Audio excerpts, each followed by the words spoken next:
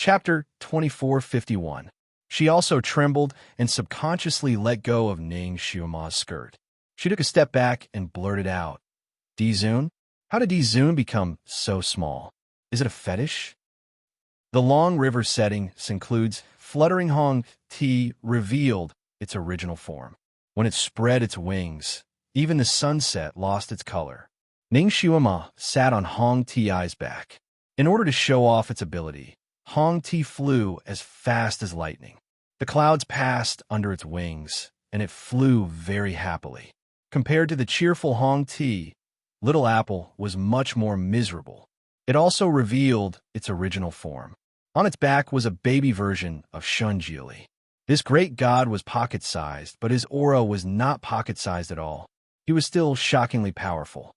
More importantly, he had too many things to do. This great god's destination was the Tianshu Mountain. Ning Xiuma naturally wanted to follow him. Kirin and Hong Ti both wanted to carry their master. According to Ning Xiuma's idea, she and the great god should ride together so that she could take care of him. However, this great god did not know what was wrong with his brain. He actually suggested that the two of them ride on two separate horses. Moreover, he chose Kirin to be his mount. Hong Ti won the right to ride its master, so it naturally cheered. It carried Ning Xiuma and flew away. It chatted with its master all the way, and its feathers were dancing happily. Kirin was angry, but did not dare to say anything. After revealing its original form, it bowed and asked Dizun to jump on its back. However, it did not expect Dizun to be so fussy at this time. He did not want to jump on its back himself. Instead, he asked Kirin to shrink to the size of a small horse. Then he bowed and asked Dizun to step on its own. After Dizun sat down, he asked Kirin to grow bigger and fly away. Kirin was an impatient person.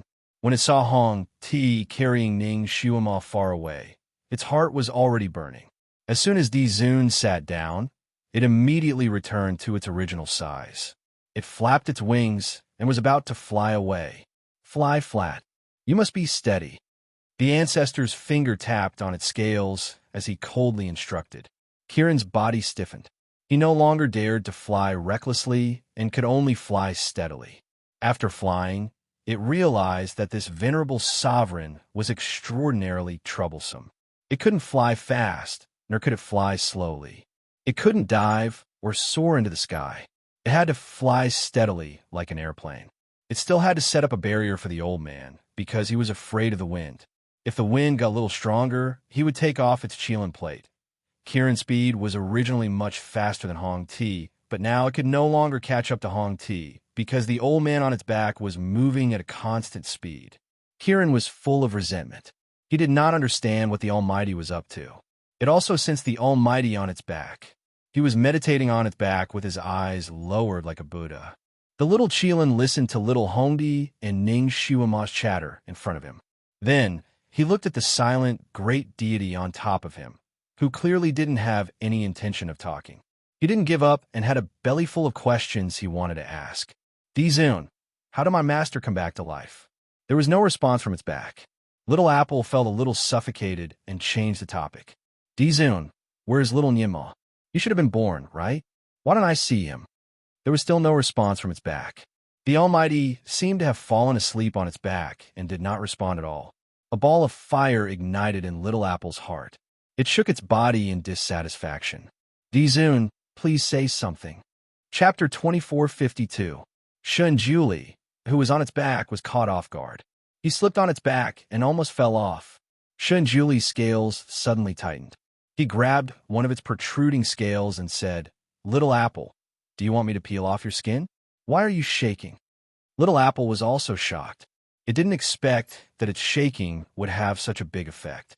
With Dizun's martial arts, even if it did a few backflips in the air, he should be able to sit as steady as Mount Tai, right?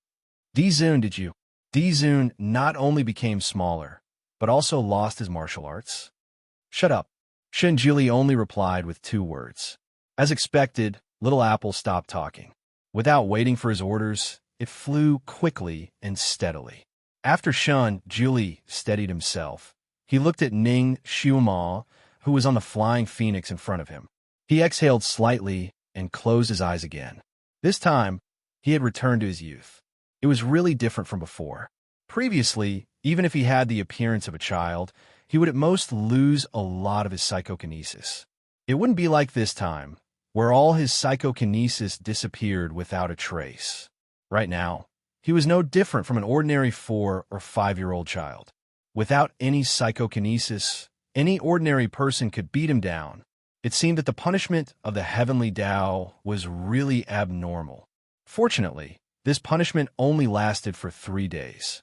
After 3 days, he would recover and then deal with the second pair. After he realized that he had lost all his psychokinesis, he didn't want Ning Xiuma to find out. He also didn't want her to take care of him like a child, so he chose to share the ride with her. He had left a barrier on Tianshu Mountain. After arriving at Tianshu Mountain, he would bring Ning Xiuma into the barrier to recuperate. It wouldn't be too late to come out after 3 days. His plan was good, and there were no loopholes. However, plans could never keep up with changes. The unforeseen event seemed to have happened in an instant. Shun Juli was meditating with his eyes closed. Suddenly, he seemed to have sensed something and suddenly opened his eyes. Clouds were floating in front of him, and the sky above was blue like a gem. He couldn't see anything unusual. However, Shun Juli sensed danger in this calm and tranquility. There was some unknown danger approaching him at a high speed. Dodge to the left, he suddenly shouted. Kirin, on the other hand, was not aware of any danger. It was flying steadily. When it suddenly heard Shun Juli's order, it was stunned. It was at this moment that a pitch-black vortex suddenly appeared 3 to 4 meters ahead of them. The whirlpool was obviously not a good thing.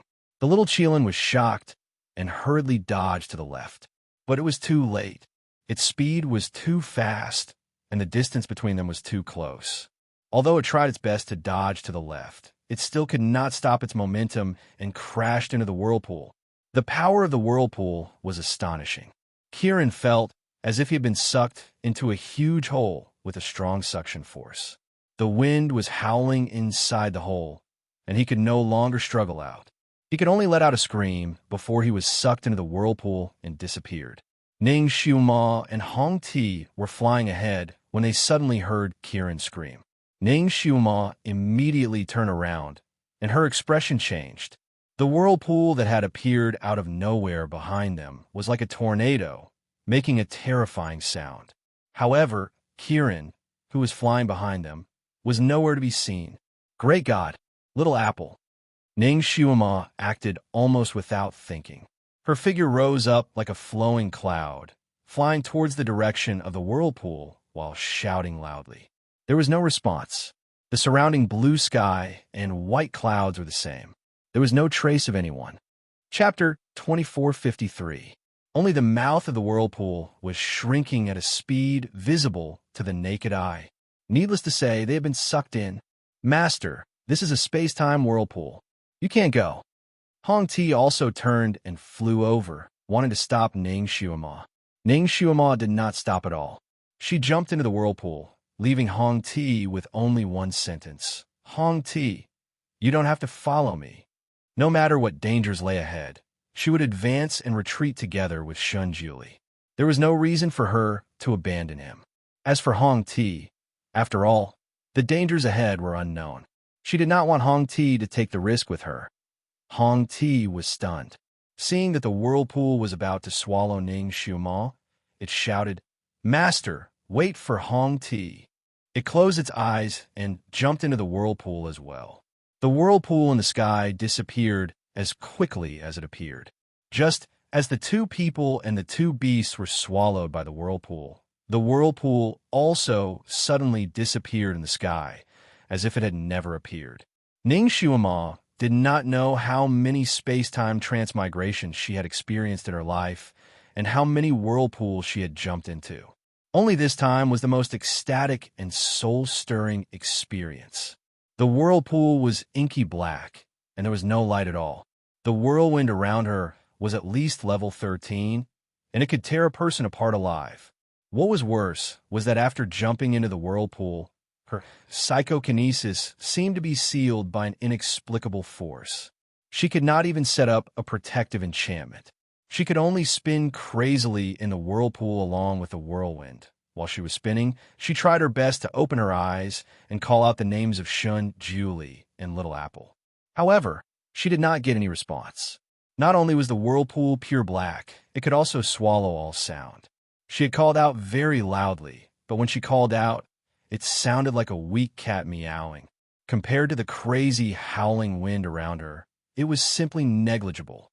In the end, she simply stopped calling out, closed her eyes, and opened all the sensory organs in her body, trying to find out the whereabouts of Shun Julie. But he still couldn't sense it. Her fingers clenched tighter and tighter. She was now a devil master, and her skills were astonishing. Once she activated her sensing technique, she could sense the movements within a radius of 10 miles. Even if a fly flew past 10 miles away, she would be able to sense it accurately. But now, she could sense Hong Ti and Little Apple, but she couldn't sense Shun Julie. She was getting more and more flustered as she desperately told herself to calm down. Shun Julie was a god. Even if he had returned to his youth, he still had a lot of skills left. With his ability, even if he fell into the space-time vortex, he would be fine. He must have the ability to protect himself. In this whirlpool, no one could make their own decisions. They could only rotate along with the whirlpool. Ning Xiuma had the misconception that she was being dragged into the depths of hell by a hurricane. However, at this time, she could only go with the flow. The only thing she could do was to adjust her body from time to time, desperately trying to get closer and closer to the little Qilin Pooh. In the high-speed rotation, Ning Xiuma seemed to have broken through a space-time door. Suddenly, her eyes lit up, and a white light rushed toward her. In the next moment, her body seemed to have rushed out from the ground and directly shot up into the sky. Fortunately, although she had lost her psychokinesis, she still had her inner strength. She turned in the air and floated down to the ground. Zhang Xian glanced around and was taken aback. This place seemed to be a glacier. She was surrounded by high and low ice peaks in all directions. She was surrounded by white snow, and all she could see was a silvery white. Where did the great god go? It's the first of the month. Most of you have guaranteed monthly votes. Vote, vote. Use your monthly votes to summon the great god. Chapter 2454. What was this place? What world was this? Ning Xiuma didn't have time to think about these. Her eyes anxiously looked around, looking for Shun Julie's figure. She couldn't see anyone around her, and she couldn't hear anyone's voice. She didn't give up. She jumped up, found the highest peak, and then bent down to look around. She should be in a glacier valley. There were countless ice towers and ice mushrooms. She stood at the highest point, so she could see everything around her. She didn't find Shun Julie's figure, but she saw Hong Ti. That little phoenix just came out of the ice nest and looked around in confusion.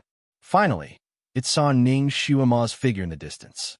It immediately spread its wings and flew over. Master! Ning Xiuma and Hong Ti met up.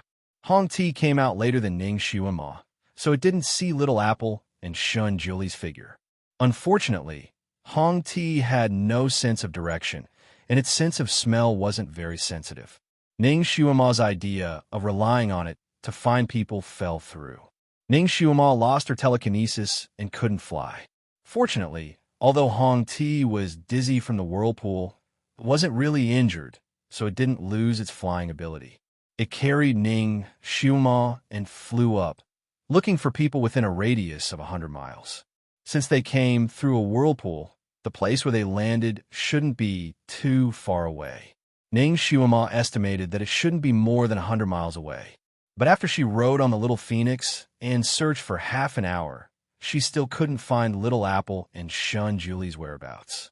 Could it be that the whirlpool could bring people to different places in different eras? Ning Xiuma knew that a lot of time and space whirlpools had this problem. Thinking of this, she panicked a little. If she and the great god were in different eras, then how could she meet him? She secretly took a breath and made up her mind. First, she would search around here. If she really couldn't find anything, she would find a way to travel back to Tianci continent. Presumably, if Shun Julie could not find her, he would also travel back to that place. Only then would the two of them have a chance to meet.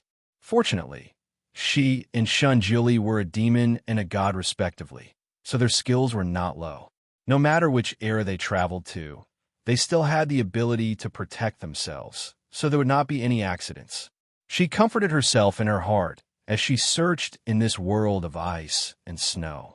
Master, there's an ice cave below us. Could it be hiding there? Little Red Tea cried out. Let's go down and take a look. Ning Xiuma's eyes also lit up. She had searched the ground within a radius of 100 miles, but she couldn't find the shadow of the man and the beast. Now that she saw an ice cave, she naturally wouldn't let it go. It was an uncanny workmanship. It would not be an exaggeration to call this ice cave the work of the gods.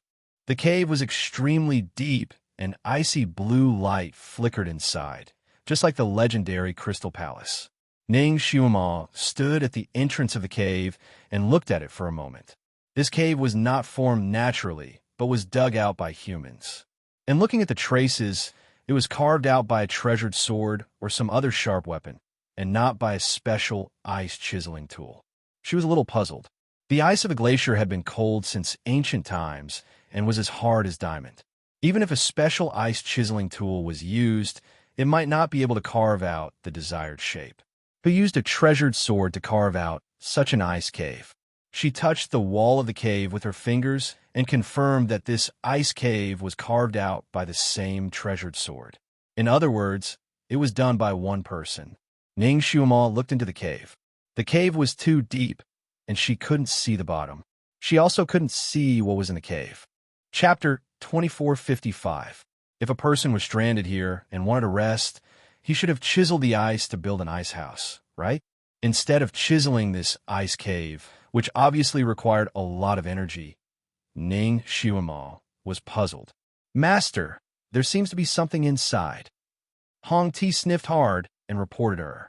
Since she was already here, she might as well take things as they came. Ning Xiuma decided to go in and take a look. The ice cave was actually a huge hole with many small holes inside. It had many twists and turns, and there were forks in the road from time to time.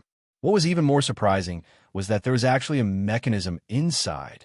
The mechanism was also very advanced, and it was often triggered by a slight movement. As long as there was a slight movement, there would be a series of hidden weapons shooting out.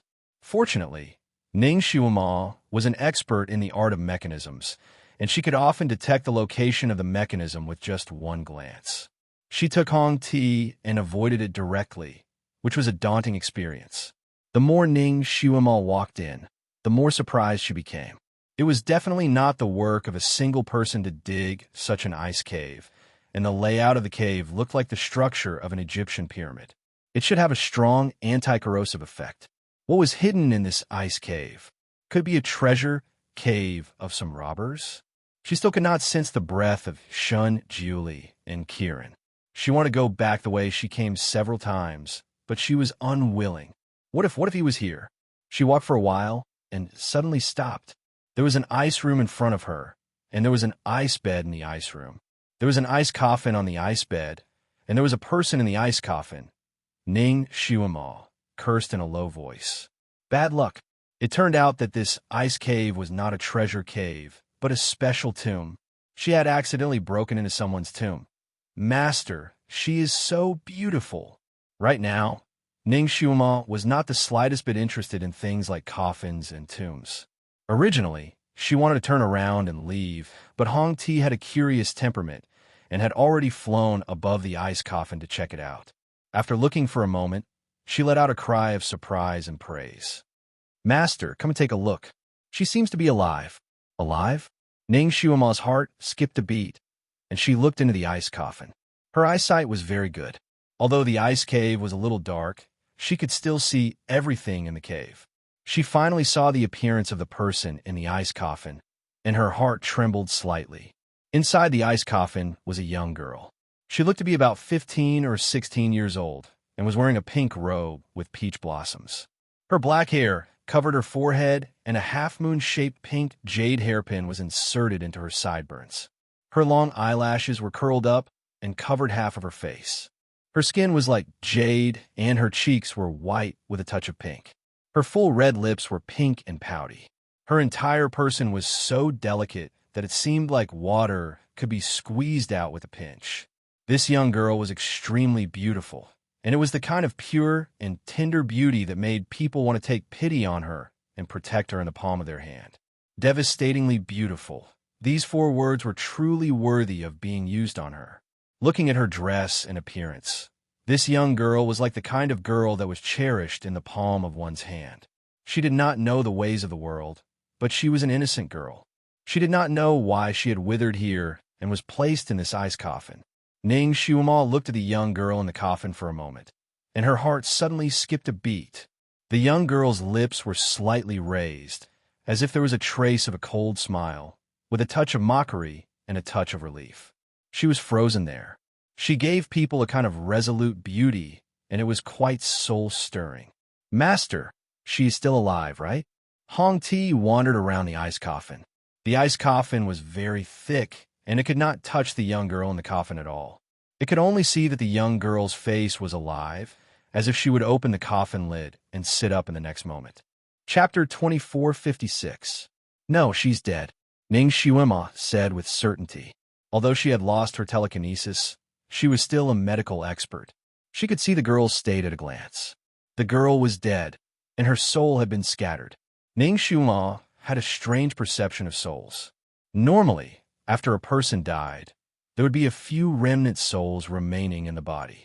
However, there was not a single remnant soul in this girl's body. What was left in the ice coffin was only a beautiful body. Is she dead? What a pity. She's so beautiful. Hong Ti was talking endlessly. Ning Xiuma pursed her lips and did not say anything. She pulled Hong Ti to prevent it from moving around. She did not want to accidentally activate any mechanism and open the ice coffin. She had opened the crystal coffin out of curiosity and released Shui Lan. She had a lot of trouble for no reason. She had long been traumatized by this kind of thing, so she was not curious at all. Not to mention that there was only a beautiful girl in the ice coffin. Even if there was a peerless weapon inside, she would not be tempted. She quickly looked around the ice room to make sure there was no one else in the ice room. She then pulled Hong Ti and left. Let's go. Hong Ti was still reluctant to leave. Master, is this the legendary treasure coffin? I saw a beautiful dagger in the ice coffin. It was inlaid with a pigeon egg-sized ruby. Ning Xiuma did not turn her head. For her, not to mention a pigeon egg-sized ruby, even an egg-sized diamond would not be able to move her heart. She just wanted to find Shinjuli and confirm his safety. Since Shinjuli was not here, she would go somewhere else to look for him. Although Hong Ti was reluctant, it could not disobey its master, so it followed her out. When they were about to reach the entrance of the cave, Ning Xiuma suddenly sensed something. She pulled Hong Ti and flew into a narrow side cave to hide their bodies. Hong Ti was now in her human form. She knew when to advance and when to retreat. When she saw Ning Xiuma's actions, she knew that someone was coming. She hid behind Ning Xiuma and only revealed her eyes to look outside the cave. The sound of clothes fluttering in the wind came from outside the cave. A moment later, the cave entrance darkened and a person walked in. Hong Ti's eyes lit up. Handsome guy. According to Little Apple, he was a handsome guy who was extremely beautiful. That person looked to be in his 20s. He was tall and straight and wore a loose purple robe. He had a handsome face and deep facial features. His thin lips were slightly pursed. His entire person was like a silhouette of flowing light, making the surrounding snow lose its color. That person had a pair of extremely black eyes that were deep and dark. His entire person gave off a feeling of elegance and indifference. However, the corners of his lips faintly carried a trace of the evil aura of his silk pants, bringing along a bewitching and seductive feeling. Ning Xiumo raised her eyebrows. She was very good at judging people. This person's temperament was extraordinary. There was a kind of elegance and nobility of a person who had been in a high position for a long time. He should be someone who held great power and was full of vigor. In this world, his status was definitely not low. But why would such a person appear here alone at this moment? There was also a kind of cold and lonely feeling on his body. It was as if he was shrouded in a kind of invisible despair and indifference. This person's martial arts were obviously very high. Even though he was walking normally, his landing was silent. He took large strides into the cave, but there was not the slightest movement. His movements were as smooth as flowing water. Ning Xuemo was a martial arts expert. Seeing this, she could not help but applaud this person's martial arts. Chapter 2457. In terms of Kung Fu, this person's Kung Fu should have reached the peak. He should be a master of his generation. This person looked so young, but his Kung Fu was so high. Obviously, he was a peerless genius. Coupled with his appearance, he should be doing well in this world, right? After Ning Xuemo came to this world, the psychokinesis in her body disappeared without a trace. This made her suspect that psychokinesis did not exist in this world. Now that she saw this person again, she was even more certain of this point. She could not help but think of Shun Jili. He was in the process of returning to his youth. Without the protection of psychokinesis, it would be difficult for him to survive in this world with the strength of a 4 or 5-year-old child. Where would he be? Was he in danger now? The more she thought about it, the more anxious she became. It was as if she was on fire. The ice valley Ning Xuemo landed in was very strange. She searched the area within 100 miles. There was only ice and snow, not to mention people. She did not see anyone breathing. Now this person was the only living person she met. She thought for a while and gestured to Hong Ti, indicating that she should wait in place. She quietly followed him. The person seemed to have a lot of things on his mind. Or maybe he was used to there being no one here. He was not on guard at all, so he did not notice Ning Xuemo following behind him. He walked around in the ice cave. Looking at the direction he was heading, it was the ice room where the ice coffin was hidden. The person's footsteps were originally hurried, but when he was about 10 steps away from the ice room, he suddenly stopped and looked up at the ice room. He stood there motionless. Ning Xuemo secretly calculated the distance between them. Her heart skipped a beat. From his position, he could see the ice coffin. The person stared at the ice coffin. His whole body seemed to be petrified, as if he had turned into a statue. Ning Xuemo was standing not far behind him, so she couldn't see his expression clearly. She could only faintly feel a touch of desolation and grief emanating from him. His back was tall and straight, yet was deathly still. "Ayu, I'm here to see you again." After a while, he finally spoke. The voice was hoarse and low, as if it was trying hard to suppress something. That was all he said. He didn't say anything else. He just stared, and stared without moving. Ning Xuemo was almost worried that this person would become a fossil. She also took a look inside the cave, and guess what was going on? The girl in the ice coffin should be this man's lover, right? This hole was made by this man. Was it specially used to store the corpses of lovers? She couldn't tell that this man was such an infatuated man. However, his little lover seemed to have been poisoned to death. With this man's status, he wondered if he had avenged her. Ning Xuemo had always had a good impression of infatuated men, so after pondering for a moment, she decided to disturb this man. Her figure flashed as she walked out from the shadows. "Brother, please." The man's body stiffened, and he suddenly turned around. At the same time, countless tiny silver lights shot towards Ning Xuemo like a storm. Ning Xuemo, how could such an elegant and handsome man kill people without saying a word? With her kung fu, she naturally wouldn't be hit by those hidden weapons. Her figure flashed, and her palm drew an arc in the air. A moment later, the silver light hidden weapons were all in her hands. They were a bunch of silver needles, and there were about 40 to 50 of them. If she had dodged a little slower, she would have become a silver hedgehog by now. She weakly asked for a monthly vote and a recommendation vote. Moi. Chapter 2458. It was a handful of silver needles, about 40 to 50 of them. If she had dodged a little slower, she would have turned into a silver hedgehog by now. Ning Xuemo weighed the silver needles in her hand. The silver needles danced in her palm like flashing lights. She raised her eyebrows and asked, "Why do you want to kill me?" The man did not expect her to be able to catch his silver needles. He raised his eyebrows and asked, "Who are you? How did you get in?" Ning Xuemo paused the silver needles in her palm. Judging from man's tone, could this be a forbidden area? If this was a forbidden area, It was understandable that she could not see anyone else here. However, the forbidden area was usually restricted to humans. Here, she could not even see other breathing creatures. She raised her head and looked at the man. Suddenly, her heart skipped a beat. That man seemed to be casually standing there, but the angle and posture he was standing at was the best. He could attack or defend if he wanted to. He even intentionally or unintentionally blocked the entrance of the ice room, blocking all of Ning Xiuma's paths to sneak attack the ice coffin. She actually met someone of the same profession.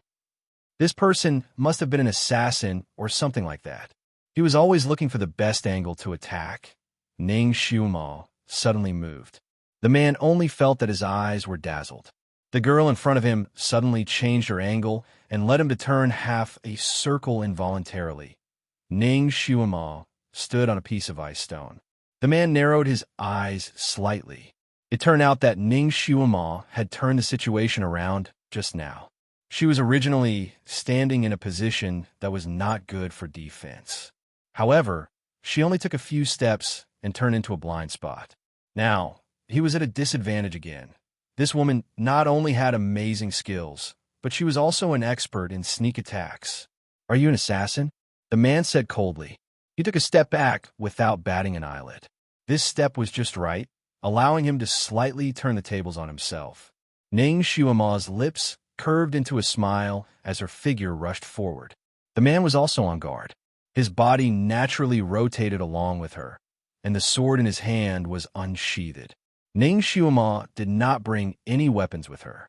At her level of cultivation, she could easily use her telekinesis to form any weapon. However, after transmigrating to this world, her telekinesis had disappeared, so she could not form any weapon. At this moment, she could only fight with her opponent empty-handed. Although she had been strengthening her psychokinesis all these years, she had not neglected the cultivation of her inner force. Moreover, she was originally a secret agent, so her grappling skills were not ordinary. After so many years of living on the line between life and death, she had trained her skills to be as slippery as a fox. Ning Xiuma was better than Shun Jiuli when it came to adaptability and internal strength in a fight. If she claimed to be second, no one would dare to claim to be first. No matter which world she was in, she would be a top figure. She did not expect to meet her match here. Ning Xiuma used her empty-handed blade blocking Kung Fu several times in an attempt to snatch his sword, but he dodged her every time. This person's movements were extremely fast, and his psychokinesis was extremely high. When he surrounded Ning Xiuma and fought, his movements were so fast that they were like a continuous stream of afterimages, causing people to be dazzled.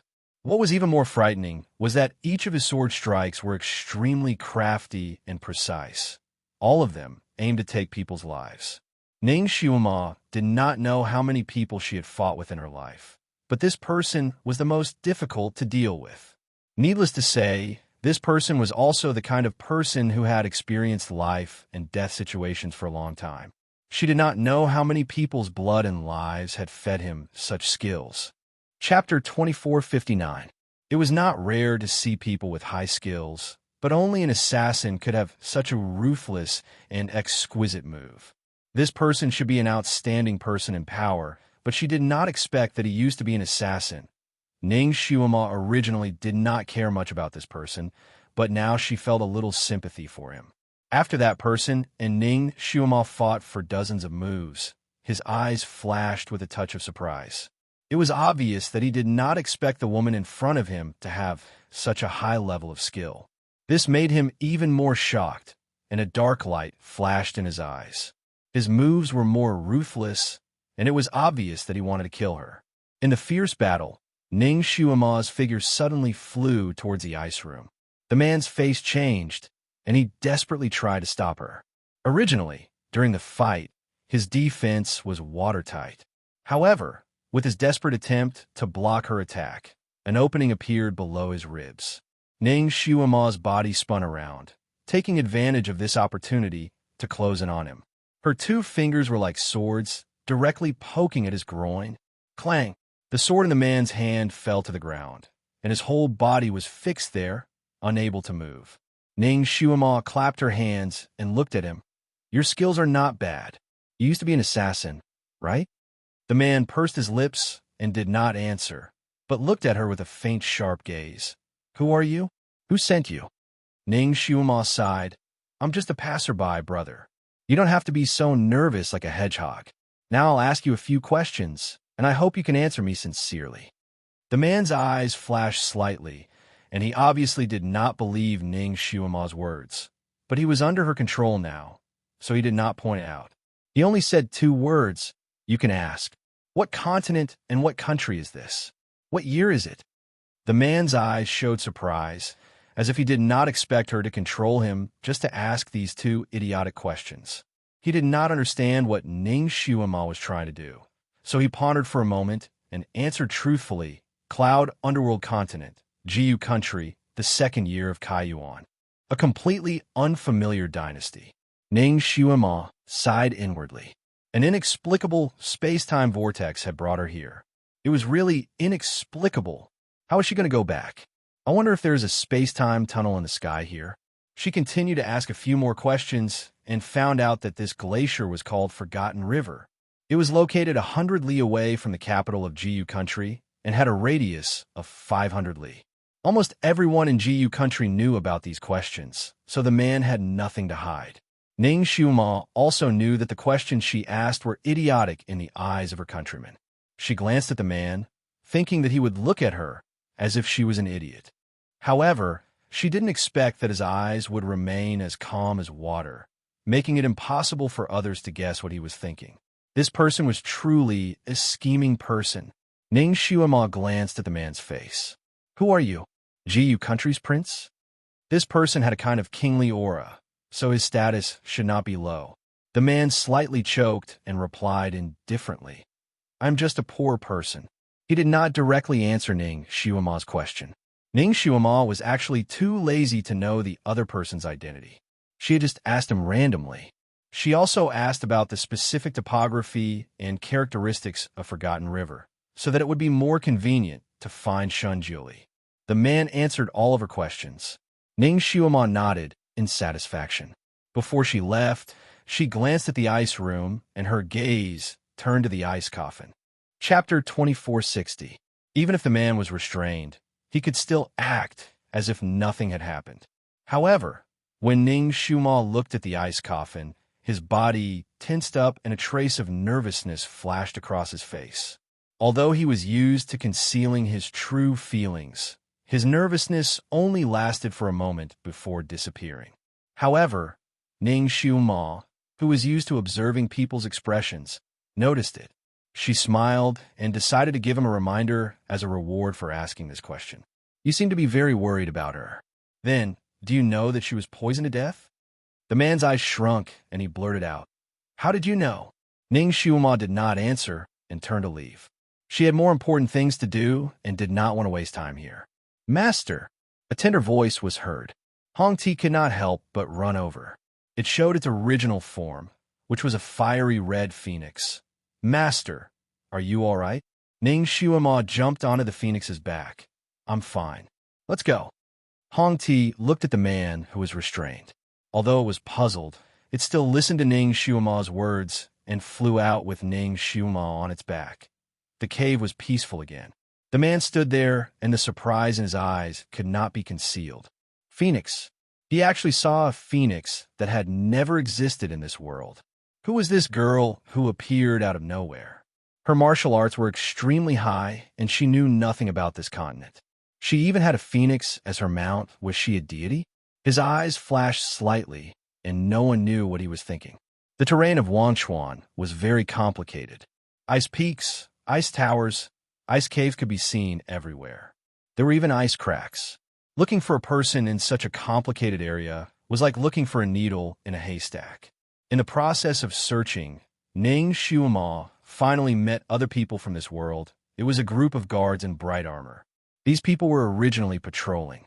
When they suddenly saw a phoenix flying over their heads, it immediately caused a commotion. Many people cried out in surprise and rushed over, wanting to hunt this fire phoenix. Heavenly nets, flying arrows, flying stones, All kinds of weapons were used and attacked the fire phoenix like locusts. The psychokinesis on Hong Ti's body also disappeared without a trace. It couldn't even spit out fire. The hidden weapons that were flying towards it were not small in strength. It flapped its claws and wings and was having a hard time dealing with them. Ning Xiuma's figure rose. Her movements were as fast as lightning. Her whole body was like a red cloud as she circled around Hong Ti. A moment later, the concealed weapons surrounding Hong Ti disappeared without a trace. Ning Xiuma was standing on Hong Ti's back with an arrow in each of her hands. Her red dress was fluttering in the wind. She was like a fairy who had arrived on the wind. The group of guards was dumbfounded. They never thought that there would be someone on the back of the fire phoenix. Moreover, it was a woman with such high martial arts. She actually used her delicate hands to catch the hidden weapons that they shot out. It's impolite not to reciprocate. I'll return it to you. Ning Xiuma flicked her finger, and the long arrow in her hand flew back, as if it had eyes. The guards were all taken down. Of course, Ning Xiuma didn't want their lives. The arrows that were shot back had already broken the arrowheads. The arrows that were shot on these people's bodies only sealed their acupuncture points. Of course, in order to teach them a lesson, Ning Xiuma still shot them until they suffered internal injuries. It would take at least 10 days to half a month for them to recover. After taking down these people, Ning Xiuma jumped down this time. She caught a person who looked like the leader and interrogated him for a while. Finally, she got some information. Chapter 2461. She cursed in her heart. That purple-robed man still lied to her. He didn't lie to her, but he didn't get to the point. This glacier was indeed called Wangchuan, and it was indeed 100 miles away from the capital, but it wasn't ownerless. It was a famous forbidden area of Jiyu country. Except for the king of Jiyu country, no one had the right to approach within 30 miles of the peak of Wangchuan. There was only one word for trespassers: death. And these guards were the guards of this forbidden area. They couldn't go up, so they could only patrol under the main peak of Wangchuan. The main peak of Wangchuan wasn't small. This circle was at least 100 miles, so there wasn't only one group of guards patrolling. There were dozens of other groups, guarding the main peak like an iron bucket. Even a fly wouldn't be able to fly in. No wonder she didn't see a single human hair when she was wandering around.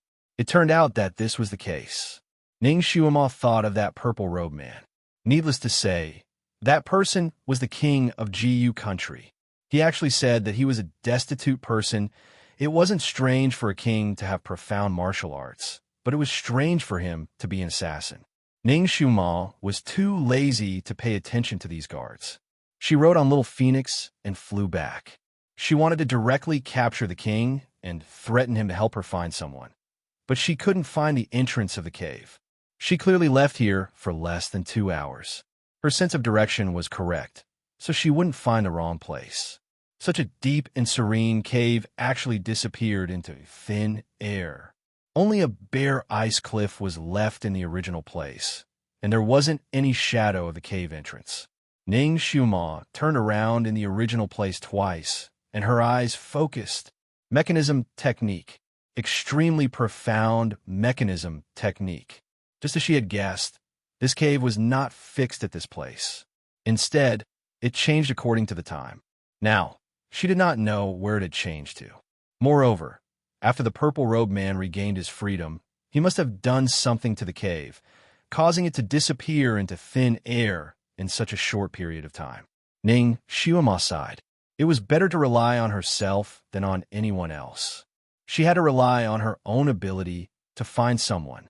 She couldn't search like a headless fly. It seemed that she could only try her best. She asked Hong Ti to be her guard while she sat on the ground with her eyes closed. Her divine sense spread out from her body, and specks of silver light spread out in all directions. This was the soul search technique, which used the power of the soul to search the surroundings.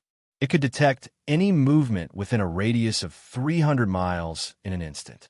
Using this method consumed a great deal of his source energy. Moreover, he couldn't be disturbed in the slightest. Otherwise, it would be very easy for him to suffer from qi deviation. Fortunately, Ning Xiuma already knew that this place was a forbidden area, and there wouldn't be any random people coming here. With Little Phoenix as her guard, she could rest assured and boldly use it. Little Phoenix stood guard by her side, not daring to breathe heavily as his pair of eyes looked around vigilantly, fearing that a wild rabbit would jump out and startle her. Half an hour later, Ning Xiuma quickly retracted the silver light she emitted. She opened her eyes while sweating profusely. She directly jumped onto the Little Phoenix's back. Southwest. She quickly told him a precise direction and let the Little Phoenix carry her. Without saying a word, Little Phoenix carried her and flew straight up. With a flap of his wings, he quickly flew towards that direction. In order to avoid alerting the other guards under the Forgotten River Glacier, Little Phoenix directly flew into the clouds and hid his figure. Only when he was about to fly to the direction that Ning Xiuma had mentioned did he swoop down. Little Phoenix finally saw everything on the ground, and his pair of eyes suddenly widened. Chapter 2462. On the ground, Little Apple's body was trapped in a huge silver net. There were hundreds of guards surrounding the huge net. Some were pulling the net, while some were shooting arrows and daggers that were smeared with green liquid into the net. Although Little Apple had lost its psychokinesis and could not use many skills, it was still very strong. The scales on its body were thick enough. Those arrows and daggers did not penetrate its scales and did not cause any substantial damage to it. It roared and struggled in the net. Its claws tore at the net and its teeth, causing the guards who were pulling the net to be thrown off. However, it was unknown what the net was made of. Little Apple's sharp claws and teeth could not tear it apart. The more it struggled, the tighter the net was wrapped around it.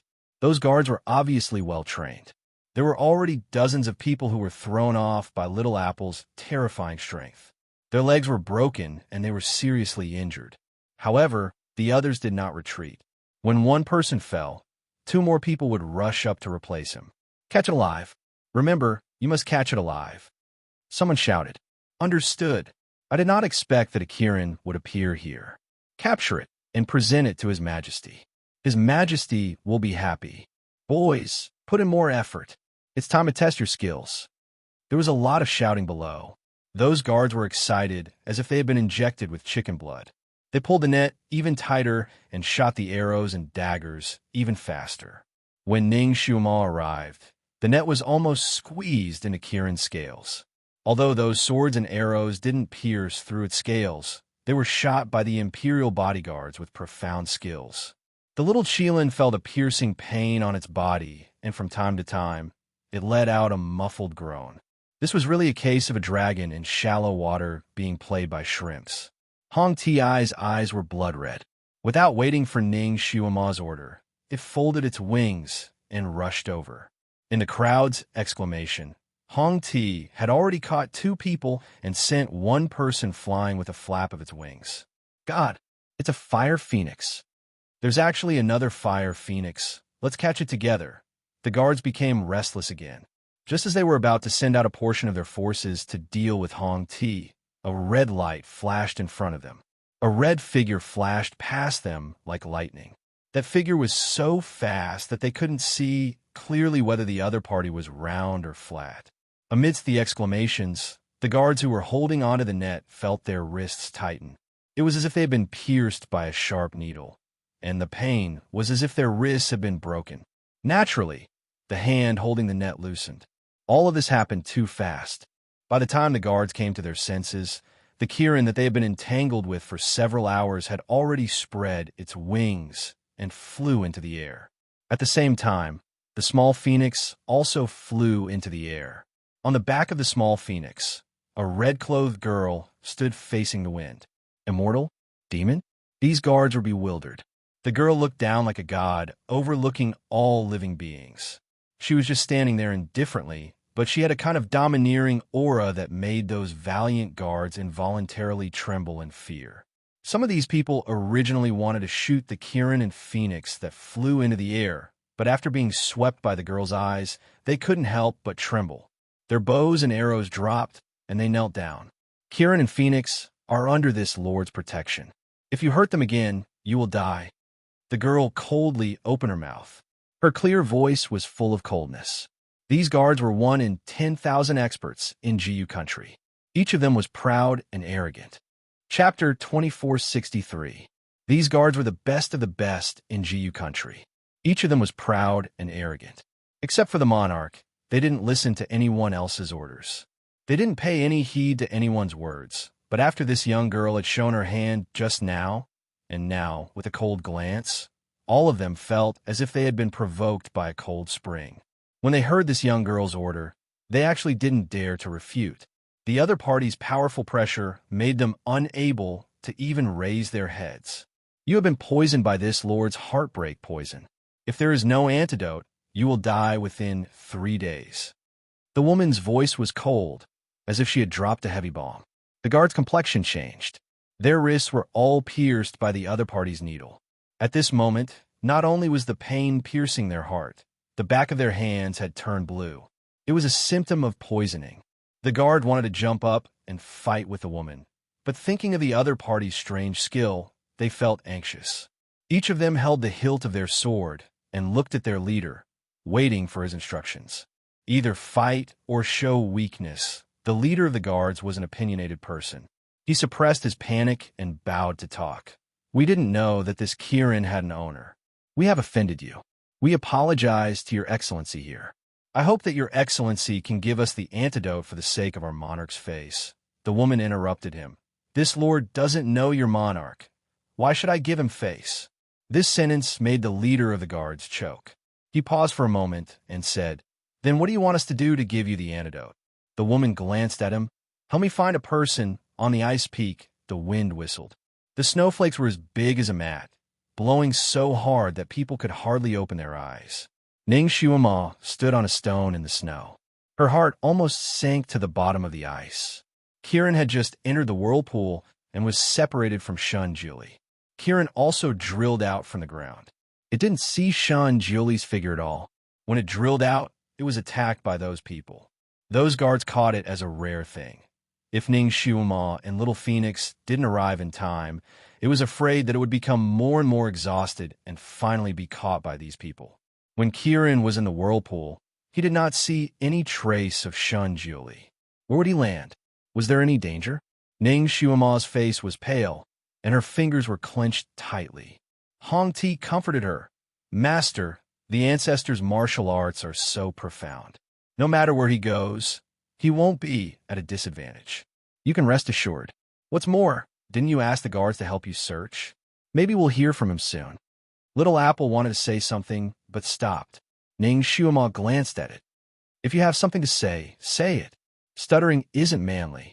Little Apple choked and finally mustered up her courage. Master, Dizun, his martial arts might not be that profound. Ning Shuama's heart skipped a beat. What do you mean? Little Apple told her everything that had happened to Shun Julie along the way. Ning Shuama felt her legs go weak.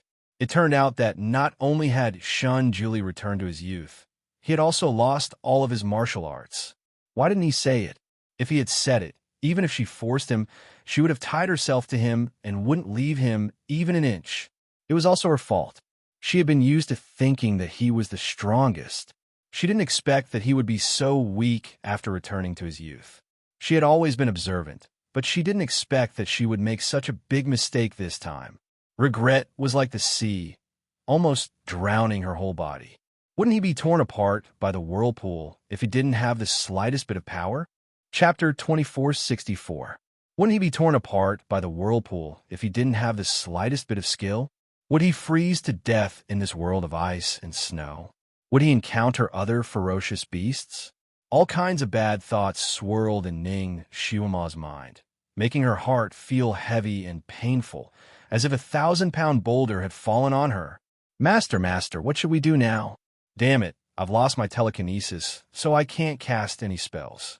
Otherwise, how could those puny humans do anything to me? Kirin was still a little angry. Master, did you really poison them? These people are really damned.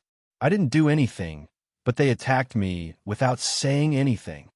Kirin's scales were still a little painful, so was unconvinced. Hong Ti was more attentive. It could see that Ning Shuama's mind was not focused at the moment, and knew that she was worried about Shun Julie. Hearing Kieran's endless complaints, it stepped on its foot angrily and said, "What are you yelling for? Now, let's put revenge aside and look for the Dizun first." Kieran finally stopped yelling. Ning Shuama took a deep breath and said in a low voice, "Let's split up and look for him, the one that uses whistling as a signal." She told them the specific contact method, and the human, the bird, and the beast immediately split up.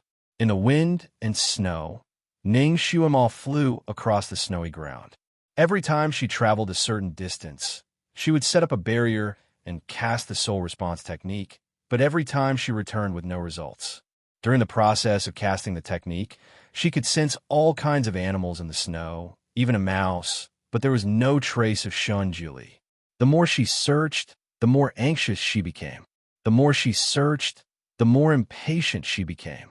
Another 4 hours passed like this. The sky darkened, and the snow stopped. A full moon rose in the sky. Ning Shuama inadvertently looked up at the moon and was slightly stunned. The moon was actually a purple moon.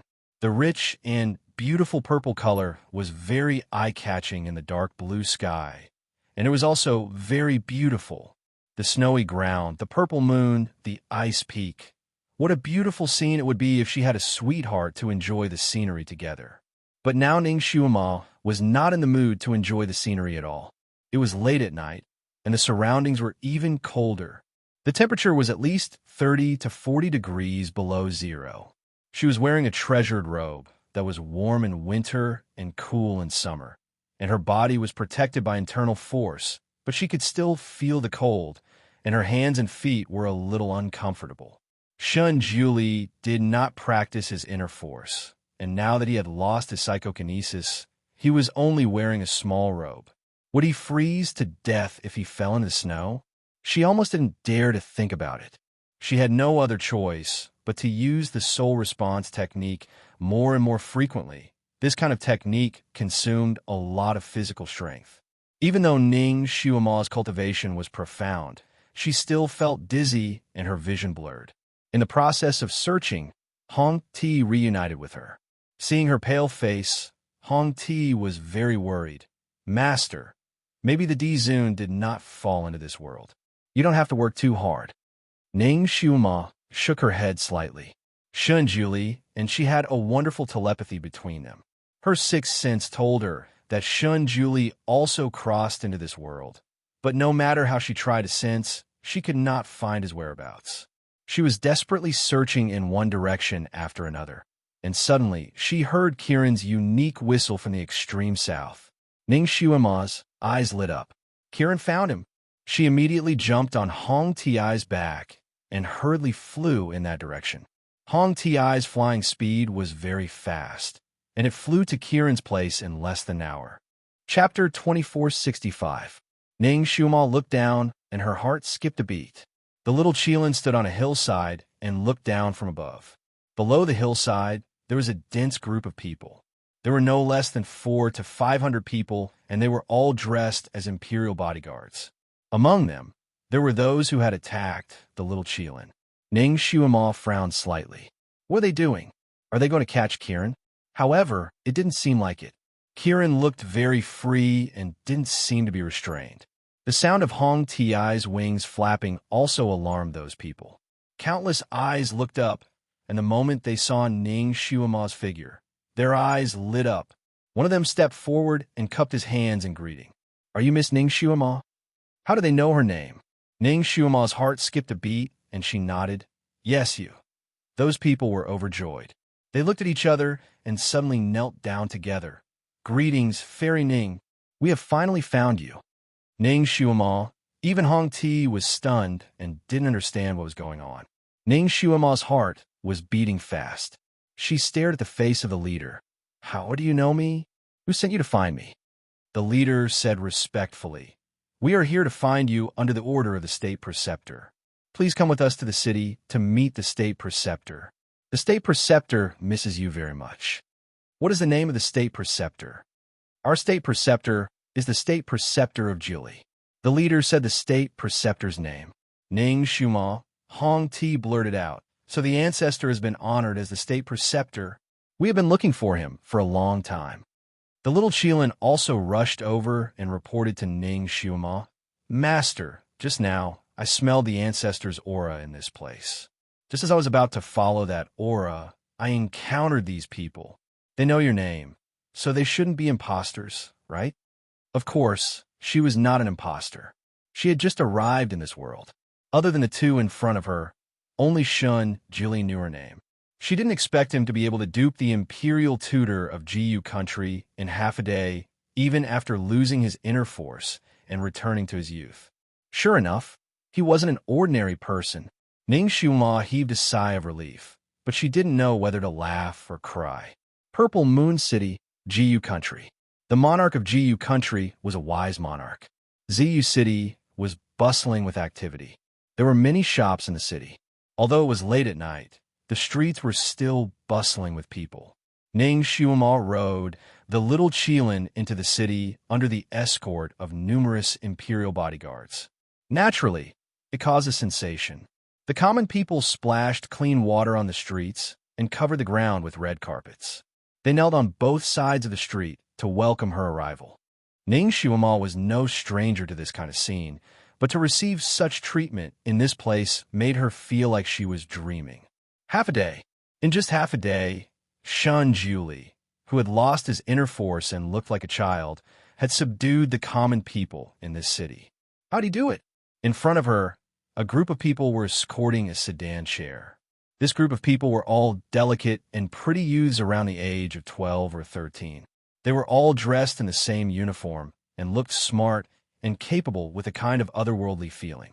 The sedan chair in the middle looked very familiar. Ning Xiuma looked at the sedan chair, and her heart was in turmoil. The sedan chair that the ancestor used when he was touring the Tian-Ci continent. At this time, seeing this sedan chair again, Ning Xiuma's eyes couldn't help but heat up. "Fairy, the imperial tutor has personally come to welcome you." The guards at the side reported to Ning Xiuma. Then, they dismounted from their horses and knelt down in front of the sedan chair. Chapter 2466. There were many people on the street, but it was also very quiet. It was almost the same as Shun Juli's parade on the Tianxi continent. If it was said that Ning Xiuma had some suspicions about this state teacher before, now that she saw the palanquin, that bit of suspicion vanished like smoke into thin air. It's him, no matter how he did it. The person in this sedan chair should be the Almighty without a doubt. Could it be that the Almighty had accidentally returned to his original body in the space-time whirlpool and recovered all his skills? She was full of doubts, but only the person in the sedan chair could answer her doubts. Ning Xiuma walked towards the sedan chair. The wide sedan chair door was opened by a young man who was escorting the sedan chair. The sedan chair was very deep, and even if the door was opened, she could not see the person inside. But Ning Xiuma could feel that there was a gaze on her, and she was very familiar with this gaze. It was really the Almighty. Ning Xiuma no longer had any doubts. She directly boarded the sedan chair and stepped into it. As soon as she entered, her wrist was held by a small hand. That small hand pulled her, and Ning Xiuma sat on a soft brocade stool in the sedan chair. The sedan chair door closed, and a luminous pearl slowly lit up in the sedan chair. The Almighty sat on the brocade stool, and one of his small hands had already touched her pulse. A pair of deep blue eyes quickly checked her body, and his voice was as cold as usual. "Is there anything wrong with you?" Those few words expressed his concern, and Ning Xiuma's heart warmed. Seeing him again, her heart was finally at ease. She shook her head. I'm fine. Shun Jili did not let go of her hand. "You've exhausted a lot of your strength. How many times did you use the soul responding technique?" The Almighty's eyes were indeed like torches. Ning Xiuma raised her hand and pulled him into her embrace. She rested her chin on his shoulder. "It's not that many times. Almighty, why didn't you tell me that you've lost all your skills?" As she spoke, she checked his pulse. It was probably the first time Shun Jili was hugged by her like this, and his body stiffened. He wanted to struggle, but Ning Xiuma hugged him tightly. "Almighty, let me hug you for a while." She had been worried for too long, and until now, she was still a little anxious.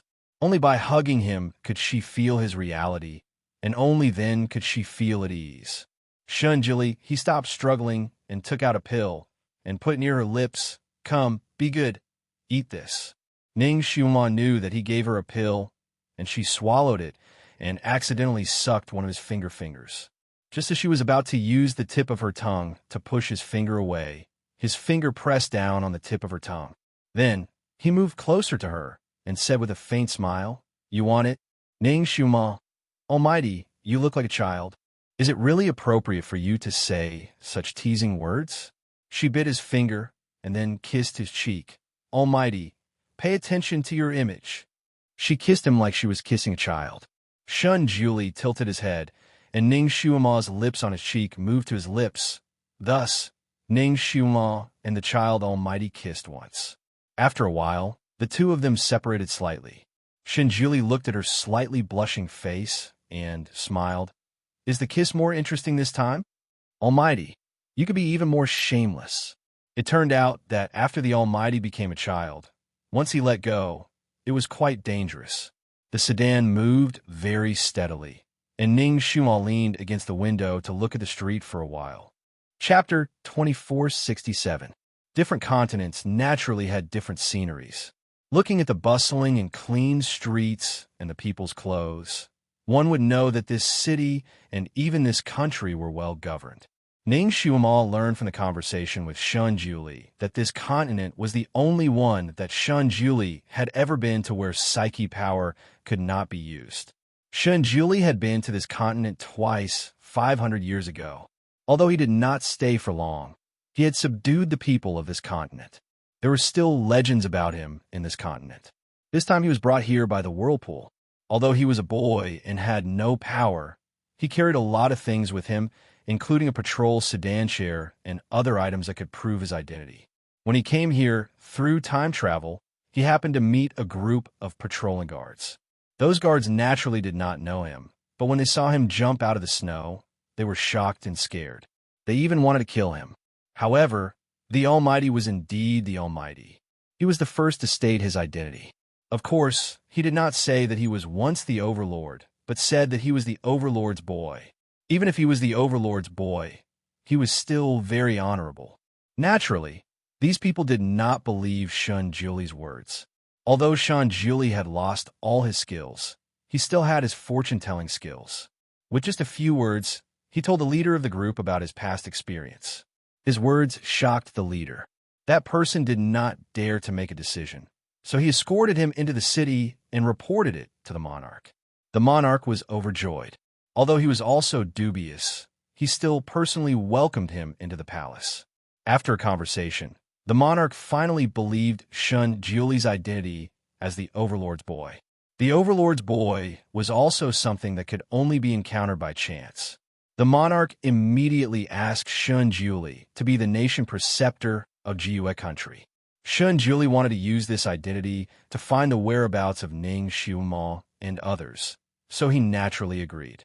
The Overlord's real name was probably only known by Ning Xiuma. Others did not know, not to mention the people in this world. Therefore, Shun Juli asked them to call him the national preceptor of Juli, so that once they found Ning Xiuma, she could trust him and enter the city with him.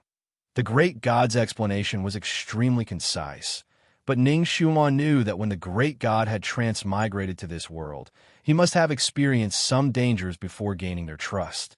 He must have relied on his own experience and skills to obtain everything he had now. Fortunately, both of them were fine and had reunited. As long as the two of them were together, nothing else mattered. Great God, you came here 500 years ago. Could you use your telekinesis at that time? Ever since Little Apple, Hong Ti, and I came to this world, our psychokinesis has completely disappeared. Only with psychokinesis could they enter outer space to search for the gate of time and space, and only then could they return to the Tianci continent. Shun Juli shook his head. Back then, I was also accidentally swept here by the whirlpool and lost all my psychokinesis. It's probably the same this time. How did you leave back then? It was still the whirlpool that took me away. Shun Juli answered. Can you summon the whirlpool? Ning Xiuma was full of hope. Shun Jili shook his head. The whirlpool appeared very suddenly. It came and went very suddenly. Ning Xuema was speechless. It turned out that the whirlpool of time and space required great luck. Then, when would they be able to return to the second mission? If the whirlpool never appeared again, would she and the great god be stuck here and never be able to go back? Although she was with the Almighty and could settle down anywhere, little Nianma was different. Chapter 2468. If they could not go back, would they not be able to see little Nianma again? If they could not complete the task given by the Great Master, they would have to maintain the appearance of a child for a long time. Shenjili could roughly guess what she was thinking. He put his hand on her shoulder and said, Xuema, since we are already here, let's take it easy. There will be a way when we get there. He always felt that this time's travel was not as simple as it seemed. Perhaps it was a special arrangement. Ning Xuema looked at him. They had been husband and wife for so long that they had a telepathic connection. She suddenly had an idea. Great Master, do you think that the second task will be on this continent? Shen Jili leaned his head on her shoulder and closed his eyes lazily. Maybe. Ning Xuema looked outside again. Great Master, when you came here 500 years ago, was this the layout of this place? Shun Jili shook his head. No. Originally, there were 3 countries on this continent. Now one country is unified. His pair of clear eyes flashed with a touch of interest. It seems that Jiyue Kingdom used to be the strongest. Who was the king of Jiyue Kingdom? Ning Xuema began to gossip. Shun Jili knocked on the window with his fingers and shook his head. This unified Jiyue Kingdom is a bit interesting. The original king of Jiyue Kingdom was surnamed Ji. It was the second most powerful country on this continent. Huiyue Kingdom was the most powerful country, and Huiyue Kingdom was the most powerful country. Huiyue Kingdom was ruled by the Jun family. Although this unified country is called Jiyue Kingdom, the king is the direct descendant of the Jun family of Huiyue Kingdom, Jun Liuye. Ning Xuema widened her eyes. What do you mean? Did Jun Liuye become the son-in-law of Jiyue Kingdom and then became a king? Shun Jili lay down in her arms. It's not that complicated. Jun Liuye used to be the crown prince of the Huiyue Kingdom. 3 years ago, he destroyed the Jiyue Kingdom and the Sky Moon Kingdom. He then united the Yunming continent and established the new Jiyue Kingdom. Ning Xuema was speechless. Was Jun Liuye crazy? Since he had destroyed the other 2 nations, shouldn't it still be the Huiyue nation? Even if it represented a new dynasty, it should have a new name. Why did it change the name of the country to the one that he had destroyed? Inexplicably, she thought of the purple-robed man she had seen in the ice cave in the glacier. That man should be the monarch, Jun Liuye. That man was not ordinary at all. Logically speaking, he should not have done such a brainless thing. What was the point of him doing that? His subjects must have strongly opposed it at the beginning, but he was able to stand his ground against the objections of the masses to reach this step today. His ability to control people was not ordinary. Was there another reason for this? Ning Xuema thought of the woman in the ice coffin again, and a hint of curiosity rose in her eyes. Could all of this be related to that woman? The palanquin stopped in front of a majestic palace gate. Ning Xuema looked outside, and her pupils shrank. In front of the palace gate stood the civil and military officials, as well as the monarch of Jiyue Kingdom. Leading the way was a purple-robed man. He was tall, elegant, and incomparably handsome. It was the man she had seen in the ice cave. There was no need to ask. This man was the current monarch of Jiyue Kingdom, Jun Liuye. Ning Xuema carefully sized up the monarch. His eyes were slightly lowered. That pair of eyes that should be flowing with light were as quiet as an ancient well. Ning Xuema propped her chin up as she looked at him. It was as if she was looking at a beautiful red spider lily that had bloomed into plum blossoms. This was a rather contradictory person. The palace lantern swayed, and the banquet was luxurious. Chapter 2469. This was a banquet to welcome the arrival of the imperial tutor, so it was naturally extremely grand. Hundreds of tables were set up, and all the civil and military officials of Jiyue country were present. Even family members of the civil and military officials were all present. There were no empty seats in the main hall, and it was exceptionally lively. Ning Xuema, Shun Juli, and that monarch Jun Luyi were all seated at the head of the table. The civil and military officials were seated according to their ranks. There were many orioles and swallows in the main hall, and it was very lively. Ning Xuema glanced at Jun Luyi's side, and a meaningful look flashed across her eyes. At this time, the emperor's empress and concubines should all be present, but they weren't. Jun Luyi was sitting there alone, without a single concubine by his side. Ning Xuema twirled her wine cup. This monarch looked to be around 23 or 24 years old. It couldn't be that he still didn't have a concubine, right? She swept a glance at the people below. There were several men who looked like they had just turned 20 who already had concubines by their side. It didn't seem like this country was engaging in late marriage or late childbirth. Wine was naturally the best wine. The dishes were naturally the best dishes. Ning Xuema tasted the delicacies as she chatted with Shun Jiuli. Shun Jiuli's expression was indifferent, but he wasn't idle. From time to time, he would peel walnuts and pine nuts for her and place them in front of her. Ning Xuema unintentionally glanced down and saw several curious gazes looking at her and Shun Jiuli. Ning Xuema smiled and suddenly felt very comfortable.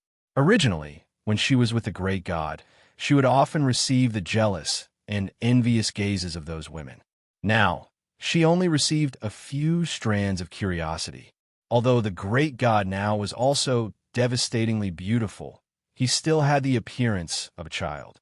The great god didn't shy away from saying that Ning Xuema was his wife, so it naturally attracted the curiosity of those women and not covetous gazes. The covetous gazes of all the women were secretly glancing at Jun Luyi from time to time. It was very obvious that the single and handsome monarch was the idol that they wanted to entrust their lives to. These women were of all shapes and sizes, and there were all kinds of beauties. Everyone was trying their best to show off their best side in front of the king. Not only did they dress up meticulously, they were also looking for opportunities to show off their talents. In the name of making fun of the banquet, they would take the opportunity to present a song, dance, or play a song. There was even a talented woman who composed a poem on the spot, winning a round of cheers. These women could be said to have brought out their special skills. Even a blind person could see that they wanted to please the monarch. Jun Luyi had been sitting there the whole time. He drank cup after cup ferociously, but his expression did not change at all. His gaze was on the wine cup most of the time. Occasionally, he would glance at the women performing, but it was as if he did not see them. His eyes were extremely deep, like a deep pool of water. Even the lights in the hall couldn't reflect his eyes. It was as if in this mortal world, no one or anything could shake his heart. He was a monarch, but he was only a machine that ruled the country. He did not have his own emotions and emotions. The civil and military officials in the hall looked to be toasting each other, harmonious and beautiful, but their gazes and minds were all on their monarch. Every time a woman finished her performance, they would secretly observe Jun Luyi's expression with hope, but in the end, they would only be disappointed. It was very obvious that these officials also wanted these women's performances to arouse Jun Luyi's interest and let him take these women into his harem. Even if he didn't take in so many women, it would be good to take in one. Chapter 2470. As the women returned one by one, the officials' expressions became more and more serious. When the last woman in the hall finished her performance and failed to attract Jun Luyi's interest, one of the officials stood up and bowed, saying that he had a new dancer and had arranged a new song and dance specifically to welcome the arrival of the imperial tutor. These performers all used this as an excuse, so Jun Luyi naturally could not refuse. Shinjili was also strange. Others frequently used his name to do things, but he did not show any signs of displeasure. He just sat there lazily and watched the show. After a series of rapid drum beats, a female dancer stepped into the arena. Ning Xuema's expression suddenly changed. The dancer was not wearing a normal dancer's costume, but a light pink muslin dress. Her eyebrows were like distant mountains, and her eyes were like autumn waves. Her appearance was extremely beautiful. But this was not the most important thing. The most important thing was that this woman's face was very similar to someone. She was very similar to the woman in the ice coffin. June Liu unintentionally glanced at the woman, and the hand holding the wine cup slightly paused. The woman's etiquette was very thorough. She bowed deeply to June Liu, Shan Julie, and Ning Xiuma, and said a few words of congratulations that could not be wrong. Her voice was crisp and had the softness of a Jiangnan woman. It was very pleasant to hear. June Liu's lips curved slightly. It was unknown whether it was mockery or ridicule. He drank the wine in his cup in one gulp. The music started again. June Liu had just picked up another cup of wine when he heard the music.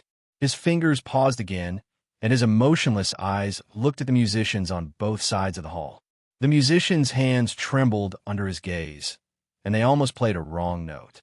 June Liu was very shrewd and hid his emotions very well. No one could tell whether his gaze was praise or disdain. No one could even tell whether he was happy or angry. After a prelude, the young woman danced to the music. Ning Xiuma was an expert in this field. After watching for a while, she praised in her heart. This song was very good and could arouse people's emotions. The girl's dance was also very good. Every movement was done very well. It was very professional and pleasing to the eye.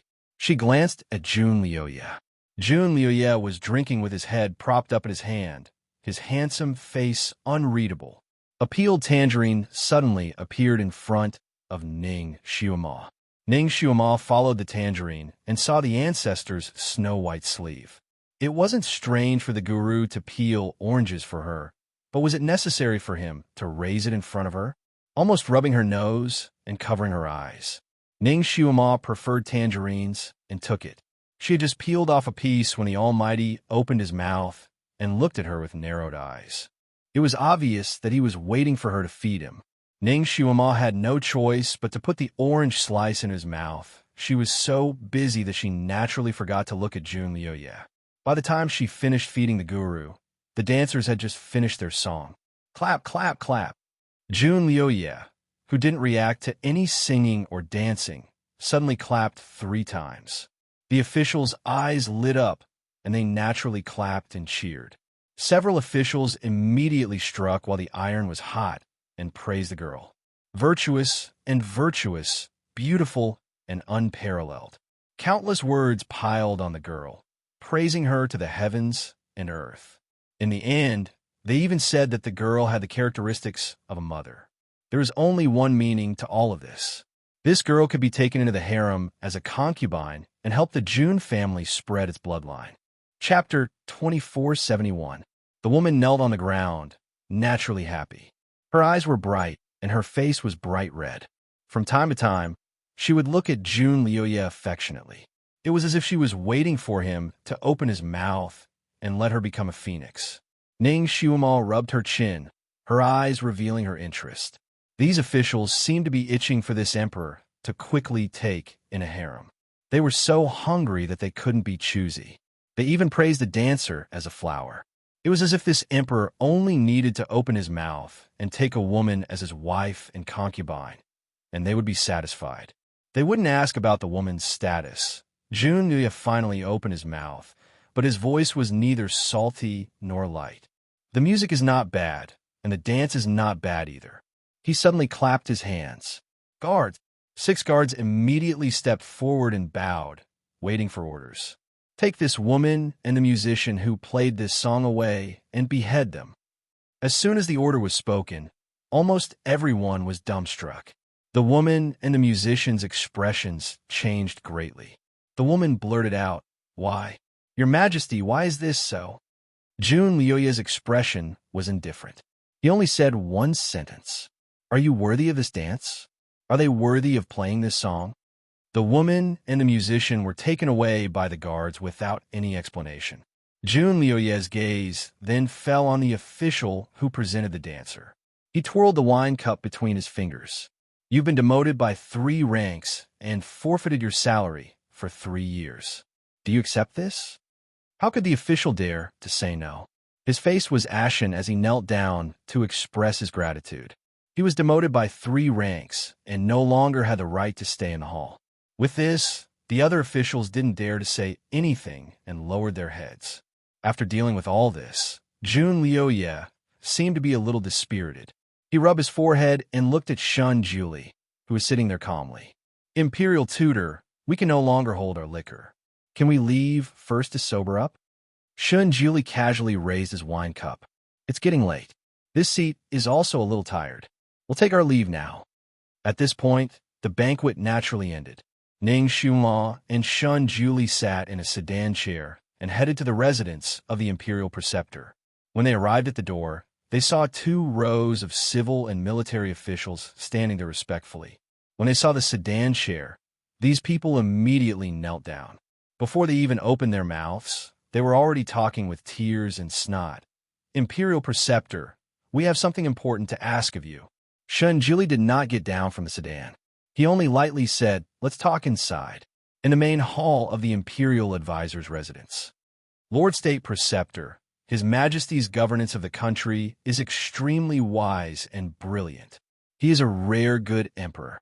The only bad thing is that he has been the emperor for 3 years, but he is not willing to have a harem.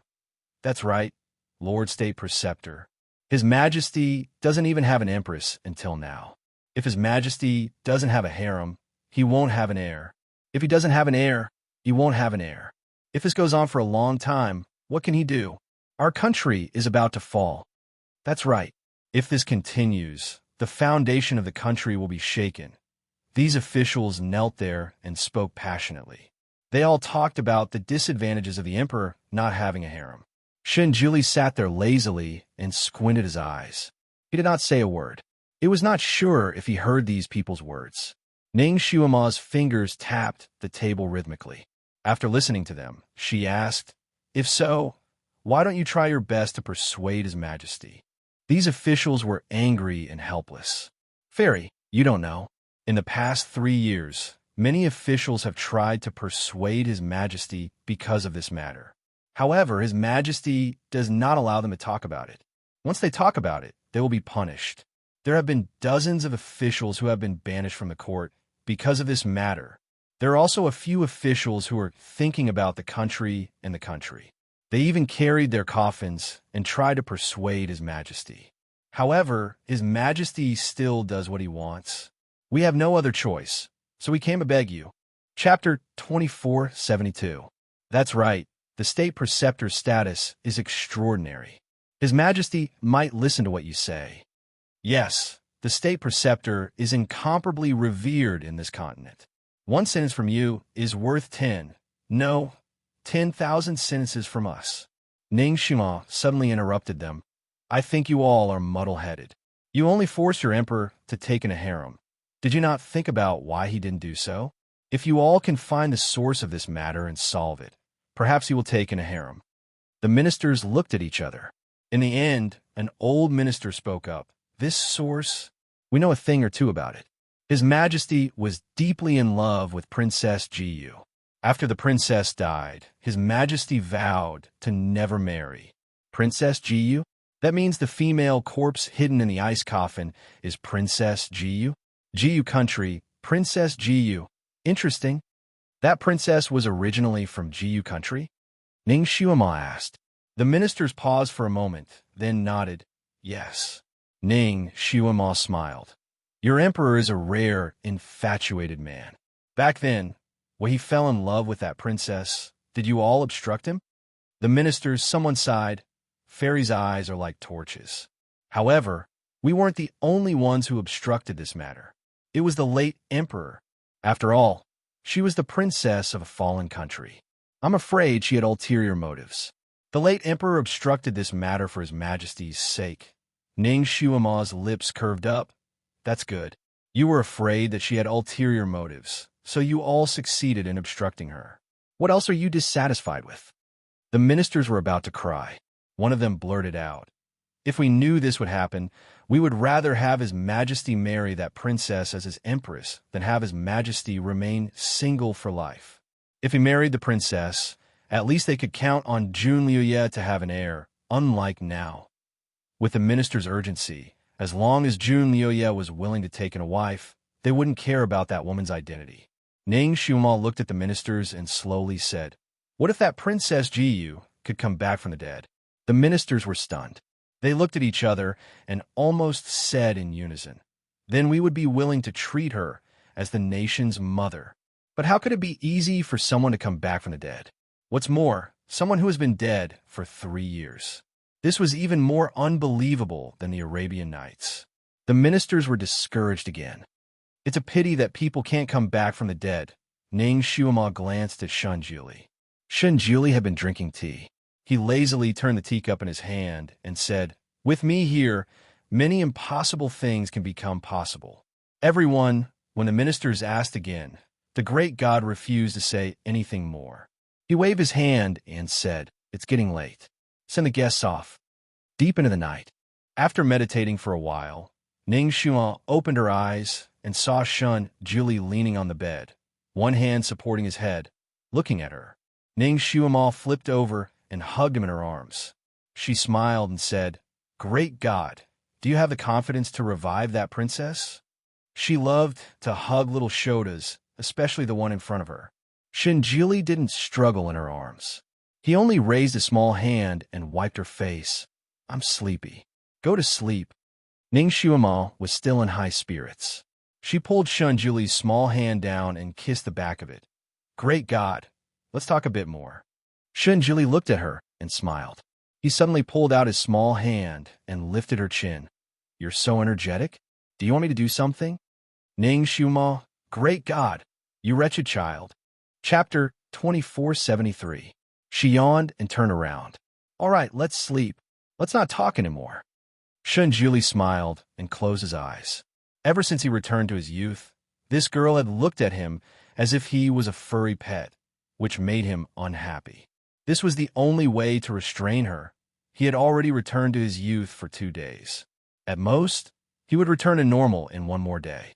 He was lying there thinking when a servant carefully reported, "Imperial tutor, His Majesty requests an audience." Shunjuli glanced at the night sky outside the window. This emperor had come faster than he had expected. He lazily said, "It's too late. I won't see him." The servant outside was speechless. In the cloud underworld continent, His Majesty Junlu Yi was like a god of war. No one dared to go against him. No matter who he wanted to see, that person would eagerly rush over to pay their respects. No matter whose residence he visited, it would be a great honor for that person, and the entire residence would welcome him with open arms and open arms. But now, the imperial tutor actually refused to see the emperor just because it was too late. The servant did not dare to refute the imperial tutor's words and could only return to Junlu Yi, who was still waiting in the living room. He trembled as he finished the imperial tutor's words. The emperor, who had come late at night, was silent for a while. Just when the servant thought that he was going to fly into a rage, the emperor turned around and sat down on a chair instead. He closed his eyes slightly. "Then it's fine. I'll wait here." The servant was speechless. Time seemed to pass very quickly, but also very slowly. The dark window paper outside gradually turned light green, then white. Sunlight leaked in through the cracks in the window and danced in the living room. The emperor was like a silent rock, waiting in the living room from beginning to end. When the sky brightened, Ning Shuima followed Shunjuli to the living room. She saw Junlu Yi standing in front of the window with his eyes slightly lowered. No one knew what he was thinking. His tall and straight figure gave people a feeling of deep twilight for no reason. He suddenly felt something and raised his head. He saw Shunjuli and Ning Shuima, who had just walked to the door. His eyes lit up. He strode over and bowed. "Imperial tutor, Lu Yi has something to ask of you." He called himself Flowing Knight, and not this emperor. Naturally, he was not speaking as the ruler of a country. Shunjuli walked over and sat at the head of the table. "What's the matter?" "Liu, yeah. I heard that the imperial tutor can make many impossible things possible. Can the imperial tutor bring the dead back to life?" Jun Liuya's voice was slightly tense. "It's not impossible to revive the dead, but not every dead person can be revived." Shunjuli's voice was indifferent. "Who do you want to revive? Does the imperial tutor really have the ability to revive people?" Shunjuli's words almost lit up Jun Liuya's eyes. He immediately replied in a trembling voice, "My wife, Princess Jiyu. She..." Although she has been dead for 3 years, her corpse, I have preserved it very well. It hasn't decayed at all. Imperial tutor, this seat doesn't need to see if her corpse is well preserved. As long as the conditions are met, even if her body turned to ashes, this seat can still revive her. Shun Juli interrupted him. Conditions for revival? What conditions? Imperial tutor, as long as you say it, this seat will use the power of the entire country to create these conditions. Shun Juli said word by word. The conditions are actually very simple. There are only 2 points. First, the deceased has not been reincarnated. Second, the deceased has a strong desire to stay in this world. Chapter 2474. Jun Liuye's face paled as he muttered. Her soul was scattered when she died. She shouldn't have been able to reincarnate. Shun Juli bent his finger. Then the first point has been achieved. What about the second point? Jun Liuye opened his mouth, but couldn't say a word. The woman's figure seemed to flash before his eyes, as well as the words she said before she died. His heart, which had just gained a bit of hope, sank back into the abyss. Ning Xiuma saw his expression and guessed something. She said, Your Majesty, there's no need to be too desperate. Sometimes, women like to say one thing and mean another. Most of the time, although she says it resolutely, it may not be true despair. Her words made Jun Liuye's eyes shine again. He muttered, I hope so. Shun Juli said faintly, Whether or not she can be resurrected, I still need to see it for myself. I need to know the whole story. Jun Liuye paused and took a deep breath. I'm willing to tell you everything. Shun Juli stood up. You don't need to tell me. Didn't you preserve her body very well? Bring me to her body tomorrow. I have my ways to find out the truth. Although Jun Liuye didn't know what Shun Juli was selling, there was still hope for his beloved to be resurrected. He immediately agreed. The ice cave was as cold as ever. The girl in the ice coffin was still lying there quietly, as if she could come back to life with a single breath. Shun Juli held Ning Xiuma's hand and walked slowly to the ice coffin. He had already returned to his human form. Strangely enough, not only did he recover his appearance, even his telekinesis had been restored. He was the one who brought Ning Xiuma and Jun Liuye to the ice cave this time.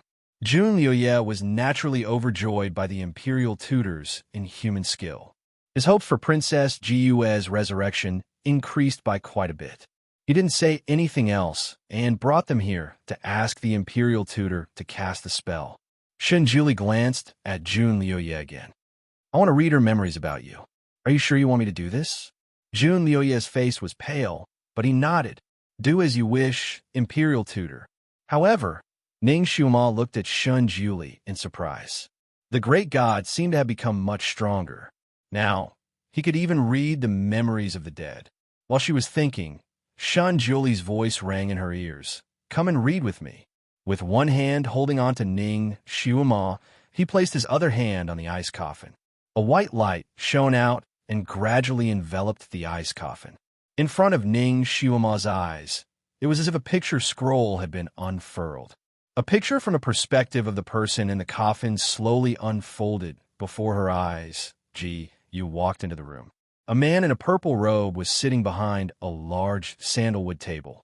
His eyes were downcast as he wrote a vigorous and powerful character on the fine rice paper. The man was wearing a silver butterfly-shaped mask, revealing only his light red lips and beautifully curved jaw. Even though Ji had seen countless handsome men, she was still shocked when she saw this man. This man's aura was too strong. Even her father's aura wasn't as strong as his. She walked to the middle and suddenly felt nervous. She coughed lightly. Are you the #1 assassin? The man's hands didn't stop moving as he casually said, What's the matter? His voice was gorgeous and elegant, but it also carried a hint of seduction. Ji had made countless drafts in her mind before coming here, but when she heard his voice, she was so nervous that she couldn't say a word. Her small face flushed red, her eyes turned, and her big black and white eyes lit up. Chapter 2475. She took off the bag she had been carrying all the way and threw it on the expensive sandalwood table with a bang. It made a loud sound. The man smoothly stepped back and dodged her stone-like bag. The half-written rice paper was pressed under the bag, and the high-quality weasel hairbrush was almost smashed in half. The man stood not far away and looked at her. In an instant, he released a strong aura that made it hard for people to breathe. His eyes were like two ice arrows, and the aura around him was extremely cold. No one dared to be so presumptuous in front of him. Ji suddenly said happily, "It's you." She knew him? The purple-robed man raised his eyebrows and looked at the girl in front of him who was wearing a pink robe and looked like a doll. The pink robe was made of 7 layers of good quality silk, and it flowed with light. However, it looked like a thin layer. She stood there like a peach blossom that just bloomed on a branch, with a stunning and pure aura. Ji saw that the other party still did not react, and she pouted. "Did you forget me? 3 years ago, outside Purple Moon City, you saved me once." Purple Moon City was the capital of Jiu Country. Jiu Country was the second largest country in the Cloud Underworld continent, and the current ruler was the Full Moon Emperor, Jiuntian. The purple-robed man's eyes flashed. It was her. He calmly sat back in his seat and pointed at the bag with his white jade-like finger. With a disgusted expression, he asked, "What is this?" Jiu narrowed her big eyes and smiled. "This is half of my savings. I was worried that it wouldn't be enough, but I didn't expect it to be an acquaintance." "Haha, that's great. With our relationship, it should be enough to buy you, right?" This little girl was very friendly, but she wanted to buy him. She was the first person who dared to have this thought. Interesting. The purple-robed man's eyes flashed with a trace of amusement. He supported his head with one hand and sat there lazily. The strong aura around him was not to be underestimated. His light red thin lips opened slightly. "Little girl, what do you want to do?" He raised his voice, and a seductive aura came, with a trace of ambiguity and seduction. He just looked at her like this, his seductive peach blossom eyes rippling with light, making Ji feel breathless. What a strange feeling. She shook her head to shake this strange feeling out of her mind. Then, she said seriously, "I want you to help me kill someone. If you help me kill him, I'll give you all my savings." The purple-robed man tapped his fingers on the sandalwood table. He seemed to be slightly disdainful as he used the pen to gently open her bag and casually glanced at it. A sea of glittering golden light. The colorful gems were all piled up together, reflecting a dazzling light under the light. Ji looked up at him proudly. "With so many gems, it should be enough, right?" The purple-robed man's gaze paused at a certain spot, and a profound look flashed across his eyes. He looked at Ji with an inquisitive gaze, but it disappeared in a flash, so fast that Ji thought she was seeing things. In the blink of an eye, he returned to his lazy appearance and cruelly broke her hope. "Not enough." Ji opened her eyes wide and said in disbelief, "Not enough? Take a closer look. These are all high-quality gold and jewels. It's impossible that it's not enough. These were the best jewelry that her father had given her. Every one of them was a treasure that could only be found by chance." Chapter 2476. This person actually thinks it's not enough. The purple-robed man glanced at her and casually said, "You invited me, so of course it's not enough. If you can't afford it, then please leave." Jiu's big eyes kept rolling. Suddenly, she had an idea. "But we are acquaintances. Since we're acquaintances, can't you help me?" She even added a sweet smile after saying that. Jiu looked at the purple-robed man with satisfaction. Her smile became even more adorable. She knew it would work. No matter how big of a mistake she made, as long as she acted coquettishly in front of her father, everything would be fine. Jiu was really adorable. She never hid her emotions. All her emotions were written on her face. The purple-robed man easily saw her pride. He was indeed bewitched by this little girl's smile, but it was only for a moment. His eyes flashed and he said slowly, "Oh, then do you know there's a phrase called killing acquaintances?" He was satisfied to see Jiu's smile freeze on her face. He leaned forward slightly, crossed his arms, and looked at her with a faint smile. "And this one's favorite is killing acquaintances. You're shameless." Jiu was so angry that she stomped her feet, but she couldn't find any words to refute. The purple-robed man smiled devilishly. You let me win. Ji choked and didn't know what to say. After an intense mental struggle, she suddenly closed her eyes in pain and said with a pained expression, "All right, then I'll give you all of my savings." It didn't matter if her savings were gone. Killing that person was the most important thing right now, deal. His smile was as gentle as jade, but Ji felt disgusted no matter how she looked at him. "Tell me, who do you want to kill?" He lazily reclined in a comfortable chair. His tone was casual, as if he wasn't talking about killing people, but about the weather. Ji's little face became serious. She said word by word, "Hui Wet Country, Ghost-Faced Lord, Jun Luyi." Ji suddenly felt cold. She looked at the stove in the room in confusion. It was burning quite well. The purple-robed man finally became serious and sat up straight. His sparkling peach blossom eyes flickered with an unfathomable light. His voice was light and indifferent, but no one could ignore it. "Why do you want to kill him?" Ji took a deep breath and said, "I don't mind telling you, but you have to keep it a secret for me." The purple-robed man's eyes gradually deepened, like the deep blue sea. He said indifferently, "The Dark Shadow Tower has always been good at keeping secrets. This one will naturally keep it a secret." His low voice was like the singing of a siren, empty and gorgeous, with a hint of temptation. Ji looked around, and after confirming that there was no third person, she whispered, "Because Father." "Father said." She suddenly became nervous. Seeing this, the purple-robed man didn't urge her. He just looked at her with a faint smile. Ji looked into his eyes and gradually lost herself. His eyes were like the most unpredictable glass, and also like a dazzling kaleidoscope. Ji shook her head and said, "Because he's a bad guy." There was a long silence. The purple-robed man raised his eyebrows and looked surprised. And then, Ji gave him a strange look. "And then you should go and kill him." She looked at him suspiciously. The purple-robed man was speechless. This little girl was really naive and cute. Chapter 2477. This little girl was really naive and cute. She looked like a child who had been taken care of since she was young. She was happy and innocent. He faintly glanced at her little bundle. She grew up in that place, yet she could still be so pure. His unfathomable look made Ji very nervous. Her little face tightened as she nervously asked, "What's wrong?" The purple-robed man unconsciously tapped the table with his hand. He lowered his eyes as if he was thinking about something. Ji became even more nervous, afraid that he would refuse. He suddenly asked, "Your father, why did he say that he's a bad person?" Ji's eyes turned as if she was trying hard to remember something. In the end, she honestly shook her head, "I don't know." That day, she ran to the Imperial Study to play with her father. She accidentally heard her father talking to the Prime Minister about getting rid of Jun Luyi. What did he say about him? Wild ambition. She didn't hear anything else. When her father saw her run in, he waved his hand to dismiss the Prime Minister and coaxed her to sleep.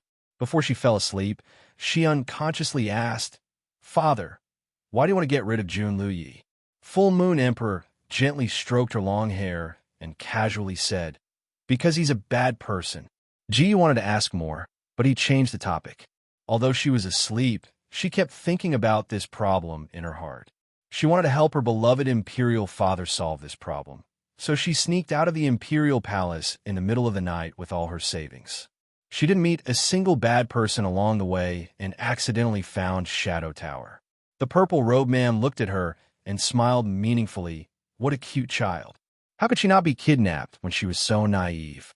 Although Ji felt that it was a bit strange, her good upbringing made her politely reply, "Thank you."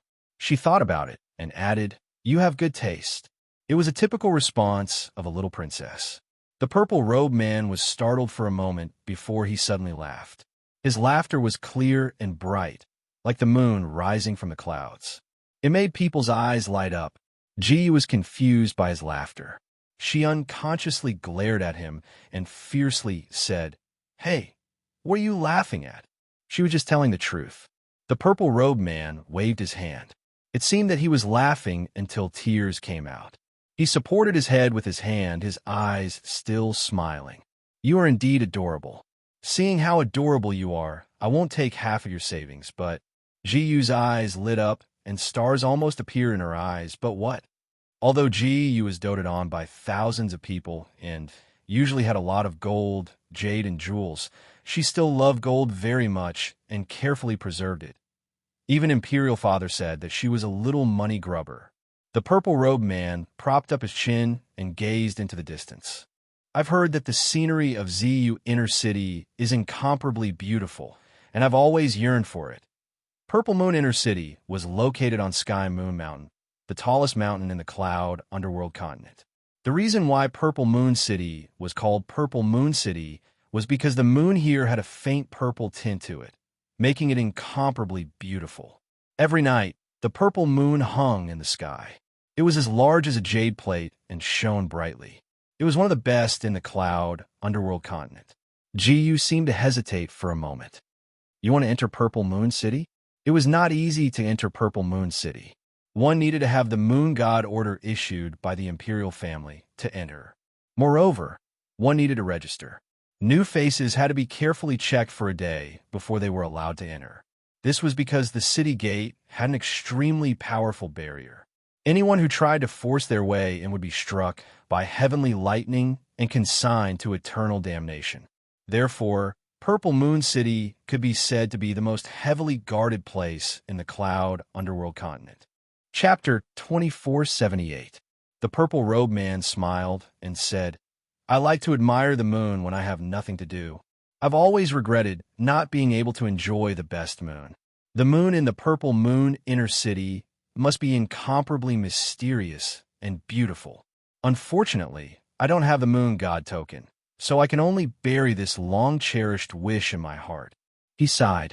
The sigh of a handsome man, especially one with such an earth-shattering appearance, could easily soften a person's heart and make them want to agree to all his requests. Ji Yu rolled her big eyes and said, But I only have one Moon God token. How can I get in if I give it to you? Why don't you change your request? The moon in Ji Yu Country's 100-Spirit City is also very beautiful. The purple-robed man sighed and said, It's not the best. I'd rather not have it. Of the 3,000 weak waters, I will only take one ladle. Ji Yu seemed to be in a difficult position. Her eyes flickered intensely as if two forces were fighting. Seeing this, the purple-robed man sighed and waved his hand. He seemed to be a little disappointed and said, Forget it. Although the full moon is beautiful, I won't feel at ease if I make it difficult for a beauty. I'll bury this long-cherished wish deep in my heart. Ji Yu pursed her lips tightly and didn't say anything. The atmosphere was a little awkward. The purple-robed man smiled gently and broke the ice. Every time I take a mission, I have to play for 3 days. The Star River waterfall in Huiwe Country is very beautiful. Do you want to go with me? Ji Yu was a little curious. Why do you have to play for 3 days first? Shouldn't you be relaxing after completing the mission? The purple-robed man rested his chin on his hand and smiled in a carefree and unrestrained manner. Because perhaps this will be the last time I'll go on a sightseeing tour. Ji Yu's heart seemed to be pricked by a needle. She hurriedly said, But aren't you the #1 assassin?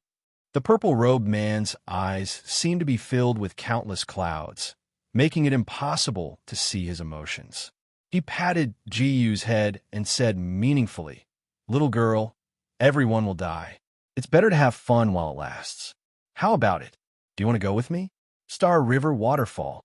Although there was still a faint smile on his lips, Ji Yu could feel the disappointment under his smile. Although the purple-robed man changed the topic, Ji Yu couldn't hear a single word. His slightly bitter smile was deeply imprinted in her mind, and her conscience couldn't help but blame herself. He returned half of his savings to her and even helped her complete such a dangerous mission. He just wanted to admire the moon. Besides, I have the ability to help him. Imperial Father had said that one should pay attention to reciprocity. Since he had given her such a big gift, then she should return the favor. Ji Yu raised her eyes and looked at him firmly. Okay, I promise you. The purple-robed man was telling her about the beauty of the Milky Way waterfall. Hearing her words, he smiled faintly and said, All right, then we will depart for the Huiwe kingdom tomorrow. Did he think that he had agreed to see the Milky Way waterfall? Ji shook her head and smiled mysteriously. We're not going to the Huiwe Kingdom. I'll take you to the Purple Moon City one day later. How can the Huiwe Nation compare to our Jiyu Nation? All right, what's your name? The purple-robed man revealed a confident smile that was indescribably enchanting. This one is Yi Qianshang. The next day, Ji was sitting in a tea house, leisurely drinking tea. She had snuck out with great difficulty, and everything was new to her, so she naturally didn't want to return to the palace so early. Chapter 2479. At the table beside her was a loving couple who were whispering sweet nothings to each other, as if no one else was around. I heard that the 1,000 flowing flower in the Lingxian Valley is about to bloom. Wife, shall we go and try our luck? It said that the 1,000 flowing flower only blooms once every 100 years. Its petals are crystal clear and layer upon layer like flowing light. But the Lingxian Valley is so big. Can we find 1,000 flowing flower? How do you know if you don't try? It said that if a couple appreciates the blooming of the 1,000 flowing flower, they can be together for a long time. 1,000 flowing flower blooms once every 100 years. So magical? Jiyu's curiosity was immediately aroused. She looked at the couple and found that they didn't know any martial arts. They dared to enter the Lingxian Valley to look for the 1,000 flowing flower without any martial arts. Thinking about it, the Lingxian Valley shouldn't be dangerous. Jiyu's eyes turned back and forth. Finally, she slammed the table and said boldly, "Waiter, the bill." The Lingxian Valley was amazing. The scenery here was breathtaking. The scenery of all 4 seasons was present. Red maple, green pine, peach blossoms, and plum blossoms bloomed one after another. There were faint clouds lingering all year round, like a paradise on earth. Jiyu rode a horse and strolled leisurely in the valley. She hummed a little tune and looked around in a good mood. She picked a flower and put it in her hair, or galloped on the horse and crushed the clouds on the ground. She was having so much fun that she had forgotten what she was here for. Unknowingly, she walked further and further away. There were fewer and fewer people, and the scenery became more and more breathtaking. Jiyu's martial arts were good, and she was fascinated by the scenery, so she didn't pay much attention. When she walked into the deep and remote peach blossom forest, there was no one left. She was a little tired from playing and wanted to go back. Just as she was about to turn around, she suddenly paused. There seemed to be something glowing not far away. Jiyu narrowed her eyes and carefully looked at the halo, but she couldn't see anything. What was that? The light seemed to be 7-colored. The conversation of the couple in the tea house unexpectedly appeared in her mind. Could it be the 1,000 flowing flower? Jiyu's eyes lit up. It only blooms once every 100 years. She didn't expect to see it as soon as it opened. Jiyu was afraid that the horse would eat the flowers as grass, so she tied the horse to a tree and happily ran in that direction. The light in front was getting closer and closer. Not far away, a dark green snake was lying on the green grass. It hissed and flicked its tongue, ready to give the little girl a fatal blow. Jiyu ran over without stopping, as if she didn't notice the snake there at all. When the optimal distance was reached, the green snake suddenly shot up. Many people had lost their lives to its sudden attack, and this little girl was no exception. First, he felt a chill, then a sharp pain. Jiyu held a delicate silver dagger in her hand. She squatted down and poked the 2 halves of the green snake. She sighed, "I wanted to let you live, but this dagger was too fast." The snake that died with its eyes wide open, Princess Jiyu, as the apple of Emperor Yuan Yu's eye, had always been the apple of Emperor Yuan Yu's eye. Emperor Yuan Yu wanted to keep her in the palace to protect her from all dangers. However, Princess Jiyu didn't like women's work since she was born. She didn't know anything about zither, chess, calligraphy, or painting, but she was very good with spears and short swords. The people who could bully her hadn't been born yet. She ran forward and killed several different snakes along the way. Finally, she arrived in front of the halo. Chapter 2480. That flower could be described as a miracle, with layers upon layers of sparkling petals fluttering in the wind. Like colored glass, It refracted 7-colored light, as if there were countless streams of light swimming in it. It was indescribably beautiful and moving. The orchid and musk fragrance of the flower spread out with the spread of the petals, like a drop of ink on a piece of paper, gradually spreading out, and the fragrance filled the entire forest. So beautiful!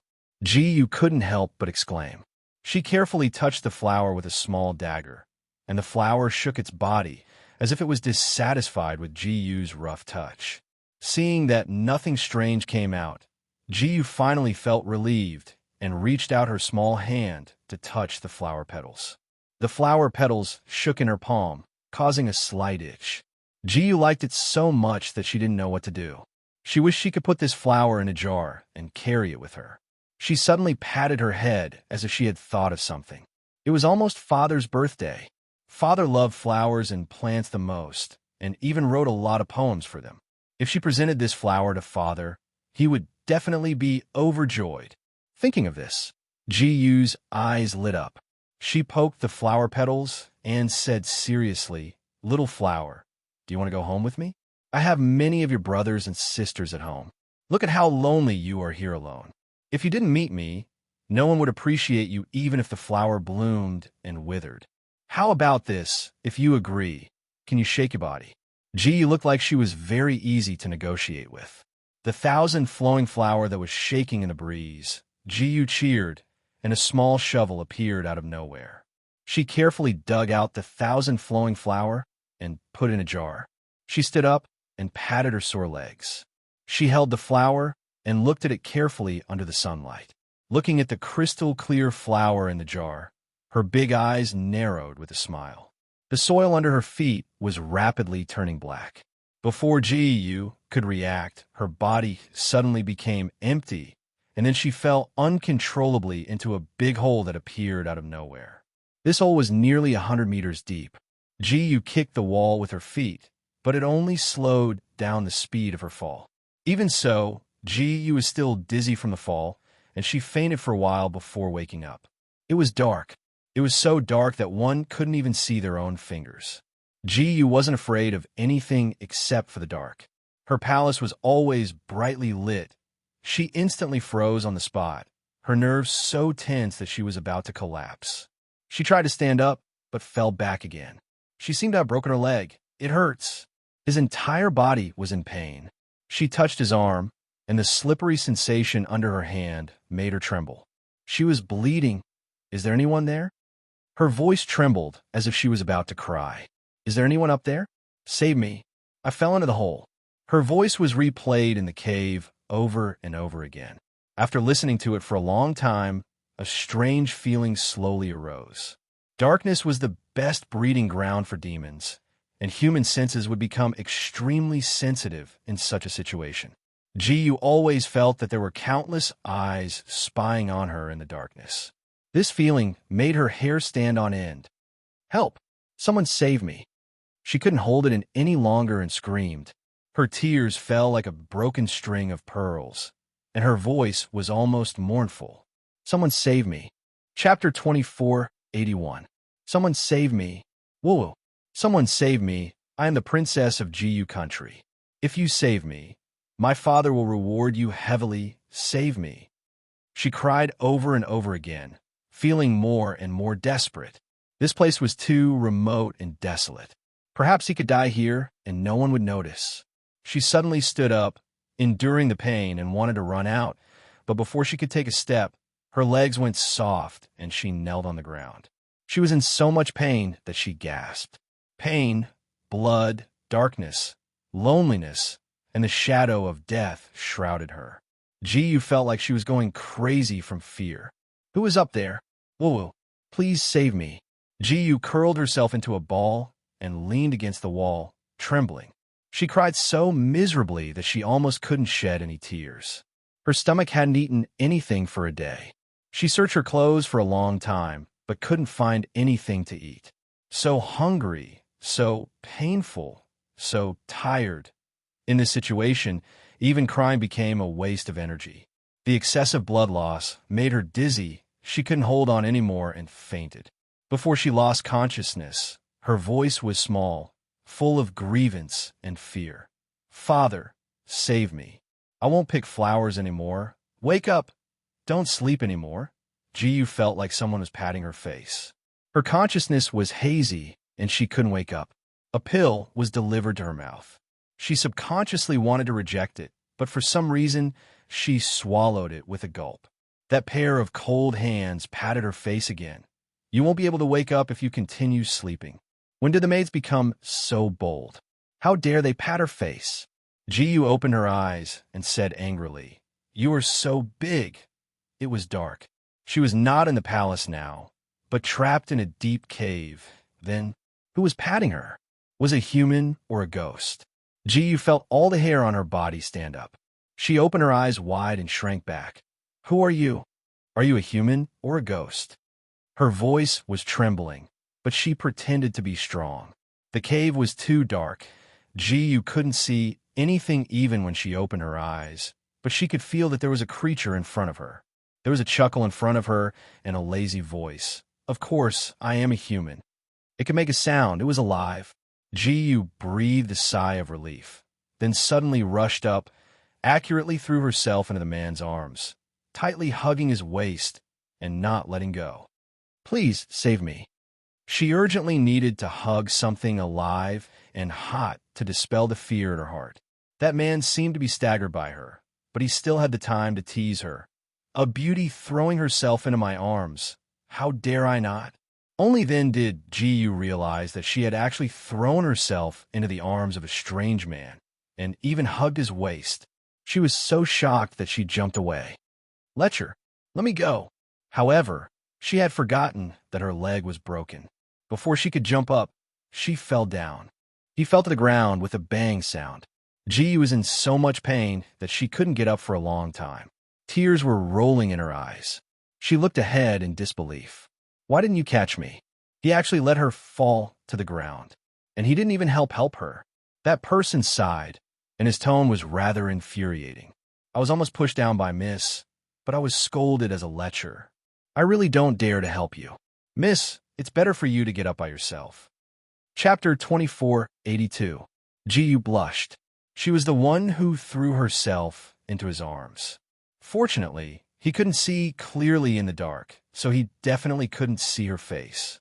"My leg is broken. I can't get up. Help me up. I definitely won't scold you this time," Jiyu said awkwardly. She waited for a long time, but that person didn't move at all. "Hey, help me up," Jiyu subconsciously said. After thinking for a long time, she awkwardly added, "I'm sorry." That person slowly walked over, but he didn't help her up. Instead, he picked her up. Her body was suddenly in the air, and she was startled. She reflexively hugged that person's neck, and her eyes were wide open. "What do you want to do?" That person laughed out, and his voice was charming and seductive. "Don't look at me like that, little girl. If you keep looking, I'll have to do something even if I don't want to do it." You didn't know anything about these flirting words. She blinked her eyes, tilted her head, and asked in confusion, "What do you want to do?" Her long eyelashes fluttered as she looked at him. Her big eyes were pure and clear, and her cherry lips were as sweet as dew. She looked like a flower waiting to be picked. That person's eyes turned dark, and his gaze towards her had a trace of aggression. And this little girl was still recklessly teasing him. His lazy voice seemed to be a bit hoarse, and he breathed in her ear, for example, like this. Then a warm and soft thing gently touched her cherry lips.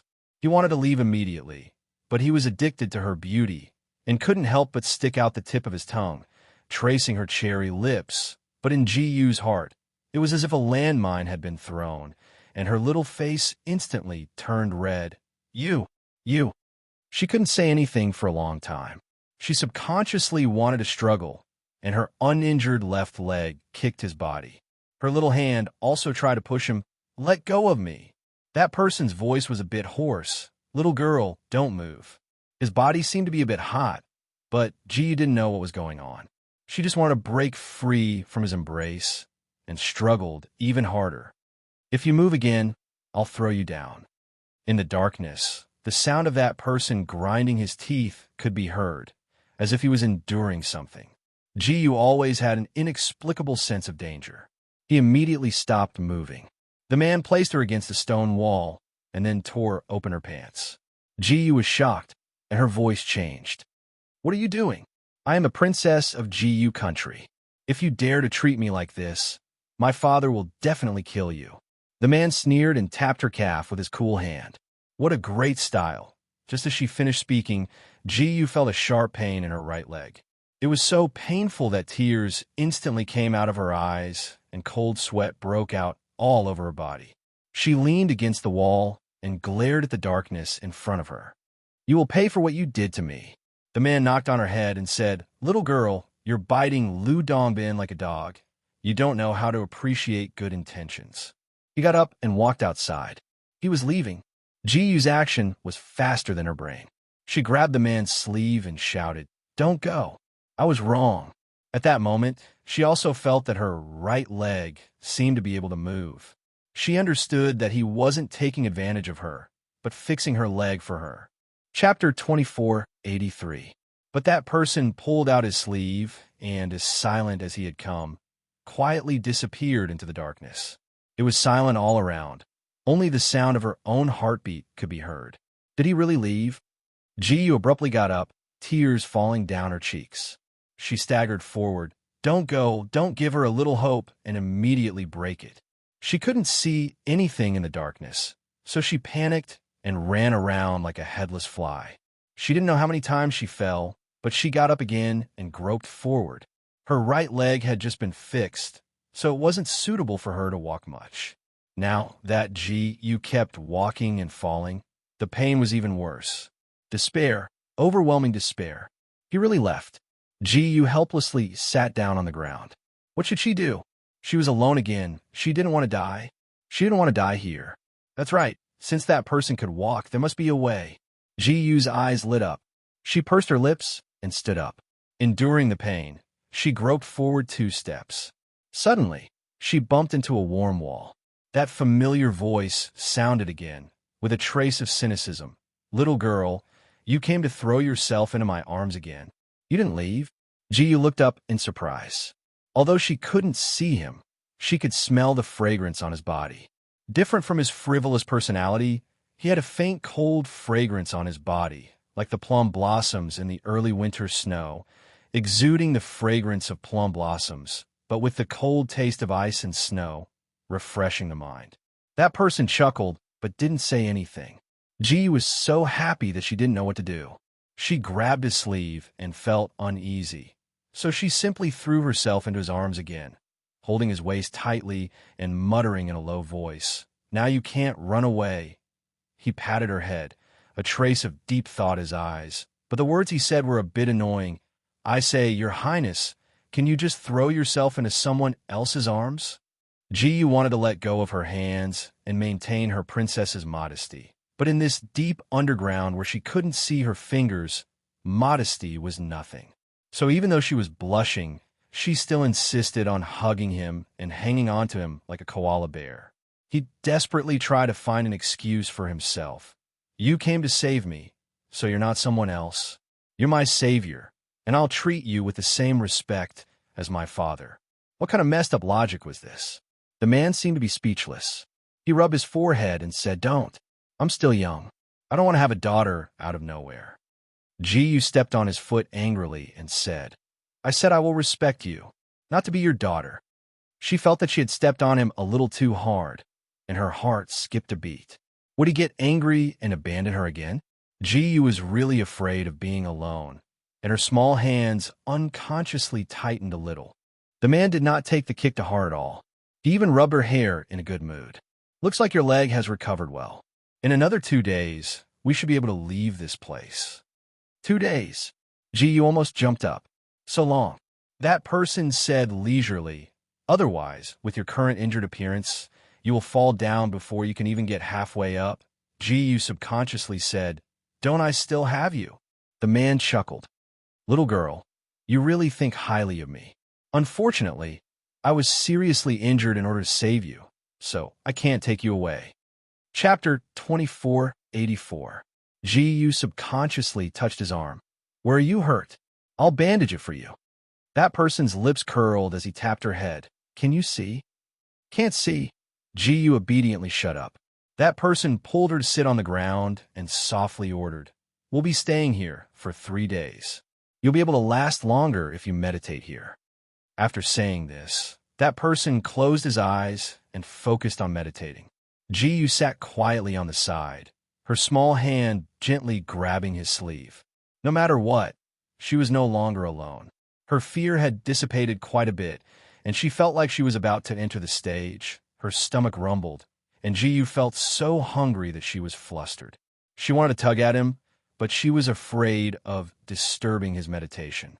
Her stomach was so hungry that Ji tightly grabbed his sleeve, wondering if she should tug at him or not. A white pastry exuding a fragrance appeared in front of her. That person lazily said, "The princess is hard to serve, eat." Ji rolled her eyes at him before happily picking up the pastry and eating it in small bites. After an unknown amount of time, she suddenly patted her head and grabbed that person's sleeve as she anxiously said, "Let's go out tomorrow, all right?" That person raised a brow. Why? Ji looked a bit anxious. "I promised to bring someone out to play tomorrow." If she didn't keep her promise, Yi Qianshang might not kill Jun Luyi.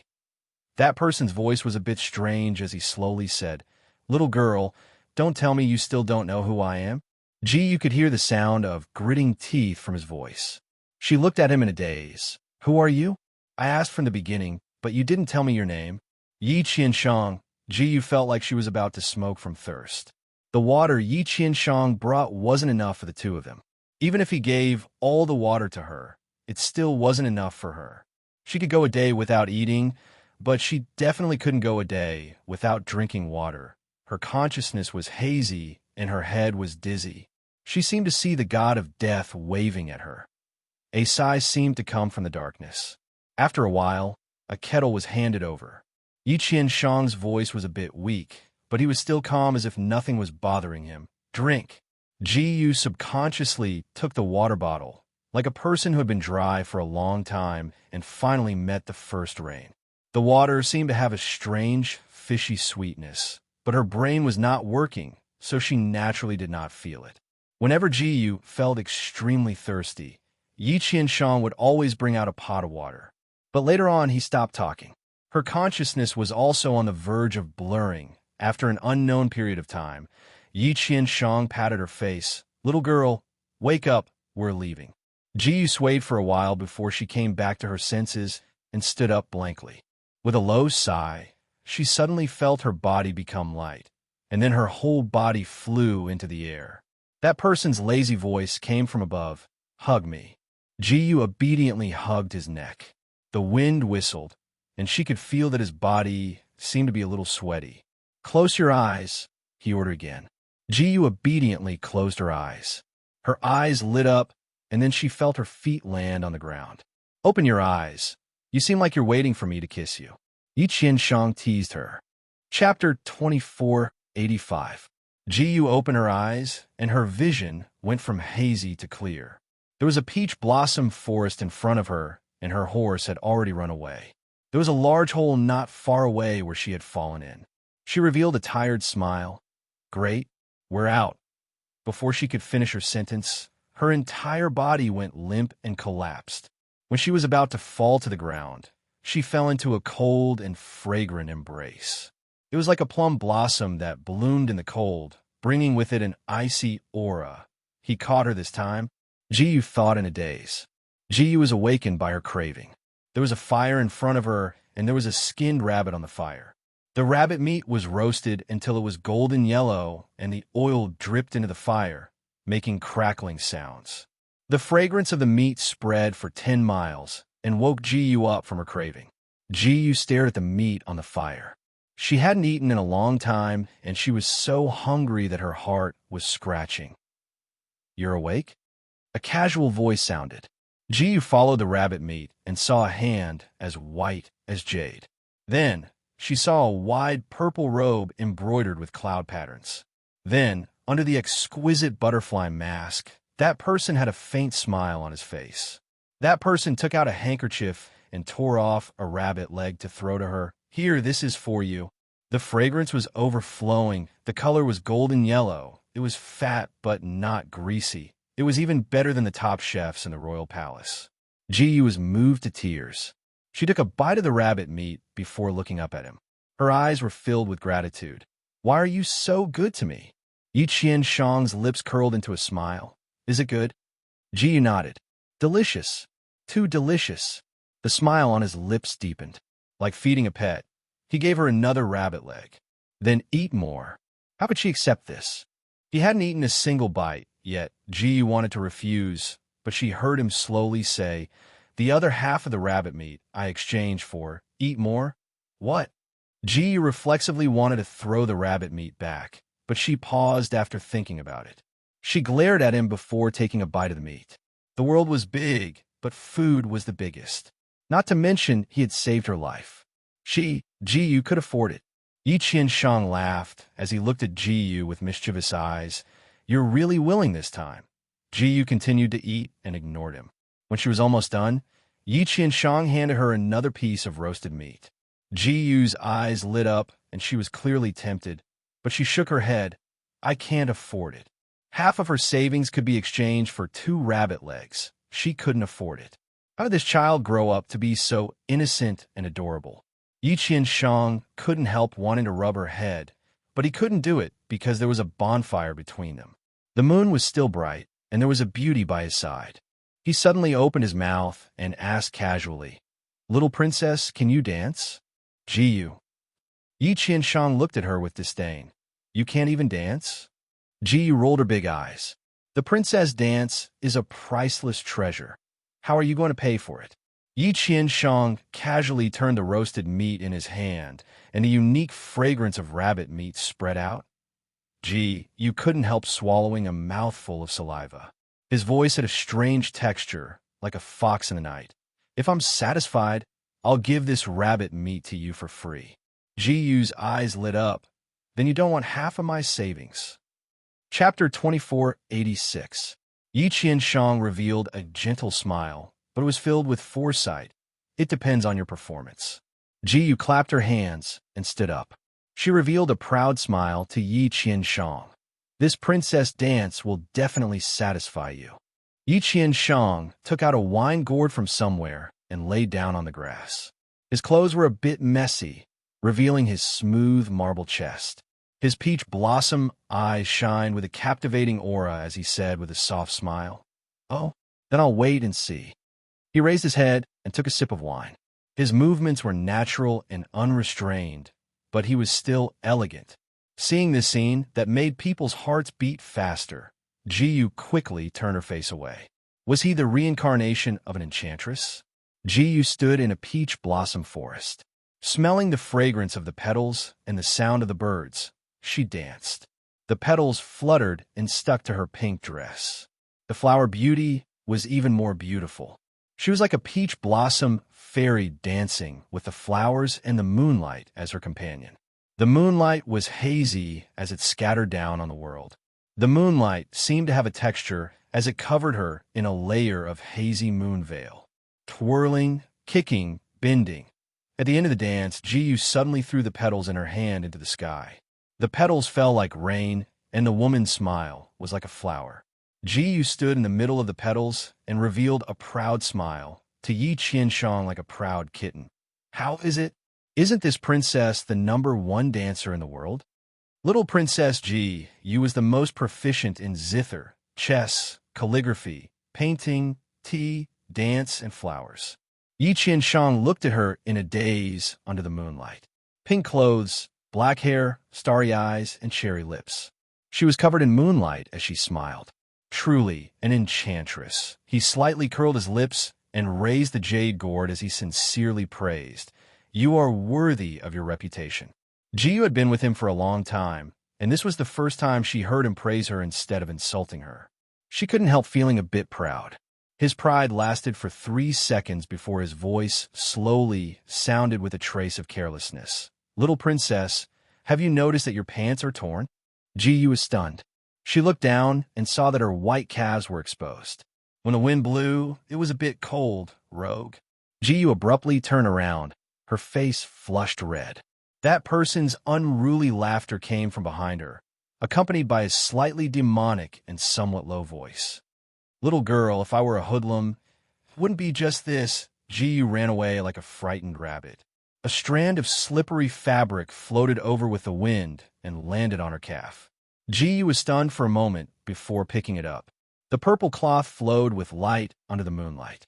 Ji touched it and knew that it was heavenly silkworm silk. This person was really rich. Yi Qianshang's lazy voice came from behind her with a playful tone. I'd rather ruin my robe than let the princess expose herself. Ji Yu's face blushed. She silently tied the robe around her legs. The size was just right. It was obviously a cool material, but Ji Yu felt a little hot. This warm current flowed from where the belt touched the skin, all the way up to the heart. Although this person had a vicious tongue and was frivolous, he was very attentive. That belt still carried his cool plum fragrance, and it wrapped around her like a strand of silk. Ji Yu sniffed herself and muttered, I smell like you. Yi Qianshang's eyes moved as he looked at the girl sniffing his clothes under the moonlight. When he heard her unconsciously teasing words, his heart felt like it was being scratched by a cat, making him feel a bit itchy. Chapter 2487. He revealed an unfathomable smile. Little princess, come over here a bit. Do what? Ji Yu took a few steps towards him and looked at him in confusion. Her large eyes sparkled as they were filled with doubt. Yi Qianshang's lips curled, revealing an unknown smile as his fingers unconsciously tapped his knee.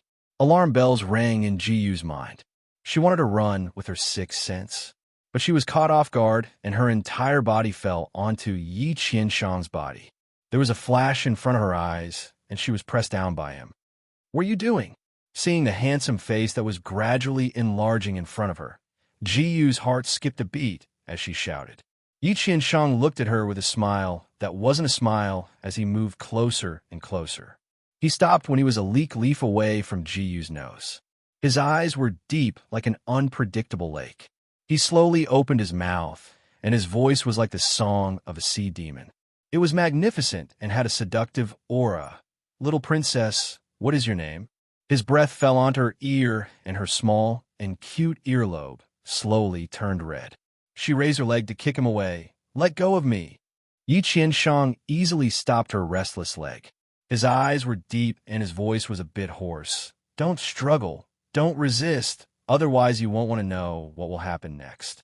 Ji Yu wanted to ask what would happen next, but she suddenly thought of the consequences of asking last time. She obediently closed her mouth. Yi Qianshang's expression looked a bit regretful. He opened his mouth and his tone was a bit puzzled. You're not curious? Wasn't this child easy to trick before? Why didn't she jump into the pit now? Ji Yu shook her head like a rattle drum. What a joke. She was just naive, not stupid. Yi Qianshang's eyes were a bit dangerous. His finger brushed across her cherry blossom lips, and his eyes became even deeper. Ji Yu felt like she was about to be eaten.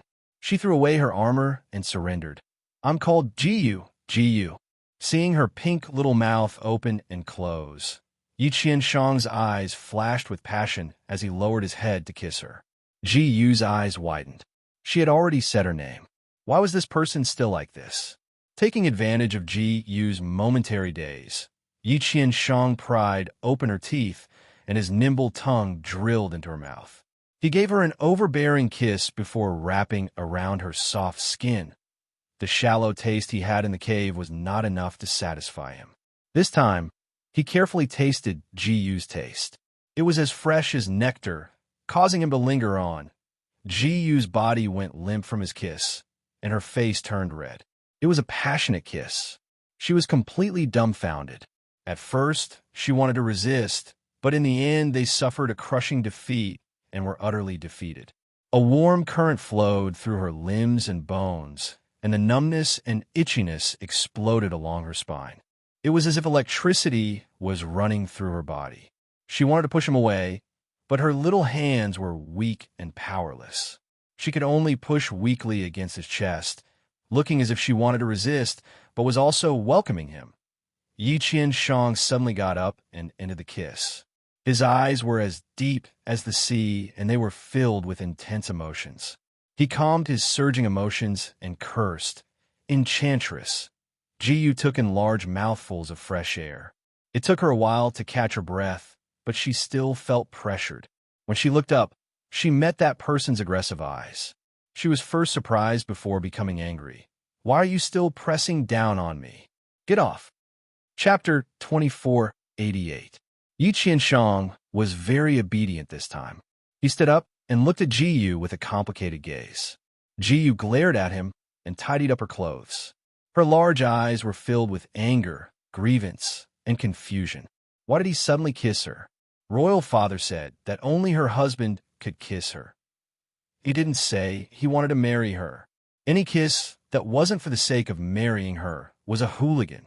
She was angry for a while, but that person returned to his casual appearance. Her large eyes turned, and she suddenly revealed a sweet smile as she walked towards Yi Qianshang step by step. Imitating her mother's appearance when she saw her royal father, Ji Yu revealed a sweet smile as she walked over. Yi Qianshang raised his brows. Did this little girl's personality change? But his eyes couldn't help falling on her. She was covered in moonlight and looked like a fairy that had fallen into the mortal world. She was pure and charming. She walked in front of him and revealed a smile. "Qianshang, do you like me?" His mind shook when she called him Qianshang.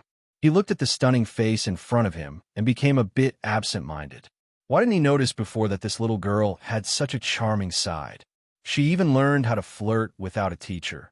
Yi Qianshang revealed a charming smile. "Naturally, I like you." Ji Yu's little face turned red. She looked up and revealed a charming smile. "Then will you marry me?" Yi Qianshang was stunned. Although she already knew the answer, Ji Yu still felt a bit uncomfortable when she saw his silence. Ji Yu sighed and seemed a bit worried. "Royal father said that only my husband could kiss me. But you kissed me." Her eyes were filled with accusation as she looked at him. So this little girl was forcing him to marry her? Yi Qianshang slightly curled his lips. When he wanted to say something, he felt a sharp pain in his foot. The charming seductress immediately turned into a proud kitten. Ji Yu took the chance when he wasn't paying attention to stomp on his foot before quickly kneeing him. She was satisfied to see Yi Qianshang's face turn green. She revealed a cute smile and spat out her unfinished words. "Humph, daring to act like a hooligan to this princess. You have to pay the price." Yi Qianshang looked at her before silently lying on the side and closing his eyes to rest. Actually, she didn't really go against him. Yi Qianshang was just coaxing her. However, when he saw how proud she was, he decided to let her be proud for a while. Ji Yu was proud for a long time, but no one came to support her. She couldn't help feeling a bit bored, so she found a seat far away from Yi Qianshang. She had just woken up and was not sleepy at all. Therefore, her pair of big eyes darted around, sizing up her surroundings. In the end, his gaze involuntarily fell on that person. He looked like he was already in deep sleep. His long eyelashes covered his eyelids, and his light red lips were slightly pursed. The silver butterfly-shaped mask looked hazy and mysterious under the moonlight. Ji Yu's curiosity was aroused again. Why was he wearing a mask? Was it because it was too ugly? Impossible. Although she couldn't see his face clearly, Ji Yu was sure that he was definitely more handsome than any man she had ever seen. That's right, he was an assassin, so he naturally had to hide his true appearance. However, there was no danger now. Should she help him take off his mask? Wearing a mask all day must be uncomfortable, right? Then again, he had already kissed her, so she had the right to see his true appearance. Ji Yu desperately encouraged herself in her heart. Chapter 2489. Ji Yu desperately encouraged herself in her heart. He was asleep, so if she moved gently and put it back on him, he definitely wouldn't notice. Ji got up and slowly walked over. As she got closer, Ji Yu's heart beat faster, almost jumping out her chest. She patted her chest with her little hand, desperately trying to comfort herself. It's fine. He's asleep." He still had a smile on his face, looking perfect and charming. Ji Yu carefully squatted down and slowly reached out her hand. At this time, a crackling sound came from the fire, scaring Ji Yu so much that her heart almost stopped. She quickly took back her hand, and her large eyes opened wide as she nervously looked at Yi Qianshang. Yi Qianshang acted like he didn't notice and was still sleeping. Ji Yu was still a bit worried as she softly called out, Yi Qian-shang, are you asleep? Her voice was as small as a kitten's. She called out a few times, but he didn't respond. Ji Yu finally relaxed and boldly took off his mask. Her actions were very rough. Ji Yu, she stared at her hand and was a bit stunned. What was going on with her? Didn't she say to be gentle and careful? He would definitely wake up like this. Ji Yu didn't dare look over. You took off my mask, but you didn't look at me. Little girl, what are you thinking? Yi Qian-shang's lazy voice sounded. She was caught. Ji Yu suddenly closed her eyes, and her long eyelashes trembled. I didn't see anything. She threw the mask over and kept her eyes closed. Quickly put it back on. I won't look. She might be silenced if she saw the true face of the #1 assassin. What was she thinking before? Yi Qian-shang didn't know whether to laugh or cry. He played with the mask in his hand before putting it back on and casually saying, It's too late. Ji Yu angrily opened her eyes and met his sparkling eyes. I didn't see anything at all. Moreover, I returned the mask to you. What else do you want? Yi Qian-shang looked at her with a bit of playfulness as he pulled her over. No one has ever dared to take off my mask. You are the first. Ji Yu looked at him in fear, but she didn't dare resist. He looked at her, who was as stiff as a block of wood in his arms, and chuckled. You have two paths. One is death. A pair of jade-white hands were placed on her tender neck, bringing with it a slightly cold breath. Ji Yu felt goosebumps all over her body. What about the other one? Ji Yu hurriedly asked. Yi Qian-shang kissed her cherry blossom-like lips before revealing a charming smile. Marry me. Huh? Ji Yu was a little confused. Didn't he just reject her? Why do you want to marry her now? If he were to agree just like that, he would feel a little embarrassed. Propose now? It was too late. Ji Yu closed her eyes and didn't say anything. She didn't say anything, so he kissed her again and again. He sucked on her cherry red lips and then delved in her mouth. Ji Yu bit down, but his tongue swam out like a slippery fish and then came in again. Ji Yu gradually felt suffocated. She was forced to open her eyes and glared at him. Didn't you say you didn't want to marry me? Yi Qian-shang curled his lips into a smile. You should let a man propose, little girl. He lowered his head and kissed her again. After the kiss, Ji Yu was panting. Chapter 2490. This little girl was too seductive. Seeing her crying appearance, he couldn't help wanting to bully her. He couldn't control himself. If she hadn't fainted, he wouldn't have been able to control himself and would have taken her here. There were several coughs that came from his embrace. Ji Yu coughed until her eyes were filled with tears. Yi Qian-shang held her in his embrace and gently patted her back. Ji Yu's eyes were still a bit hazy when she opened them.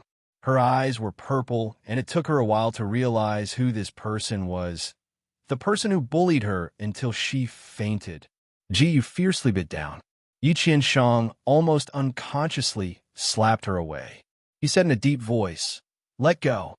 Ji Yu fiercely bit down and didn't let go. Yi Qian-shang's tone was a bit dangerous. Little Ji Yu, if you keep biting, I can't guarantee that I won't bully you again. Feeling the person in his embrace let go, his lips curled. His chest gradually became wet, and a large patch was soaked. Yi Qian-shang was stunned. He pulled her away and saw a crying little face. His heart ached, and he couldn't help softening his tone. Little Moon, why are you crying? Ji Yu didn't have the energy to correct him. She was crying so miserably that she was out of breath. Other beauties were delicate and beautiful when they cried, but this one was crying like a little kitten. Yi Qian-shang let out a sigh and held her in his embrace. He was a bit helpless and pampering. Don't cry, I won't bully you anymore. Ji Yu was choked with sobs as her voice came out intermittently. Before, you bullied me so ruthlessly. I only bit you once, and you were fierce to me. Woo, woo, woo. I don't want to marry you. Her voice was filled with complaints. Want to take this chance to break the engagement? Yi Qian-shang tidied up her clothes bit by bit, covering her body. He stroked her long hair and comforted her in a low voice. I was too impatient. Don't cry. I'll treat you well in the future. Although he was burning with desire right now. Now wasn't the time. The beauty was in his embrace, but he could only look and not eat. Ji Yu cried for a while and took this chance to break the engagement several times. Yi Qian-shang comforted her the entire time, but he didn't respond to her words. She felt a little bored crying, so she stopped crying. She sat in his arms, tears still hanging from her long eyelashes, like an exquisite doll. Her voice was still nasal. Do you really want to marry me? Yi Qianshang raised his hand and scratched her nose. You've already kissed me and touched me. Why are you still asking? Ji Yu suddenly looked up at him, her big eyes showing a rare seriousness. I like you very much, I admit, although we've only known each other for a few days. I know I'm not being reserved, but I'm just like this. If I like you, then I like you. If I don't like you, then I don't like you. I like you, so I want you to marry me. Yi Qianshang was startled. He pulled out a smile. Of course I will marry you. Ji Yu shook her head and looked at him seriously. You don't have to rush to make a promise. Let me finish first. Yi Qianshang's gaze was a bit complicated. Ji Yu closed her eyes and said, If you want to take responsibility because you kissed me, then there's no need. You can leave now, and I won't blame you. But if you marry me rashly and don't love me, then in the end, you betray me. Chapter 2491. Ji Yu's eyes were serious as she said word for word, I will hate you for a lifetime, and I will make you pay the price. Her voice was soft, but her words were firm. Yi Qianshang's eyes moved as he silently looked at her. Ji Yu firmly looked at him, not backing down at all. Although she was naive and didn't understand the world, she would bet her life on love.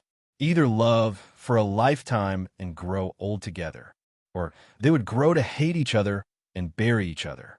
Her feelings for Ji Yu had always been simple and clear. Yi Qianshang gave a sigh and revealed a look of regret. It seems like this playboy will be hung on a tree like you. Ji Yu pursed her lips and didn't say a word. Yi Qianshang gave a laugh and pulled her into his embrace. He stroked her hair. Little moon, I like you, so I want to marry you. It isn't an impulsive decision. He lowered his head and kissed her eyes. Yi Qianshang won't let you down. That night, he held her and she listened to his heartbeat the entire night. It was steady and powerful. She thought that he would be her husband in the future, someone she could rely on. Ji Yu hugged his neck and revealed a proud smile.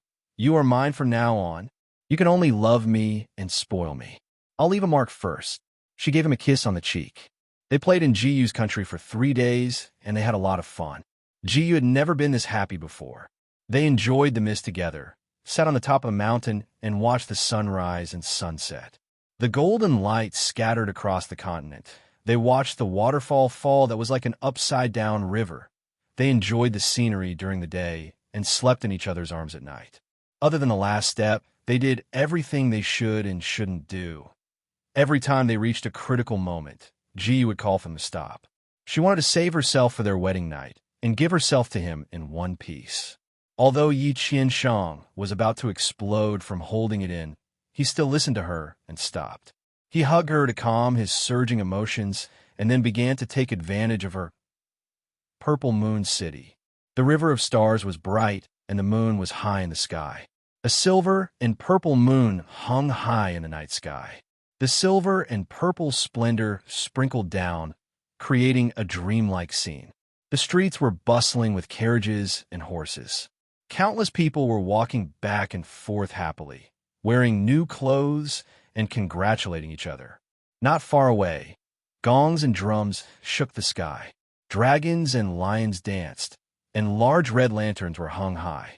Countless bright and beautiful fireworks exploded overhead, leaving the whole sky gorgeous. The fiery tree silver flower never sleeps. The two of them had changed their appearances. Yi Qianshang changed Ji Yu's appearance into that of an ordinary little girl. She was bouncing in front with a pink dress that made her look like a juicy peach, exuding an alluring fragrance.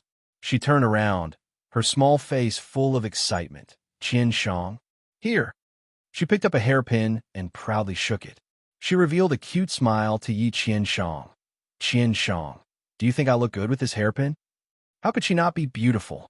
Yi Qianshang ruffled her hair and then raised her chin, pretending to sigh. You're beautiful, but it's a pity. Your hair is messy like a chicken's nest. Ji Yu puffed up her face in anger. Isn't it all because of you? Bad guy. Yi Qianshang revealed an evil, charming smile that overshadowed the entire world. If this one is a bad guy, then what about you? A bad guy's beauty? Chapter 2492. Even with Ji-Yu's nerves, she could tell that this person was teasing her. Her little face turned red as she angrily rolled her eyes at him before running forward. Yi Qianshang laughed and chased after her. Run slower, don't get lost. Ji-Yu angrily ran forward, running far away in a single breath. She turned around, but there was no trace of that person. He didn't catch up? Ji-Yu's heart was filled with indescribable disappointment. Her heart was filled with anger and grievance. She kicked an innocent stone and charged forward. She was caught off guard and fell into the cold embrace of a plum blossom. Her nose turned sour, and she almost cried. Her chin was lifted, and her eyes were filled with tears. There was a sigh from the person above her. You want that hairpin that much? You want to cry? Ji-Yu actually didn't want that hairpin that much, but hearing that person's helpless and pampering tone, she suddenly felt wronged. She lowered her eyes and didn't say a word. Her little feet restlessly kicked the stone for fun. A white jade hairpin suddenly appeared in front of her. The carving was smooth, and the phoenix on the hairpin was lifelike. It was the hairpin from before. Ji-Yu's eyes opened wide, and she snatched it. She happily played with it in her hands and revealed a large smile to Yi Qianshang. I knew you were the best. Her eyes were filled with a starry sky that was shockingly bright. Yi Qianshang was stunned for a moment before narrowing his eyes and saying in a threatening voice, Little Moon, you can only smile at me like this in the future. Do you understand? The lethality was too great. It was no use even if he changed her appearance. She would still look like a pure and charming enchantress. Ji-Yu giggled and said, Are you jealous? Her heart was filled with sweetness. Yi Qianshang suddenly lowered his head and kissed her. It was like a dragonfly skimming the surface of the water. He revealed an evil smile. Little Moon, there's no benefit in making me jealous. Ji-Yu's eyes opened wide as she covered her mouth and looked around. After making sure no one was paying attention, she glared at him. Ji-Yu definitely didn't know that her shy and angry gaze was even more seductive than a direct invitation. Yi Qianshang's beast blood was boiling. Yi Qianshang suddenly revealed a smile. Ji-Yu took a step back, and her heart was filled with alarm. But it was already too late. He pulled her into his embrace and leaped into the air. His speed was so fast that he was like an afterimage as he flew into the distance. Ji-Yu didn't even have time to ask before she was brought into the air. She was so scared that she hugged his neck. Although she knew Qinggong, she couldn't fly so high. Even though Yi Qianshang was flying with a person in his arms, he was still as relaxed as usual. He lowered his head and said, Little Moon, open your eyes. Who would dare to open their eyes at such a height? Yi Qianshang's smile deepened. If you don't open your eyes, I'll kiss you. Ji-Yu had no choice but to open her eyes. As soon as she opened her eyes, she was shocked.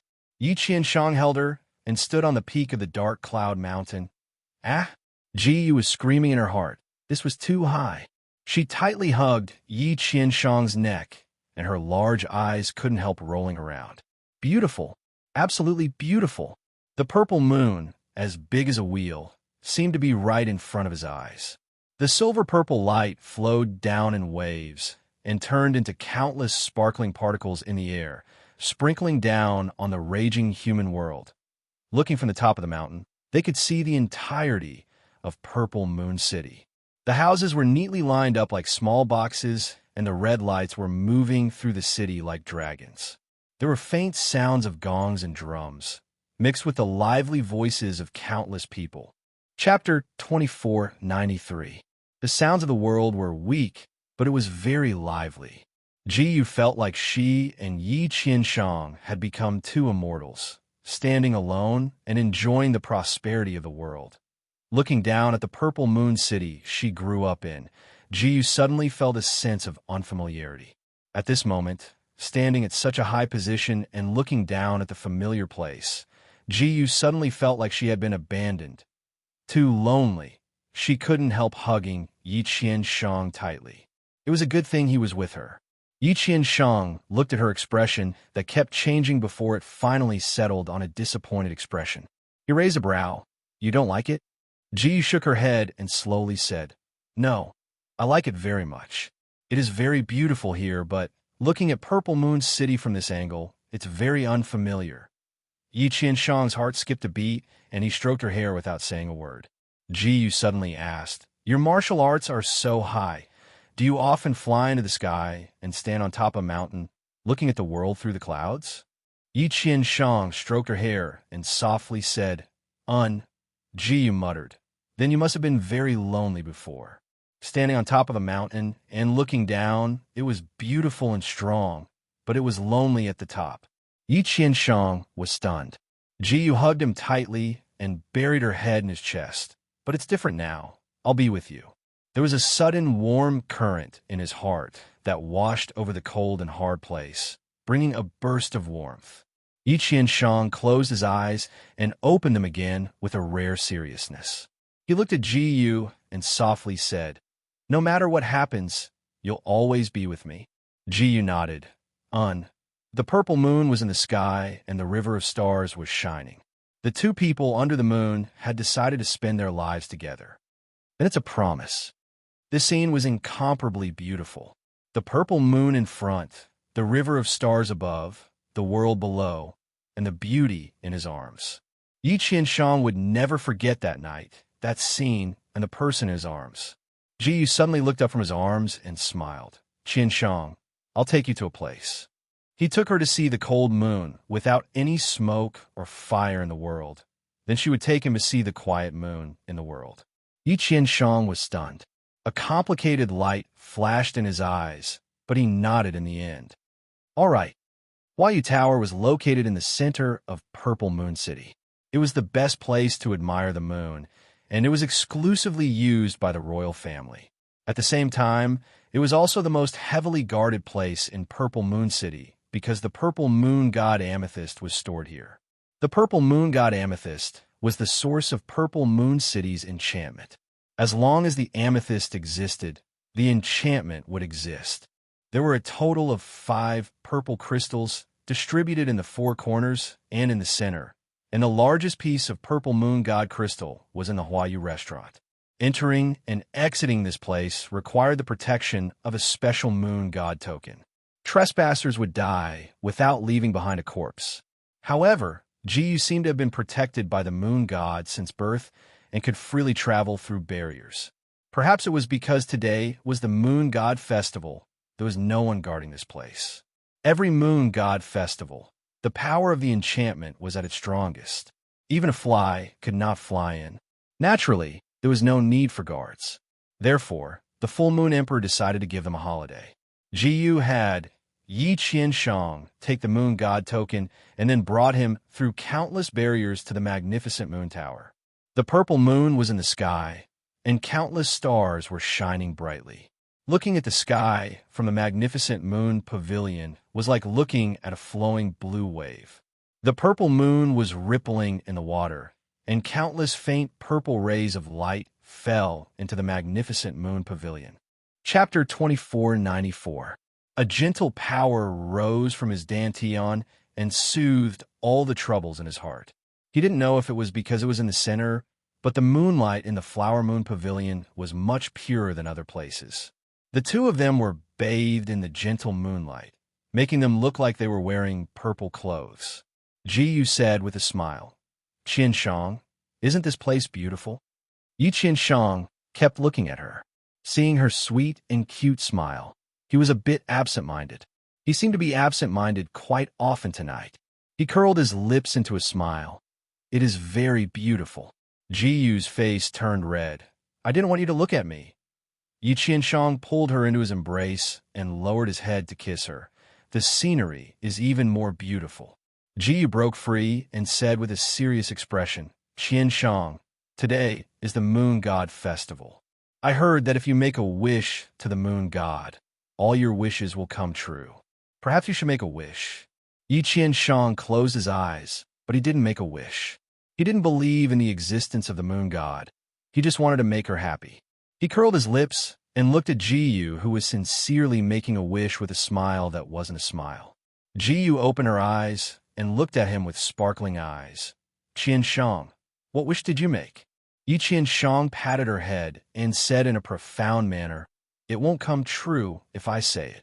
Seeing her pure and beautiful smile, a thought suddenly appeared in his mind.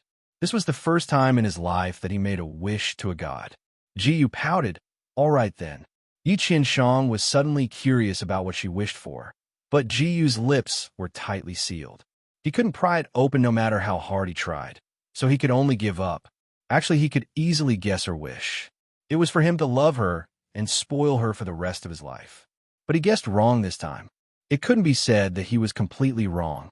He only saw Ji Yu's pure and cute side, but he ignored her fierce nature. "I believe that Qianshang loves me, so I swear in the name of Ji Yu country's princess that I will be with him for the rest of my life. If I go against it, my body and soul will disappear." Yi Qianshang tapped her nose. "Stingy little girl." Ji Yu made a face at him. "I'll tell you later." Yi Qianshang rubbed her head and revealed a faint smile. "All right, I'll wait." Ji Yu nestled in his arms, bathing in the moonlight, as lazy as a cat. She raised her head to look at the moon, but his gaze remained on her. In an angle that Ji Yu couldn't see, Yi Qianshang's eyes were filled with complicated emotions. There was hesitation, reluctance, regret, and a trace of unknown annoyance. He had been planning for so many days, and now it was time to act. But this little girl, Yi Qianshang's gaze became even more complicated. He had always been swift and decisive, but for the first time in his life, he was a bit hesitant.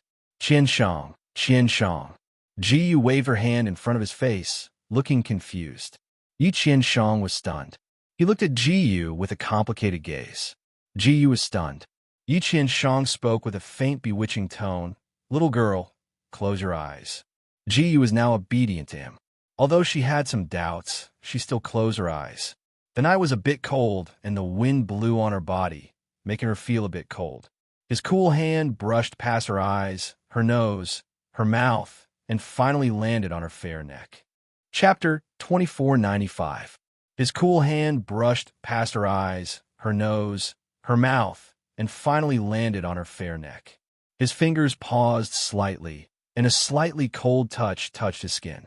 Ji Yu felt her hair stand on end. She unconsciously reached out to touch it, but he stopped her. "Little girl, don't move. I'll put on for you." When his hand brushed past her carotid artery, he paused for a moment. The expression in his eyes changed intensely as he gently caressed her fair neck. Feeling the throbbing under his hand, Ji Yu felt her hair stand on end, like some kind of danger was about to descend. After a while, his kiss fell on her eyes, followed by a sigh.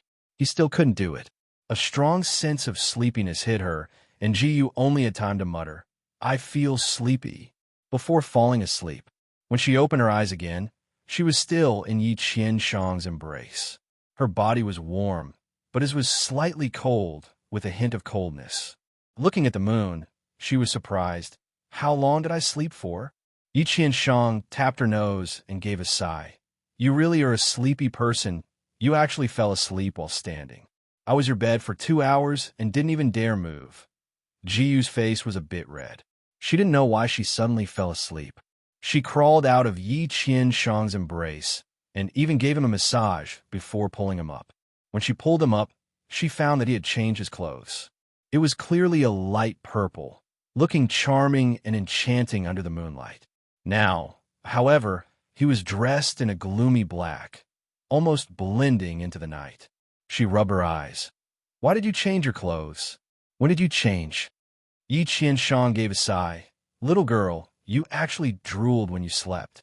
My clothes were stained with your fragrance, so I changed them." Ji Yu's face turned red. She unconsciously touched her little mouth, but she didn't feel any saliva. "I've already wiped it clean for you." Yi Qianshang revealed a smile that wasn't a smile. His finger gently stroked her little mouth and touched her cherry lips as he slowly said, "I'll keep that dress forever. I won't wash it again." Ji Yu's face turned even redder when she heard this, but the bubbles of joy in her heart grew even more. She quickly changed the topic. "You look good in this dress, too." This person was simply like a clothes hanger. No matter what clothes he wore, he would be able to wear them exquisitely. The black robe on his tall and straight body gave him a mysterious feeling under the purple moon. It gave her a different feeling. The more she looked at him, the more she liked him. Ji-yu couldn't help but throw herself into his arms again. There was a nice cold fragrance on his body. After smelling it for a few days, she had already gotten used to it. Smelling his scent made her feel at ease. Suddenly, she wrinkled her nose. "Why do you smell like blood? Are you injured?" Her little hand was about to pull at his clothes. Yi Qianshang held her little hand that was randomly moving around. "Don't worry, it should be an injury from the fall in the cave 2 days ago.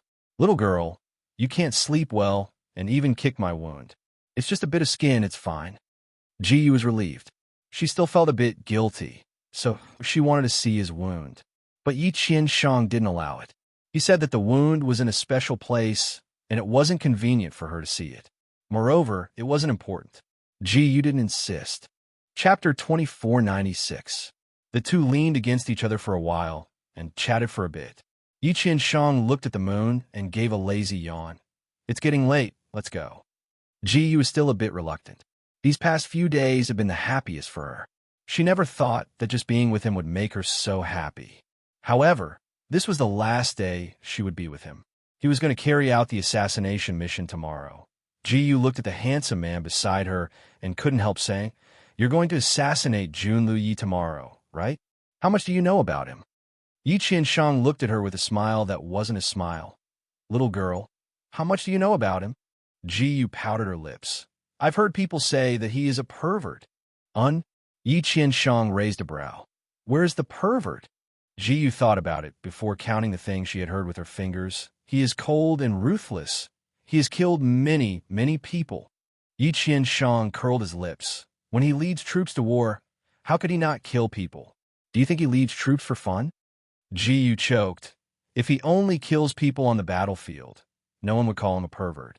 But after he captured other people's cities, he slaughtered innocent people and didn't even let the children go. I heard that after he captured Huanhua City, he slaughtered 10,000 people. That's why others gave him the title of Azura, war god. Yi Qianshang slightly narrowed his eyes and softly said, "He encountered the most stubborn resistance in Huanhua City and lost 30,000 soldiers and his best brother. In order to take revenge, he ordered all the enemy soldiers to be killed after he captured Huanhua City. He didn't kill any civilians." "Killed? Why didn't he kill them? He even killed several hundred children." Yi Qianshang gave a laugh.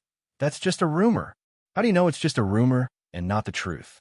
Ji-yu wasn't convinced. "I'm the #1 assassin, so I naturally have reliable information." Yi Qianshang revealed a smile that wasn't a smile as he rubbed her head. "It's different from what you heard. No one understood Jun Liuya better than he did. Leading troops to war was originally a cold and bloody affair. In order to obtain victory on the battlefield, one would do anything. All kinds of schemes were endless. The winner was king, while the loser was in the wrong. The level of darkness and cruelty was not something that a little girl like her could understand. He stood up and pulled up this little girl who was as transparent as glass and as delicate as a flower. "It's getting late. Let's go back." Ji-yu held his hand, her big eyes looking even clearer than the moonlight. "Then be careful. I'll wait for your safe return." She hesitated for a moment before biting her lips. "Regarding the assassination of Jun Luyi, you just have to do your best. Most importantly, you have to come back alive." Yi Qianshang had a complicated look as he revealed an evil smile. "You're that worried about me? Of course, I'm still waiting for you to come back and marry me. You won't forget about this, right?" Ji-yu's eyes widened. "Of course not." Yi Qianshang paused before pulling her hand. "All right, go back obediently and wait for me to marry you." The two of them, one tall and one short, gradually disappeared into the distance. In the depths of the magnificent moon tower, in a secret room filled with traps, there was a crack in the center of the purple moon god's crystal that went through the entire crystal. There was a faint blood color at the crack, looking enchanting and evil. Chapter 2497. At the crack of the crystal, there was a faint blood-red color that looked demonic.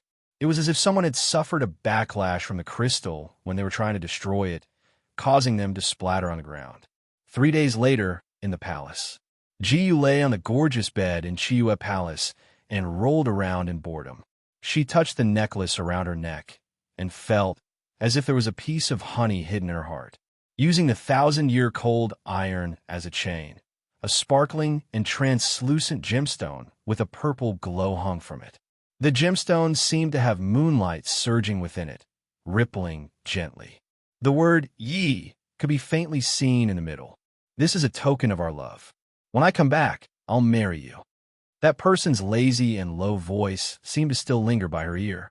He returned half of her savings to her and even magically conjured the 1,000 flowing flower for her. Ji-Yu patted her little face, her big eyes filled with happiness and sweetness.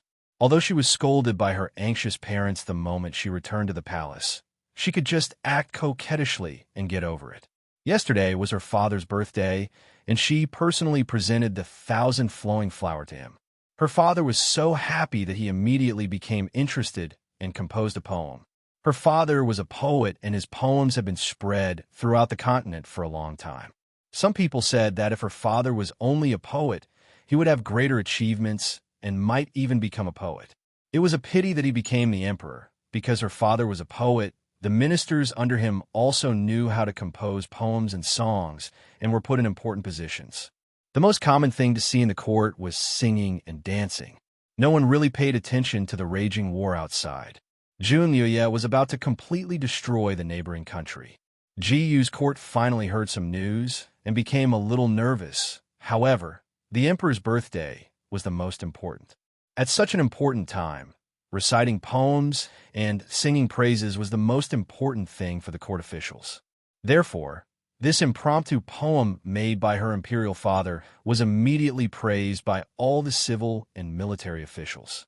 There were even some civil officials who took the opportunity to present countless poems to the little princess, praising the little princess to the heavens for a while. However, Ji was not interested in poems and was not interested in them at all. Last night, she had reported to her imperial father and imperial mother, clearly telling them that she already had someone she liked and that they had already made a secret promise. She thought that it would be a storm, but she didn't expect that her father and mother would be so open-minded about this matter. After asking about the specific situation, her father explained to her the pros and cons of marrying an assassin and asked if she was still willing. Of course, she was willing. Imperial father sighed and patted her head. Finally, he said, "Your marriage is up to you." As long as Yi Qianshang came to propose, the palace could begin preparing the dowry. Her wedding with him must be at night. At that time, the moon must be at its fullest, and the two of them will be clothed in the moonlight and swear to the moon. With the moon god as the witness, they tied the knot. The 9 prefectures rejoiced, and the world cast sidelong glances at them. Princess Ji-Yu's wedding should be this grand.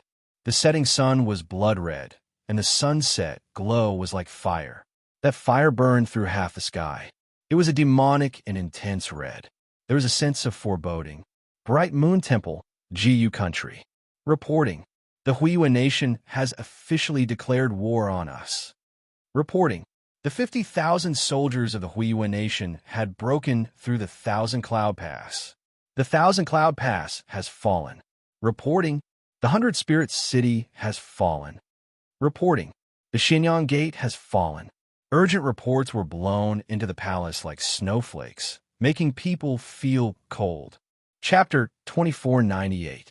Full Moon Emperor sat on the throne and looked down at the officials with a pale face. The Huiyue Kingdom had clearly come prepared this time. Although they had broken through other cities, they definitely couldn't break through Purple Moon City. No matter how many people came, Purple Moon City's barrier was said to be left behind by an ancient god. It was very powerful, and anyone who tried to force their way in would be struck to death by heavenly lightning. Only those with the moon god token could enter, and each person had one token. As long as the moon god purple crystal in the center of the city didn't break, not only would the Huiyue Kingdom not be able to break in, they would also be struck to death by lightning. Jiyu Kingdom was a country protected by a god, so although Full Moon Emperor's face was pale, his heart was still very calm. The news from the front also spread to the harem. Ji was also restless in her palace. Yi Qianshang had been gone for half a month, and there was no news of him at all. That Jun Liuye was still attacking her kingdom and clearly hadn't been assassinated and was still alive. What about Yi Qianshang? Would he fail and be captured? Would he have been beheaded by that pervert Jun Liuye? Countless terrifying thoughts appeared in her mind, making it hard for her to eat and sleep. Report: Huiwei Kingdom's 30,000 soldiers have broken into Purple Moon City. A soldier covered in blood rushed into the throne room and threw down a giant bomb before dying. Full Moon Emperor's face instantly turned pale, and he suddenly stood up.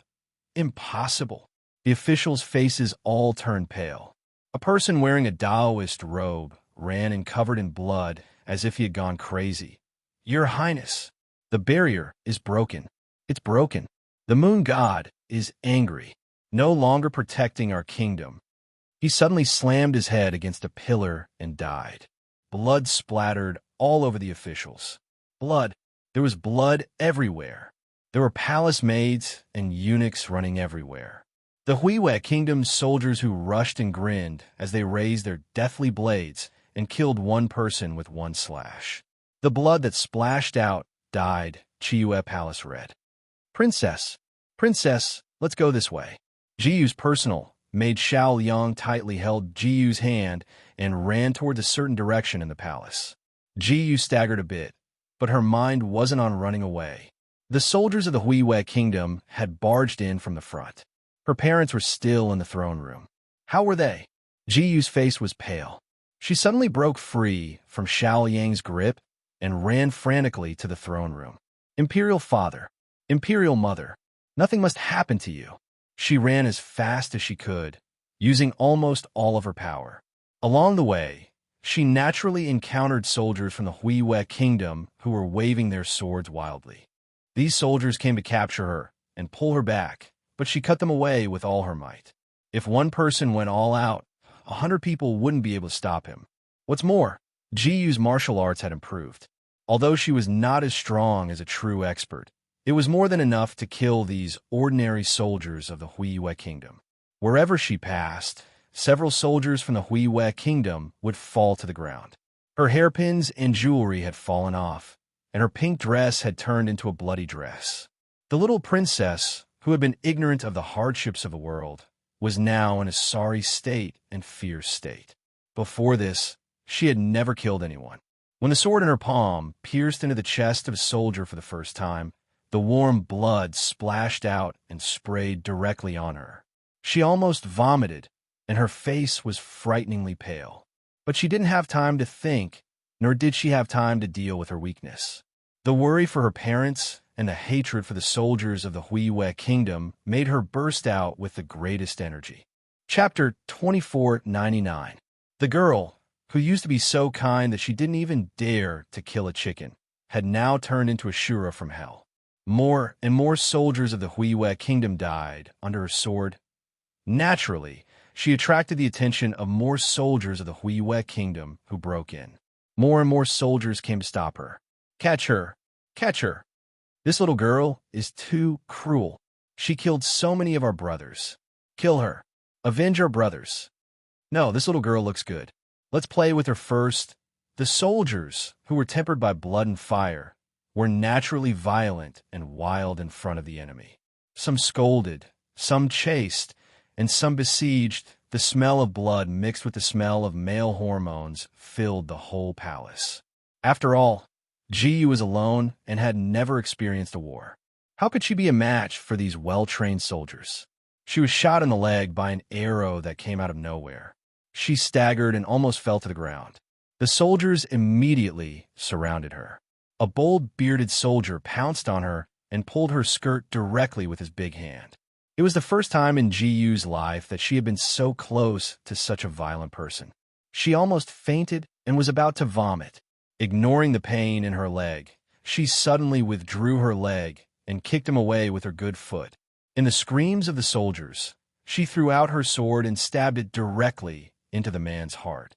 She jumped up, but the pain in her injured leg was so severe that she staggered again. She quickly supported herself with her sword. Damn it, this little girl is quite fierce. Hot enough, I like it. A man who seemed to be the leader approached her with a heavy sword in his eyes. She stepped back. A soldier behind her suddenly pounced on her, but was kicked away by her. The leader pounced on her again with a green light in his eyes. Princess Xiaoyang, who was shaken off by Ji Yu, finally broke through the encirclement of the soldiers and rushed over. She threw a flame flower on the spot. With a loud bang, a circle of smoke burst out, temporarily blocking the sight of the fierce soldiers. Xiaoyang took the opportunity to pull Ji Yu's hand and ran out. Princess, don't fight. Come with me. Xiaoyang's hand was so strong that Ji Yu felt that her wrist was about to be broken by her. Xiaoyang led her to run among the soldiers and kill them. The sword in her hand flashed, and from time to time, it swept past the soldiers of the Huiyue kingdom who came to stop them. Her movements were swift and precise, and she was invincible. Ji Yu's eyes widened. Xiaoyang, who had always been gentle and weak in front of her, was actually a hidden martial arts master. Looking at his ability and reaction speed, it was obvious that he had undergone special training. However, at this time, she had no time to ask about Xiaoyang's martial arts. She grabbed Xiaoyang's hand and said in a trembling voice, Xiaoyang, save my father and mother. Save my father and mother. Xiaoyang's feet paused for a moment, and then he flew away with her. Princess, you should save your life first. His Majesty and Her Highness. Heaven helps the worthy. The cooked duck flew away just like that, and the soldiers were naturally unwilling to give up. They yelled and shouted as they chased after them. Stop them. Don't let them escape. Chaos, blood, screams of people around, and the sound of swords piercing into flesh in the face of war. Human lives were as cheap as grass, cut off one by one. Ji Yu's mind was in a mess. There was only one thought in her mind. Even if she died, she would die with her parents. She did not want to live alone. Chapter 2500. In the chaos, a few silver lights flashed and shot toward them. The silver light was extremely fast and powerful, bringing with it a sharp whistling sound. Liang and Ji, you were killing the soldiers blocking the way. When they realized that something was wrong, the silver light had already rushed to them.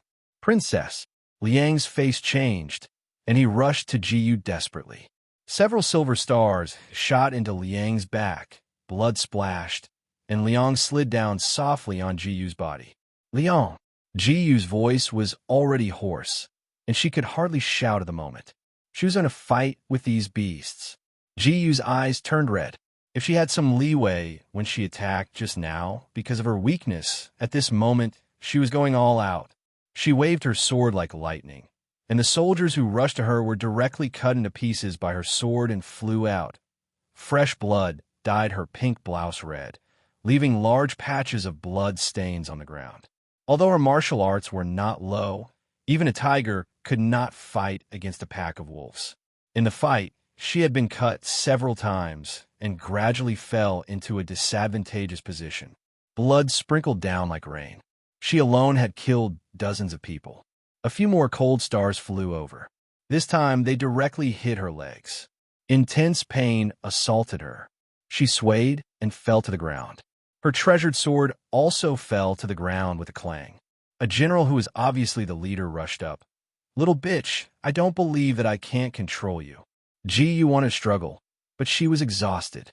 The general's face was ferocious, and he tore open her collar. Suddenly, he paused, and his eyes fell straight on the necklace hanging on Ji Yu's neck. He trembled in fear. Suddenly he felt a chill on his back, and blood splashed, and then he was kicked away. Ji Yu felt dizzy, and her vision was getting darker and darker. In her blurred vision, a man walked quickly, with endless anger and killing intent in every step. Wherever he passed, blood splashed, and countless soldiers of the Huiyue kingdom fell down. General, one of the soldiers knelt there, trembling in fear. His face was filled with unconcealable fear as he looked at the man in black robes walking towards him. It was as if he was looking at the Grim Reaper. General, we are the Crown Prince's subordinates. Before he could say a second word, he was killed by the man with a sword. The man walked in front of Ji Yu and looked down at her from above. He wore a ferocious ghost mask on his face, making it impossible for others to see his true expression. He only felt that this person's aura was extremely cold, as if it had been frozen for 10,000 years. It was cold and austere. Ji had lost so much blood that she could barely see anything. She stared at the person and suddenly trembled. She reached out her trembling hand. "Qianshang, is that you?" That person did not move. His demonic face was ferocious as his cold voice rang out. "I am Jun Liuye." Ji was shocked. Her mind became clear for a moment, and her little hands clenched tightly. It was this demon. This demon had destroyed her country and destroyed her family. Why wasn't he dead yet? Why didn't God take him in? "You deserve to die." Ji had never scolded anyone before. All her hatred was transformed into this sentence. Her voice trembled slightly. "You've killed so many people. There will be retribution." Her large eyes were bloodshot with hatred. Jun Liuye looked down at her. His eyes narrowed, and his voice was cold. "On a battlefield, it's either you die or I die.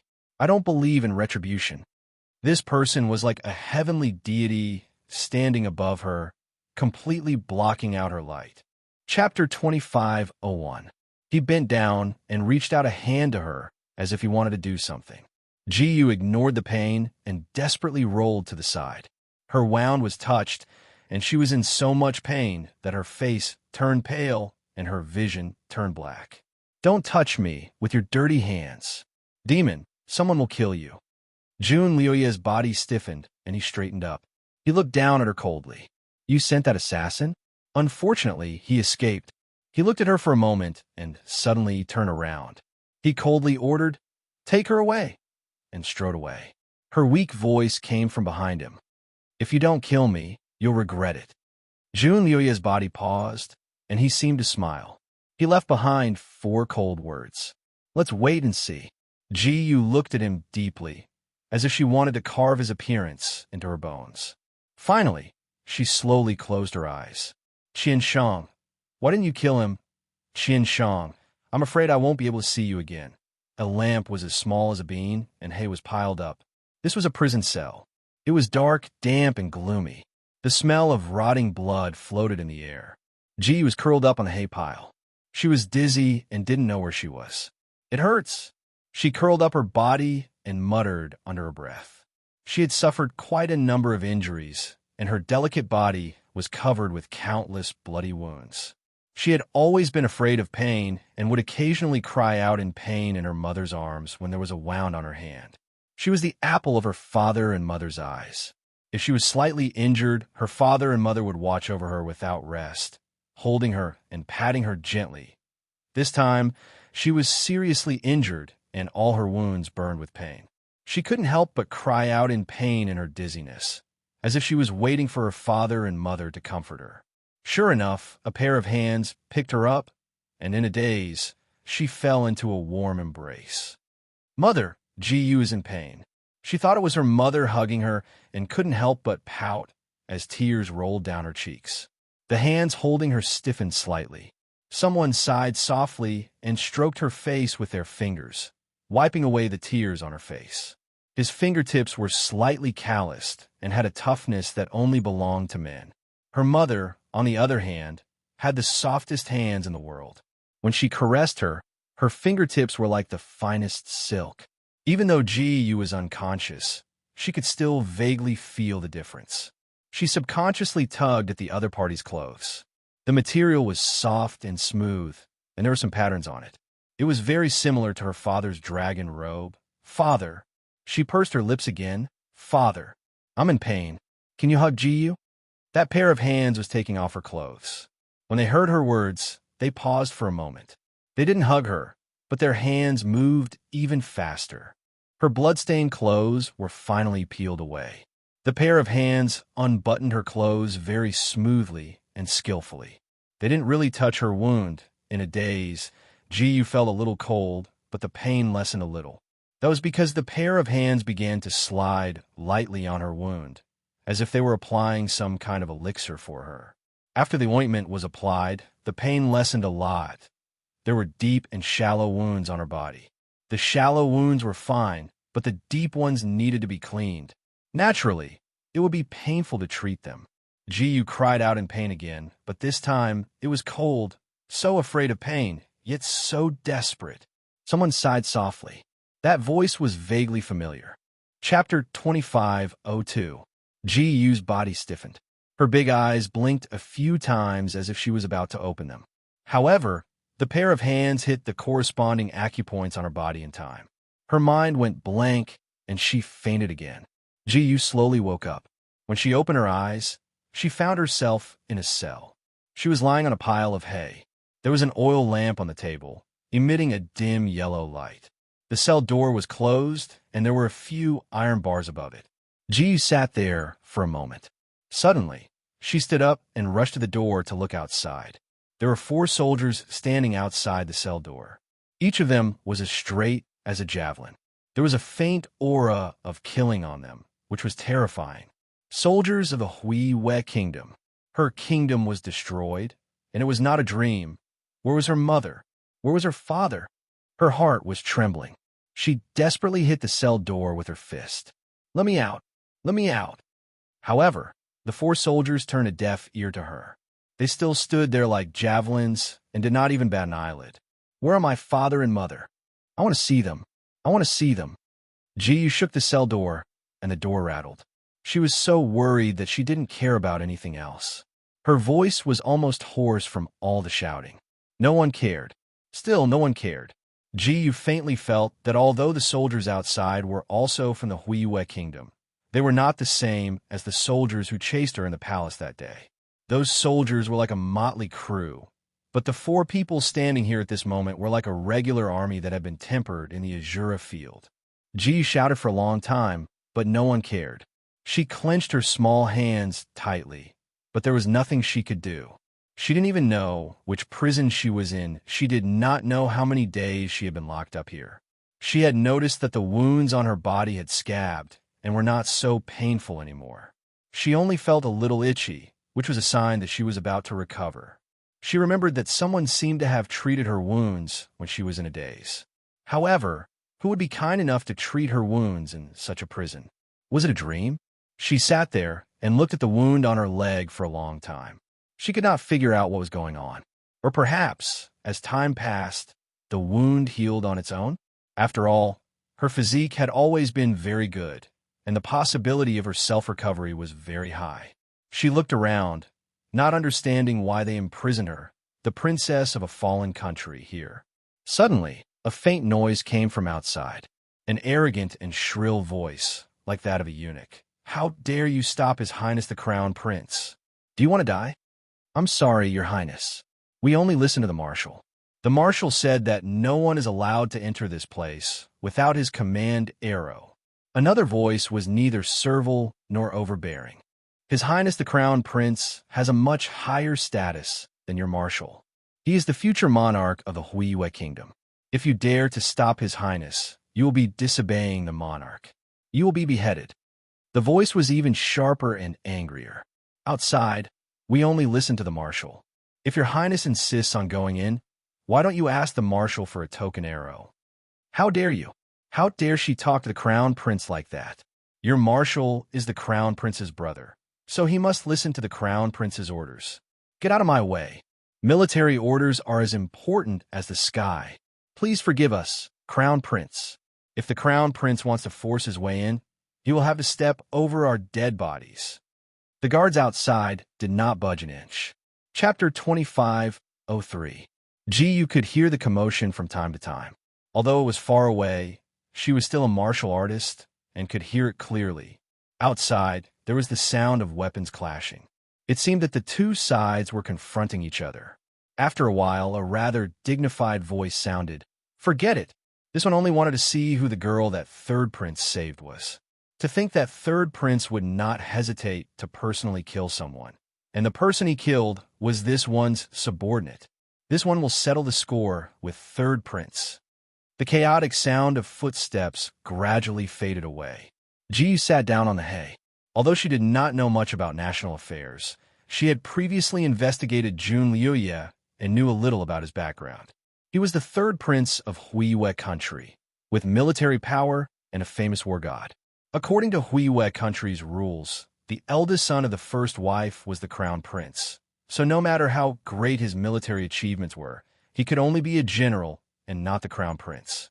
The crown prince was his second brother, the empress's son, who was 2 months older than him. It was said that he was a hedonistic son. She did not expect that the hedonistic crown prince would also come this time. Could it be that the people who killed the palace maids and eunuchs were the crown prince's people? Jiyu's mind was filled with questions. Forget it. Jun Liuye was the general who attacked Jiyu country this time. So he was the one who destroyed her country and destroyed her family. Neither he nor the crown prince were good people. They were both her enemies. As long as she did not die, she would take revenge. That person did not kill her, so he must have other uses for her. Jiyu began to go on a hunger strike. She didn't even look at the food that the 4 guards outside brought in, let alone eat it. At first, the food was just ordinary pasta and vegetables. Later, in order to let her eat, the food was changed, and some of them were even things that she liked very much. But since Jiyu had already made up her mind, she wouldn't change her mind. She wouldn't eat it. Not only did she go on a hunger strike, she also cut off water. She was originally injured, so after going on hunger strike for 3 days, she was dizzy and had lost a lot of weight. She was lying on a small bed. This small bed had been changed for her by the 4 guards who were guarding her 3 days ago. Although the bedding was rough, it was soft and dry, much more comfortable than the pile of hay. She lay on the bed and began to have nightmares. One moment, she dreamed that her parents were killed by the rebel army. Another moment, she dreamed that she was desperately killing people when she was fleeing from the palace. And then she dreamed that Xiao Yang was standing in front of her bed, covered in blood. She broke out in cold sweat, but she couldn't wake up from the nightmare. Was she going to die? In her daze, she seemed to feel her body being forcefully lifted up by someone. Her mouth was forcefully pried open, and a stream of warm water was fed into her stomach, seemingly moistening her dry throat. Before she could react, another mouthful of porridge entered her mouth. Her mind finally cleared up a little. Although she couldn't open her eyes, she still remembered that she was on a hunger strike. She tried her best to spit out the porridge, but someone forcefully grabbed her chin and blocked her mouth with his lips. Her nose faintly smelled a familiar scent. In a daze, she blurted out 2 words, Qianshang. She had porridge in her mouth, so the 2 words were blurred out. Her lips were blocked, but in an instant, a hand wiped her throat and forced her to swallow the porridge. She struggled again, but her wrist was clamped down. A voice whispered in her ear, "If you want to see your father and mother, you'd better eat obediently." Chapter 2504. The voice was magnetic and cold, with the coldness of an iron-blooded general who had been on the battlefield for a long time. Jiyu shuddered. She wanted to open her eyes, but she didn't have the strength to do so, so she fainted again. Be good, eat another bite. My poor mother is here." Jiyu suddenly heard a familiar voice in her daze. It was her father and mother. She was shocked and suddenly opened her eyes. It was indeed her father and mother's faces in front of her. Although they were in a sorry state, they were still alive and were surrounding her, right next to her. Furthermore, she wasn't in a dark prison cell. Instead, she seemed to be in a small palace. She was familiar with the layout of this palace, which was similar to Jingxi Palace. Jingxi Palace was a cold palace, which was originally a place to imprison those imperial concubines who had committed crimes. However, although Jiyu's father wasn't good at ruling the country, he was a true sentimental person. He only married Jiyu's mother in his life, so he naturally wouldn't imprison them in the cold palace. Therefore, this cold palace existed in name only. Jiyu used to play here when she was young, so she vaguely knew the layout of this place. Jiyu always thought that her father and mother had been killed. Now that she saw that they were fine, she was relieved and no longer wanted to seek death. She was willing to eat. In just a few days, her imperial father and imperial mother had aged quite a bit. Her father's once straight back was hunched, and half of his hair had turned white overnight. Her mother, who had always been elegant and charming, had countless wrinkles on her face, showing her old age and vicissitudes of life. The country had been destroyed, and the family was about to die. What would happen to their family? From her father and mother, Jiyu learned that the Jiyu kingdom had truly been destroyed. Those ministers had either died for the country or surrendered. None of them were left. Her family of 3 was imprisoned here, and outside were the guards of the Huiyue kingdom, who were like iron buckets. They couldn't escape at all. Every day, it was a female general who delivered food to them. This female general was as cold as a stone, just like the guards outside. Every time she put down the food, she would leave without saying a word. Jiyu could even vaguely sense hostility from her. She didn't care, nor did she have the time to care. After losing the support of his ministers, her father was like an ordinary person. At this moment, he could only panic because he didn't know how long he, the ruler of a fallen country, could live. He will kill us, he will. When Sky Moon Country was destroyed by him, he killed the entire royal family of Sky Moon Country, leaving no one alive. Jiyu's father began to ramble again. In the 3 days since Jiyu woke up, she had heard this sentence dozens of times. Jiyu's body was pretty good. After 3 days of recuperation, she had almost recovered. Even the injuries on her body were mostly healed. Other than the female general, no one else came to visit during these 3 days. It was as if her family of 3 had been forgotten. Jiyu was a child who grew up in a greenhouse. She didn't know what to do when faced with such a sudden change. Her mind was a mess, and her imperial father's nagging made her heart even more confused. She couldn't figure out at all. She had also heard of some of Jun Liuye's brutal deeds. His army was invincible wherever they went. If the officials in the capital were tactful enough to open the door and surrender, he would give them enough gold and treasures to ensure that they did not have to worry about food and clothing. Chapter 25:05. Not only that, they even opened the granaries to sell food to win the hearts of the people. If the resistance was strong, then the day the city was breached would be the day the city was massacred. Not only would the officials and soldiers who resisted be killed, even the people who ran to the top of the city to help fight the war would not be spared. Because of this, wherever his army went, the guards of the state capitals would not dare to resist and would open the city gates to surrender. Even if the officials were loyal to the emperor and wanted to resist, their subordinates and the people would strongly oppose it. There were even cases where the people killed the officials and opened the city gates themselves. The Cloud Underworld continent was originally an entire continent. It had been united countless times and divided countless times. The common people lived together just like the 5 dynasties and 10 kingdoms of the past. The establishment of these countries was nothing more than the separation of the warlords. No matter who ruled them, most of the people would not feel humiliated. Many of the people even hoped that the entire continent could be united. This way, there would be less wars, and the people would be able to recuperate more easily. It was because of this that his army could come so quickly and so fiercely. When a small country was destroyed, the obedient subjects could be spared and given a way out. However, the ruler of the country could not be spared. This was the so-called cutting the weeds and eliminating the roots. In Jiyu's era, although the entire Cloud Underworld continent was mainly supported by the 3 big kingdoms, there were still some small kingdoms that were subordinate to them. These small kingdoms were content to stay in a corner and relied on the big kingdoms that were closest to them. Now, those small kingdoms were almost completely destroyed. The royal families of those small kingdoms were either slaughtered or captured as slaves for eternity. Some were even tattooed on their faces and sent far away to desolate lands. It could be said that none of them had a good ending. It was also because of this that Jiyu's father, the Full Moon Emperor, was so anxious and uneasy, like an ant on a hot pan. How could the kingdom be destroyed? How did they breach the Purple Moon City? The Purple Moon City was protected by the Spirit Barrier. Without the Moon God token issued by the royal family, the enemies could not enter at all. The inspection at the city gate was also very strict.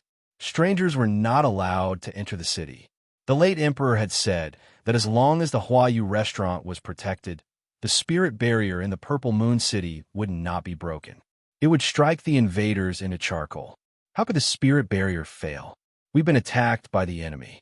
So many enemies have entered the city, but not a single heavenly thunder has struck down. Could it be that the heavens want our GU country to perish? Full Moon Emperor muttered listlessly.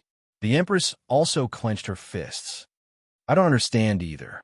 The failure of the barrier should be due to an accident with the crystal in the Huayue Tower. However, the Huayue Tower itself has a barrier. Without a special token, outsiders can't enter at all. The people who can enter are all people His Majesty absolutely trusts. Who would destroy the crystal? Jiyu's mind had been muddled these days. Now that she suddenly heard her father's words, her heart suddenly sank. His hands and feet suddenly turned cold. Could it be that it was Qian Shang who went in to destroy the crystal? No, it can't be. He was an assassin, not a citizen of the Huiyue Kingdom. Why would he do such a thing? Besides, it was purely a coincidence that she found him. He treated her so well, liked her so much, and even said that he wanted to marry her. He would never do such a thing. If he married her, he would be the prince consort of GU country and would be able to hold great power in his hands. It would be much better than him being an assassin. The destruction of GU country would only bring him harm and no benefits. He wouldn't do such a stupid thing. Chapter 2506. She couldn't doubt him. While GU was trying her best to comfort herself, the female general came to deliver food again. This time, there were 4 dishes, 1 soup, and 3 bowls of rice. For the first time, the female general's sharp eyes fell on GU. After sizing her up for a while, she suddenly said, "This meal is delicious. The rice is precious, so don't waste a single grain of rice. That's the only way to survive." She was obviously implying something. After the female general left, Emperor Yuan Yu pondered her words for a while. His face changed slightly, and he immediately said, "I'm afraid that Jun Liuye is going to do something to us. This meal might be our last meal." His words made the mother and daughter's faces turn pale. The Empress burst into tears. "You and I are already old, so it's fine if we die. But our daughter is still in her prime, a flower that hasn't fully bloomed yet. If she is harmed like this, won't he kill me? Your Majesty, is there any way to help our daughter escape?" Emperor Yuan Yu was a man who had been an emperor before, so he was still decisive at critical moments. His eyes fell on the food. "Perhaps our chance of survival lies in these dishes." Emperor Yuan Yu's guess was right. There was indeed a secret in the dishes. At the bottom of Jiyu's bowl, he dug out a piece of paper. There was only a short line of words on it. "Tonight at midnight, reinforcements have arrived."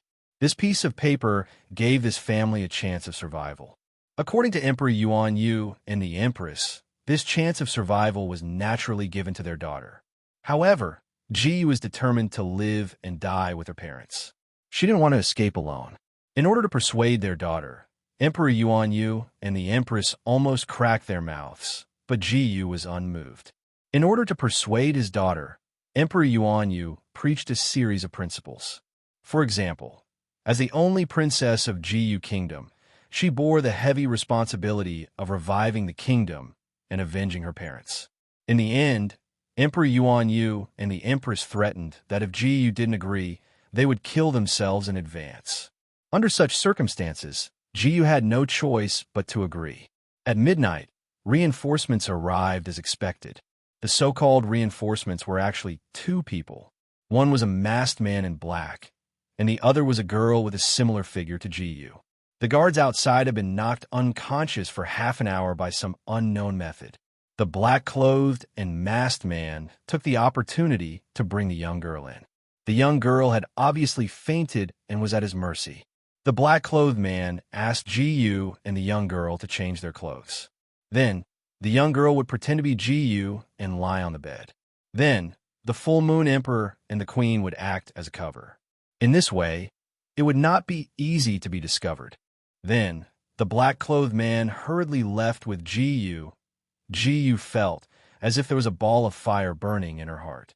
She felt like she was in a nightmare that she couldn't wake up from. She missed her parents, but she had no choice but to escape alone with others. Originally, she was doted on by her parents. As long as she cried, she could get everything she wanted. Now, her tears were almost dry, but she couldn't wake up from this nightmare no matter what.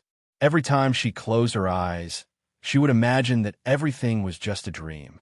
When she woke up, Jiyu country would still be peaceful and prosperous. She would still be the most pampered princess of Jiyu country, getting whatever she wanted. But every time she opened her eyes, she was faced with a nightmarish reality.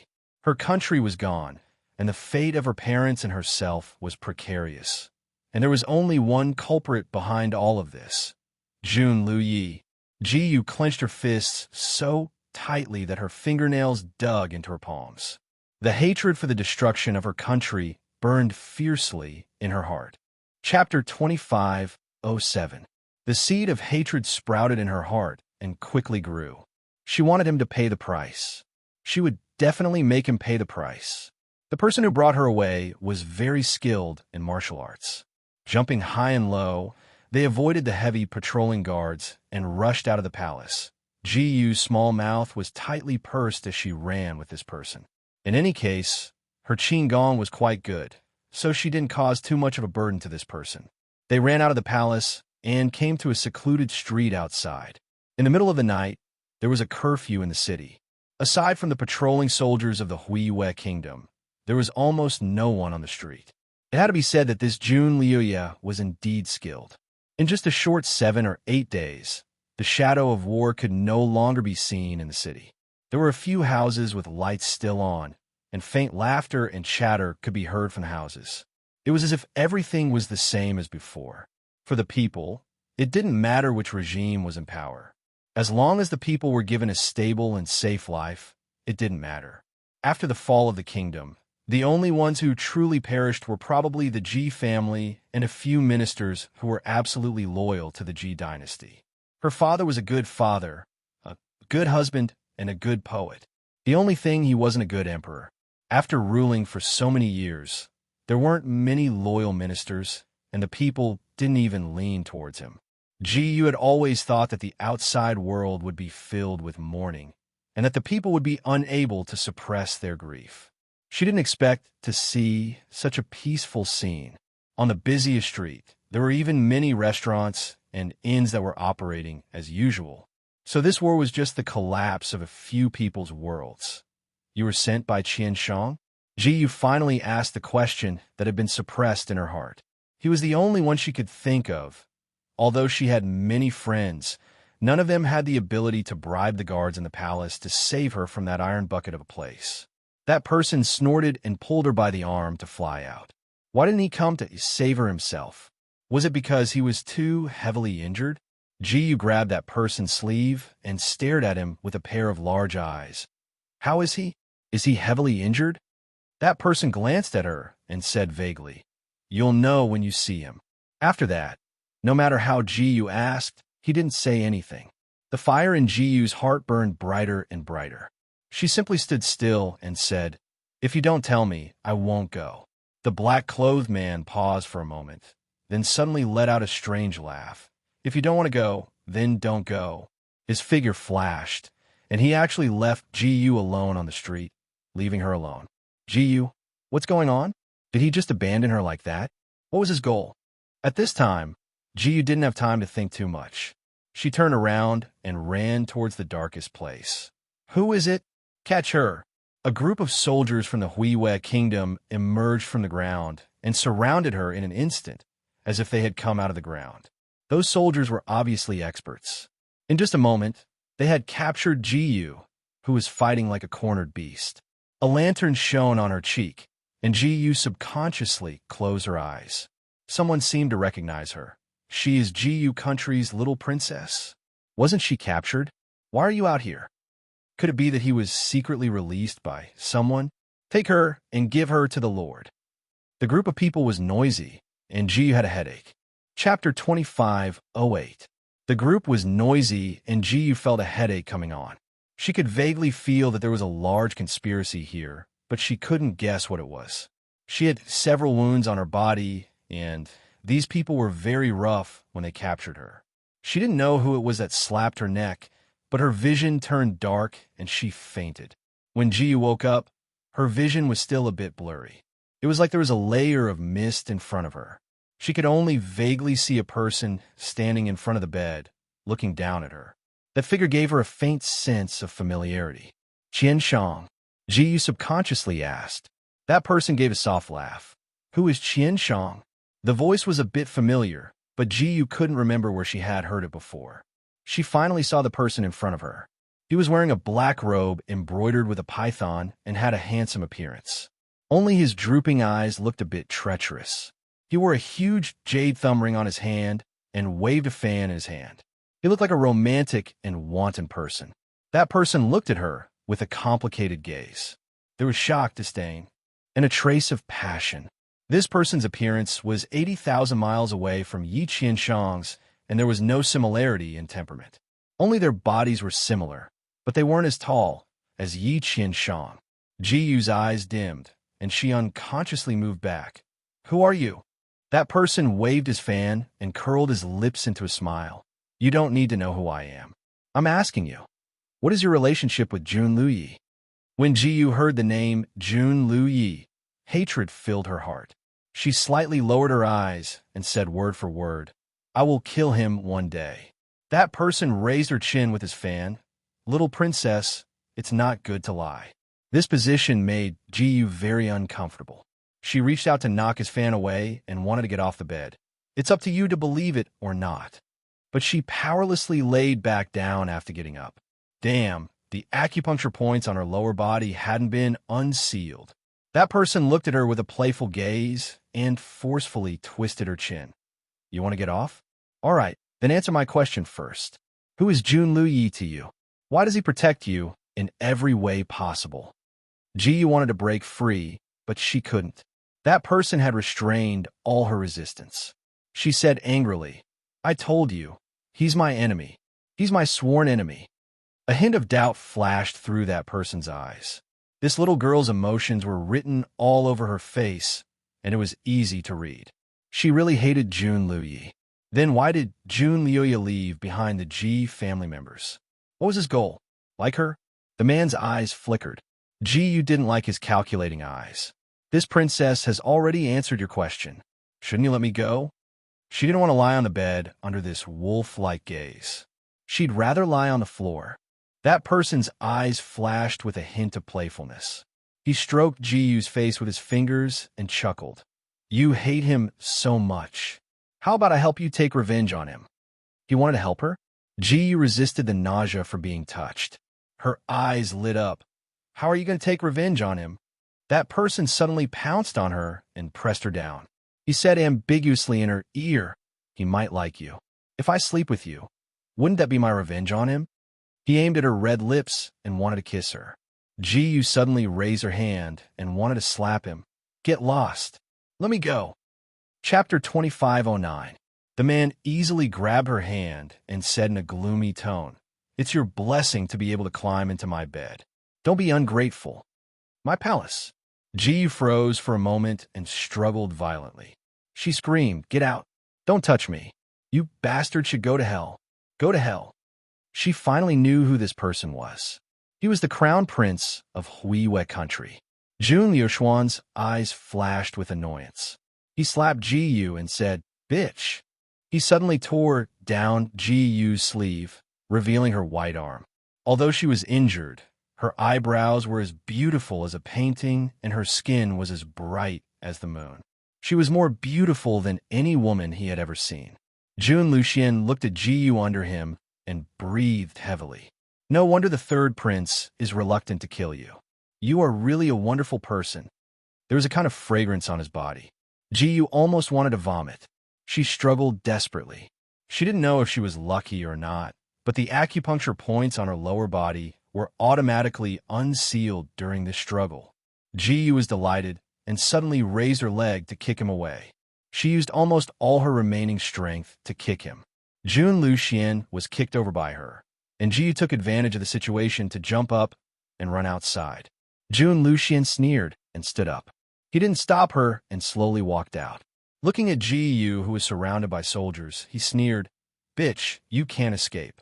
Naturally, the crown prince's courtyard was heavily guarded and heavily guarded.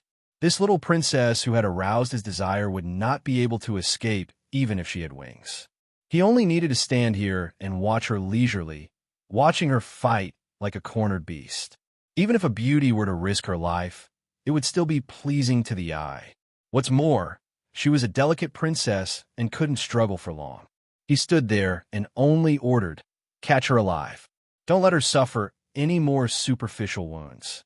How disappointing would it be if such a beautiful and delicate princess had more wounds? With this order, his subordinates suddenly became a lot more timid. They didn't dare to use their big moves on her.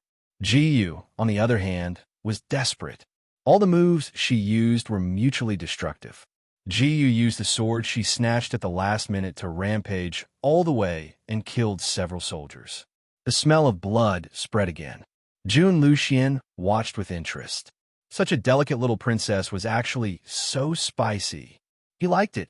As for the life and death of his subordinates, he did not care. He had a lot of soldiers, so even if 8 or 10 of them died, it wouldn't be a big deal. Hearing the commotion, more and more soldiers came to surround them. The light from their swords and sabers was dazzling. Jun Lucian waved his fan and smiled. With so many people, even if she was worn down, she would still be worn down to death. Sooner or later, this little princess would be his. Jiyu fought for more than an hour, but in the end, she was no match for the number of people here. She didn't know which expert came out, but he sealed her acupuncture points with silver needles. Jiyu's face paled, and she weakly fell to the ground. Jun Lucian chuckled and slowly walked over. Wherever he passed, the soldiers moved aside. Jun Lucian stepped on the ground full of blood and came in front of Jiyu. He lifted Jiyu's sweaty chin with his fan. "Do you think you are still a princess? Right now, you're just my slave. Although I like your spicy taste, I still have to teach you a lesson so that you can learn to be more obedient." His expression turned cold as he took a step back. "Men, drag her to the torture chamber." Whip, knife, there were all kinds of torture tools in the torture chamber, exuding a strong smell of blood and decay. Jiyu's hands were tied tightly, and she was hanging there. She was completely helpless. Chapter 25:10. She had been living in the light and warmth all her life. When had she ever seen such a dark side? Everything here was new and terrifying to her. Jun Lucian used all kinds of torture equipment to kill a prisoner in front of her. The prisoner's screams made all the hairs on Jiyu's body stand on end. Her heart trembled. She was not afraid of death, but to suffer like this, she wanted to bite her tongue to commit suicide, but Jun Lucian was already prepared. Her mouth was blocked by a rag. Jun Lucian used the whip to lift her chin. "Little princess, how do you feel?" Jiyu couldn't say anything, but her eyes clearly expressed 2 words: pervert. Jun Lucian smiled. "How do you think this prince will deal with you?" "Kill me." Jiyu's mouth made 2 sounds, barely able to speak. Although the words were vague, Jun Lucian understood. He raised his head and smiled. This prince is reluctant to kill such a wonderful person. However, this prince will leave a mark on your body. He took out a red-hot iron from the silver charcoal stove next to him and waved it in front of Jiyu. "This prince will give you a stamp." With a rip, her clothes were torn open, revealing her snow-white shoulder. Jiyu's face was deathly pale. She struggled with all her might, but her body was restrained. She could only watch as the red-hot iron fell toward her shoulder. Rip! A scream was followed by the smell of burning flesh. The lights in the torture room dimmed and suddenly went out. Jiyu did not feel the burning pain she expected. Instead, she heard an ear-piercing scream. Following that, her bound hands loosened, and she fell into an embrace that emitted a faint fragrance. Her eyes suddenly widened, but the torture room was too dark. She could not see anything. She subconsciously wanted to scream, but her mouth was still stuffed with a rag, so she could not scream. She was stunned for a moment. She felt that she was being carried out of the torture room. All of this happened too quickly, so quickly that no one could react in time. The Crown Prince's guards outside the torture room did not see anything. When they noticed that something was wrong inside the torture room, they rushed in and lit up the lights. The scene in front of them made everyone stunned. The noble and distinguished Crown Prince was lying on the ground screaming like a pig being slaughtered. There was a large cheap word on his handsome face, which was very shocking. And the little Princess Jiyu, who had been tied up, was nowhere to be seen. Ji Ru was in a dream. That person was holding her and flying through the air. The scene in front of her quickly flashed, and she could not see the scenery around her. But her heart that was in the air calmed down. Yi Qianshang. It was Yi Qianshang Yi. She recognized the smell on his body. She recognized of his aura. Although he was dressed in black like an Azura of the Dark Knight, and even covered his face with a black cloth, she knew it was him. He finally came to save her. He did not give up. Ji Yu's large eyes were filled with tears. The tears rolled down and fell on the arm holding her. His arm slightly stiffened, and his flying body slightly stopped. Good girl, sleep first. His large palm gently stroked the back of her head, and Ji Yu immediately dozed off, closing her eyes in his embrace. In her daze, she seemed to hear him sigh faintly. What should I do with you? The voice seemed to come from the sky. It was like a dream, and then Ji Yu fell asleep. Chapter 25:11. Ji Yu's eyelashes trembled, and she opened her eyes. There was a person standing by her bed.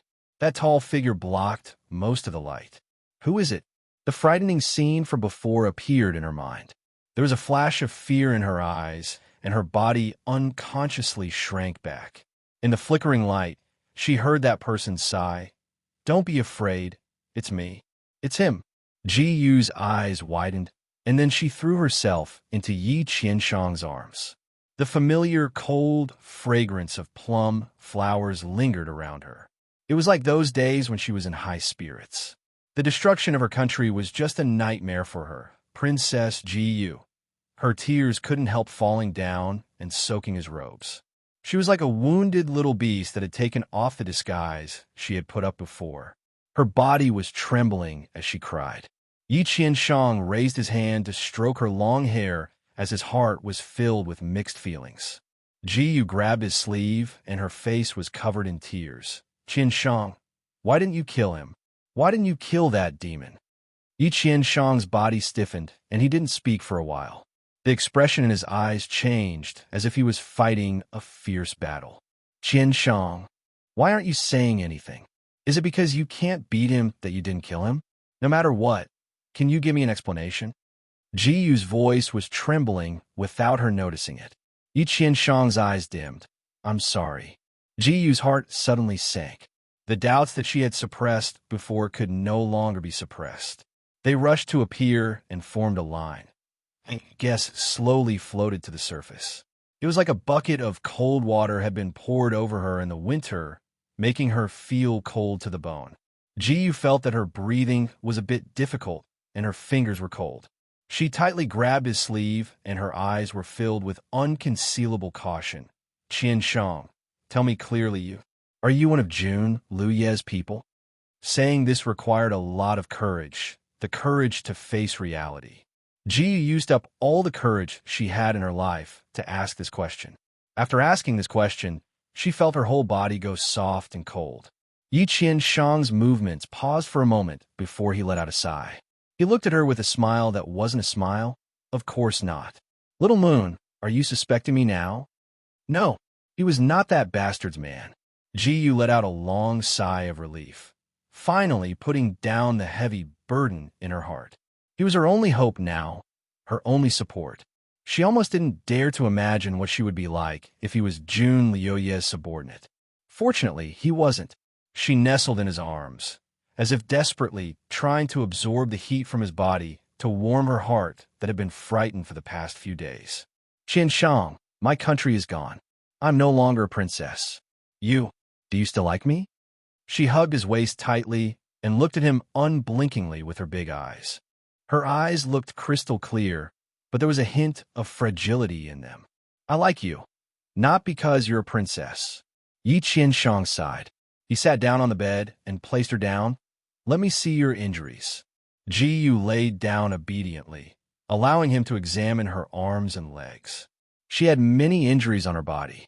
Although most of them had formed scabs, there were still a few places where the scabs had cracked and blood was seeping out. In the past, the girl looked like she was carved out of white jade. Not to mention wounds. Not even a small scar could be seen on her body. But now, Chapter 25:12. Yi Qianshang's eyes were dark as he took out a bottle of ointment from somewhere and applied it on her. The ointment was cool, and not only did it soothe her wounds, it also calmed down her restless heart. Ji couldn't help hugging his arm and rubbing her little face against his arm. Qian Shang, luckily, I still have you. I only have you left. She was like a well-behaved kitten as she leaned against his side in trust. She was also very tired after half a day of fright. She closed her eyes and wanted to sleep for a long time. But there was an urgent matter in her heart that she couldn't let go of. Qian Shang, my royal father and royal mother are still in the palace, and they are in danger. I don't know what kind of method that pervert will use to torture them. I'm very worried. Yi Qianshang paused before stroking her hair. Don't worry, your parents. I'll think of a way. Ji Yu let out a sigh of relief.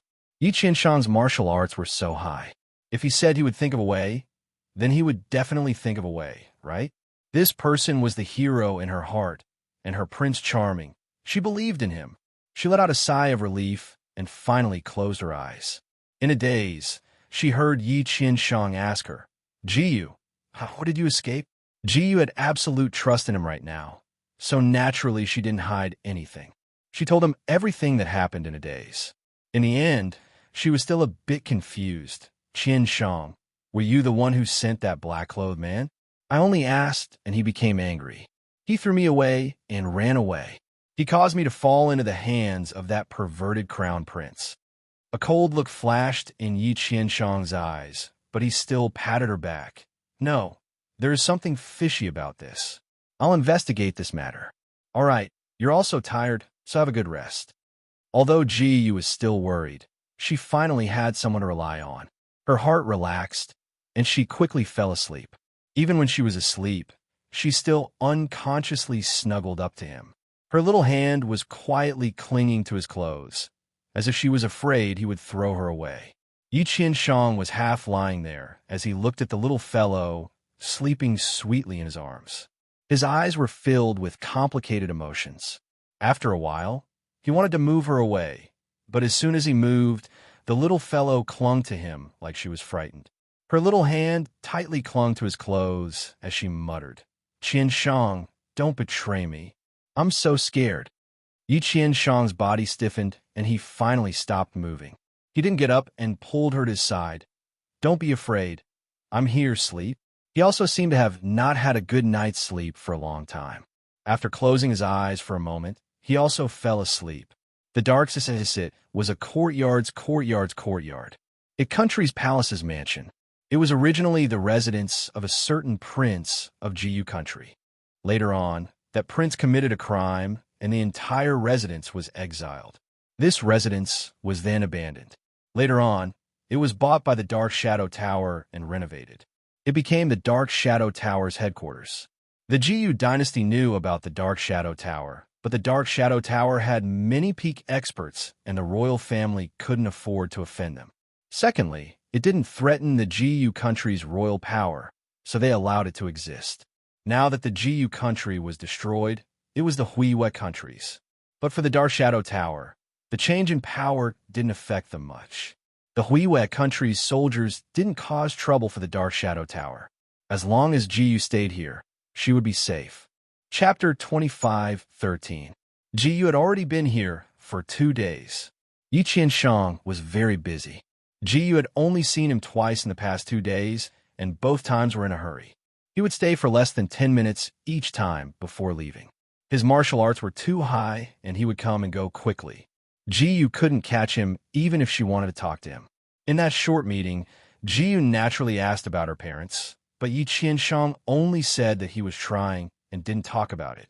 Jiyu also knew that it wouldn't be easy to save her parents from the heavily guarded palace, so although she was very anxious, she couldn't rush him. Not to mention that the number of times she could see him was pitifully small. She couldn't leave the Dark Shadow Tower because there were people chasing her outside. It was said that people were chasing her all over the city. These past 2 days weren't normal torment for her. The people in the Dark Shadow Tower were very good to her and protected her very well, but she didn't know if it was because they weren't normal people, but they didn't talk normally and the other side would know what to do with just a gesture. They were also like this in front of her. Other than the most important words, they didn't say a single word. Ji Yu was very bored, and adding in the worry for her parents' safety, her temper became a bit irritable. On the sixth day, Ji Yu's princess temper finally flared up when she saw Yi Qianshang. She wanted to go out for a walk. She wanted to go out and see.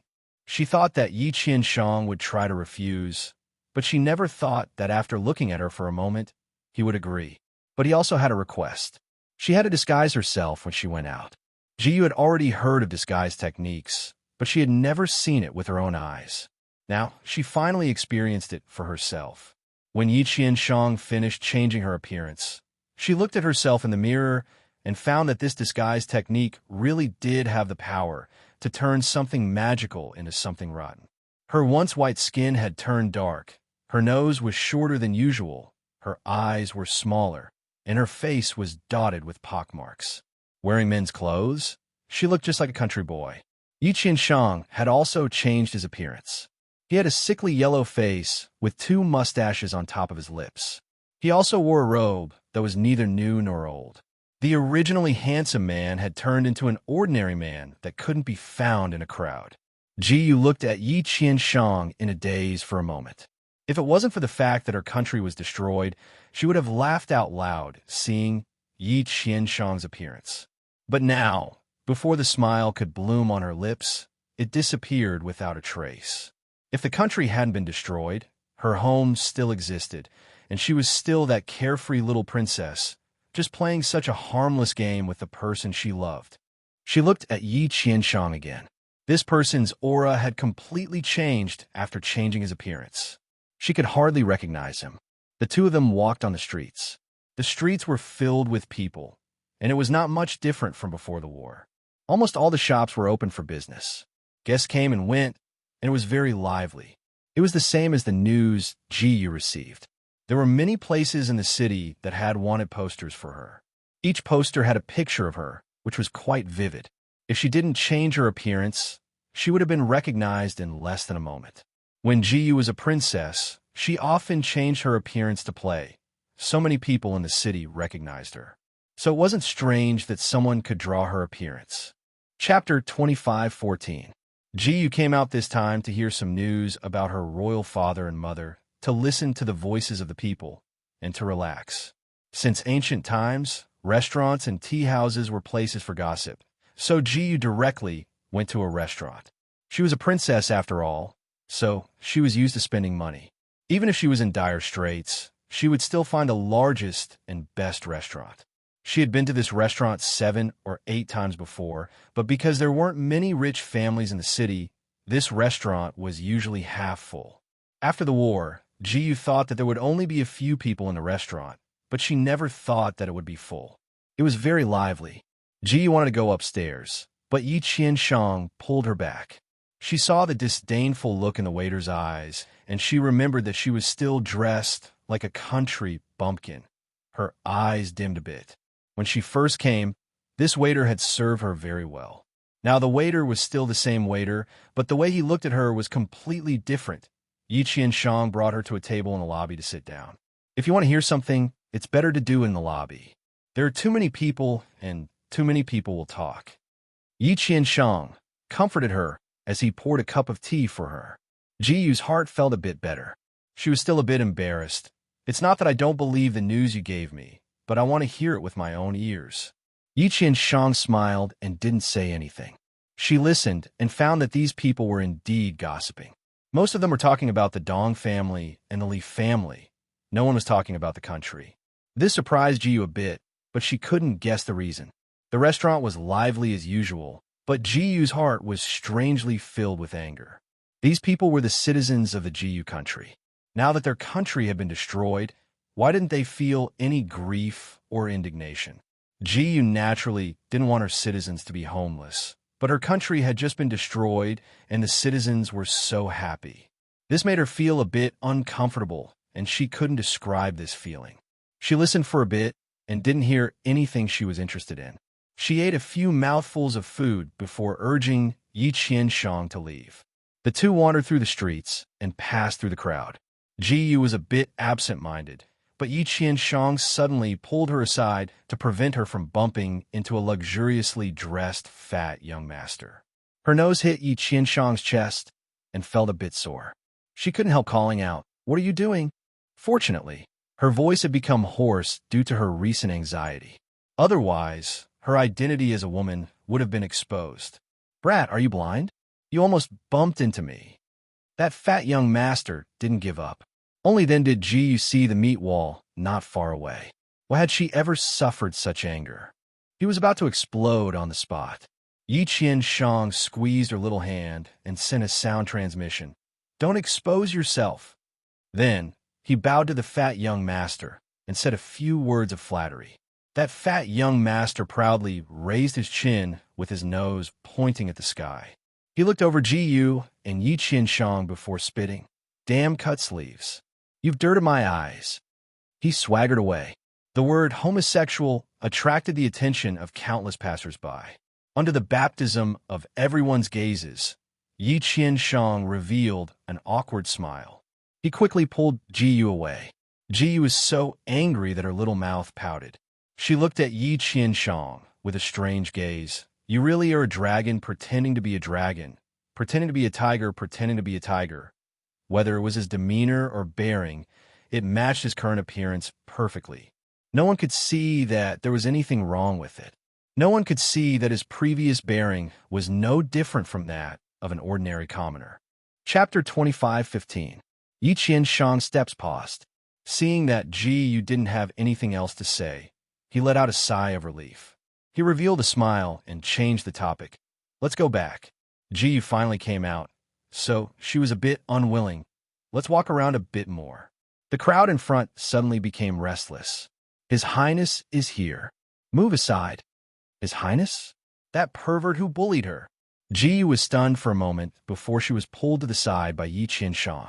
Most of the people were hiding on the side of the street, so it was quite crowded. Yi Qian-shang calmly opened his arms and protected her in his embrace. There were so many people around her, but no one could get close to her. There was the sound of horse hooves and the panicked screams of the crowd. After a while, a group of people appeared on the street like a whirlwind. On this bustling street, these people didn't slow down at all. From time to time, people's stalls and things they couldn't take away were kicked away by the horse hooves. The person in the lead wore a dark golden robe embroidered with several dragons bearing their fangs and brandishing their claws. He wore a white jade mask on his face, making it impossible to see his features. But from his figure, it should be the crown prince, Jun Luxian. Ji Yu suddenly clenched her fists. Yi Qian-shang placed a hand on her shoulder and said to her, "Don't act rashly." Ji Yu knew that she couldn't casually make a move right now, so she gritted her teeth and endured it. Jun Luxian had his tiger wolf guards by his side. This group of people rode their horses as if there was no one around, leaving a mess wherever they went. When they passed by Ji Yu, Jun Luxian's eyes suddenly stopped in Ji Yu's direction. With a loud shout, "Stop!" The group of people suddenly stopped. Ji Yu's eyes opened wide as she tightly gripped the dagger hidden at her waist. Shwa! The whip flew out, but it wasn't aimed at Ji Yu. Rather, it swept away a girl not far away from her. That girl screamed and fell in front of Jun Luxian's horse. Jun Luxian used the whip to roughly raise the girl's chin and looked at her. His gaze was like that of a wolf or a tiger, scaring the girl so much that her face turned pale and she couldn't stop trembling. Jun Luxian snorted, and with a sweep of the whip, a bloody mark appeared on the woman's face. Jun Luxian snorted, and with another sweep of the whip, the woman rolled several times on the ground, lying on the ground for a long time, unable to move. The crown prince's actions had clearly angered the crowd. The surrounding people were filled with righteous indignation and clenched their fists in their sleeves. Ji Yu naturally angrily glared at him. If it wasn't for Yi Qian-shang calmly stopping her, she would have already jumped out. Jun Liuxuan's group whistled away, leaving behind a mess. Too arrogant, riding a horse in the middle of a busy city and whipping people at will. He is the crown prince. He has the right to be arrogant. So what if he's the crown prince? What a dandy. He's far worse than Marshal Jun, who asked her to be reincarnated into a good family. It was said that the emperor doted on him quite a bit. This time, he even took half of the credit for destroying Ji Yu country. It said that he was the one who led the troops to attack Purple Moon City.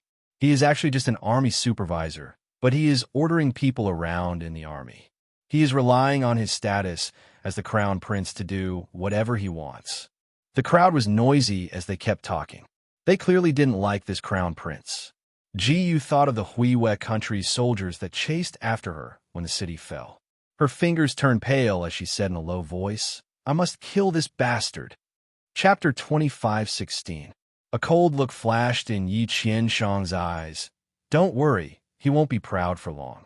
He pulled Ji away. A blue-clothed man came over. He had thick eyebrows, large eyes, and a square face. He walked in front of Yi Qianshang and whispered a few words. Yi Qianshang thought for a bit before giving him a few orders. Their voices were too low and the surroundings were too noisy, so Ji didn't know what they were talking about. Yi Qianshang's face was still indifferent, and Ji couldn't see any emotions from it. Ji was in a daze when she suddenly felt her little hand being pinched. She looked up and met Yi Qianshang's eyes. "Go back with him first. I have something to take care of."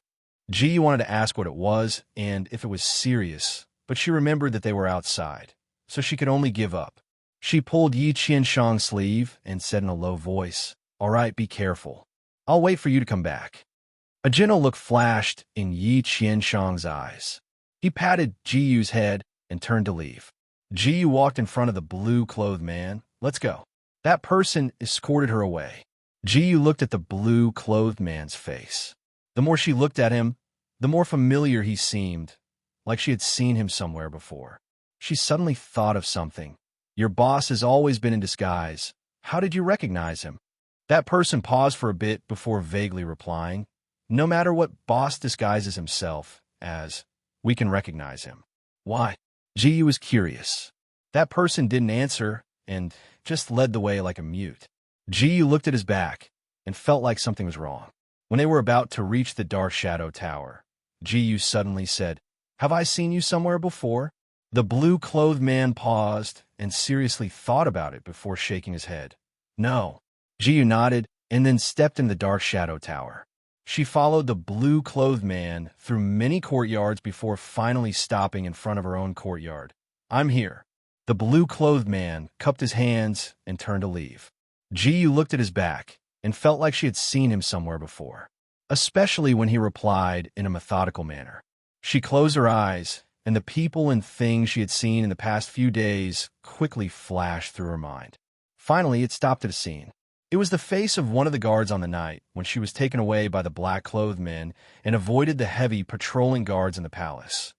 Ji raised her eyes and carefully looked at the blue-clothed man. That's right, it was him. She had never failed in her ability to recognize people. But how could the guards of the royal palace become Yi Qianshang's subordinates? Could it be? Did Yi Qianshang's subordinates infiltrate the palace as spies? Or did Jun Luye's subordinates infiltrate the Shadow Tower as spies? Or perhaps the two were originally one? It was clearly the midsummer sun, but Ji felt cold all over, and her fingertips were cold. Yi Qianshang was very busy and couldn't accompany Ji all the time. Ji, on the other hand, was considerate of him and let him do his own thing. She only needed to send a very reliable person with high martial arts skills to protect her. Yi Qianshang sent the blue-clothed man to her side. Ji looked at the silent and determined blue-clothed man before smiling at Yi Qianshang. "Is he your confidant? How many years has he been with you?" Yi Qianshang didn't avoid being intimate with her in front of the blue-clothed man. He pulled her onto his lap. "It's been 3 years. Relax, he is very reliable. With him by your side to protect you, nothing will go wrong." Chapter 25:17. Ji played with a strand of his hair and obediently nodded. "All right, I'll listen to you." "Right, is there any news from my royal father and royal mother?" Yi Qianshang rubbed her hair. "I'm thinking of something, don't worry." Ji didn't say anything. Yi Qianshang looked at her slightly lowered eyelashes. "What is it?" Ji hugged his neck and whispered into his ear, "Qianshang, if something happens to my royal father and royal mother, I won't be able to live either." Her tone was very serious. Yi Qianshang paused for a bit before kissing her cheek. "Don't worry. Yi Qian-shang finally left. Ji Yu sat there and watched his back. Her eyelashes trembled, covering the darkness in her eyes. A gust of wind blew over, and she hugged her arms. Doubts were like weeds that grew in her heart. Because Ji Yu was worried about her parents, she would usually stay in one place and be lost in thought. Her temper was also very bad, but as time passed, she might have accepted the current reality and regained her vitality. She was someone who couldn't stay put. Since she couldn't leave the Dark Shadow Pagoda easily, she wandered around the place. She had visited almost all the courtyards and pavilions, and she would often chat with the blue-clothed secret guard. Of course, the things Ji Yu asked weren't important. They were all small family matters. For example, she asked about his hometown or family. The blue-clothed guard wasn't a talkative person, but he couldn't ignore her too much, so he would occasionally answer a few questions. Through these conversations, Ji Yu understood that this blue-clothed man was truly loyal to Yi Qian-shang. He shouldn't be a spy sent by Jun Luyi. Perhaps Ji Yu was like a kitten. She would rely on whoever she was with for a long time. She talked more and more when she was with the blue-clothed man and didn't hide anything in front of Yi Qian-shang. The blue-clothed man was suffering because he found that Yi Qian-shang's gaze became colder and colder. It was clear that his master was jealous of him. He couldn't avoid this task, so he could only helplessly stay as far away from Ji Yu as possible to reduce his presence. When Ji Yu wandered around the Dark Shadow Tower, he didn't follow her and let her wander around. It was fine as long as he didn't leave the Dark Shadow Tower's courtyard. In just a few days, Ji Yu had become familiar with the Dark Shadow Tower. Naturally, she had seen many other guards and killers of the Dark Shadow Tower. Thanks to her good memory, Ji Yu saw two familiar figures. It was the middle of summer, but she felt colder and colder. Many of the doubts that had once appeared in her heart merged bit by bit, allowing her to make a judgment that even she herself did not dare to believe. Yi Qian-shang was most likely Jun Luyi. He had lied to her. It was him who had lied to her and coaxed her. She had brought him in a Huayu restaurant and destroyed the crystal protecting the city. That was why Ji Yu country had collapsed in just a few days. She had wholeheartedly helped her imperial father, but in the end, she had become the sinner who had caused Ji Yu country to fall apart. She thought that she had found the only person she could rely on in this life. But now it seemed that this person was a poisonous mountain. Poison Mountain had consigned her to eternal damnation.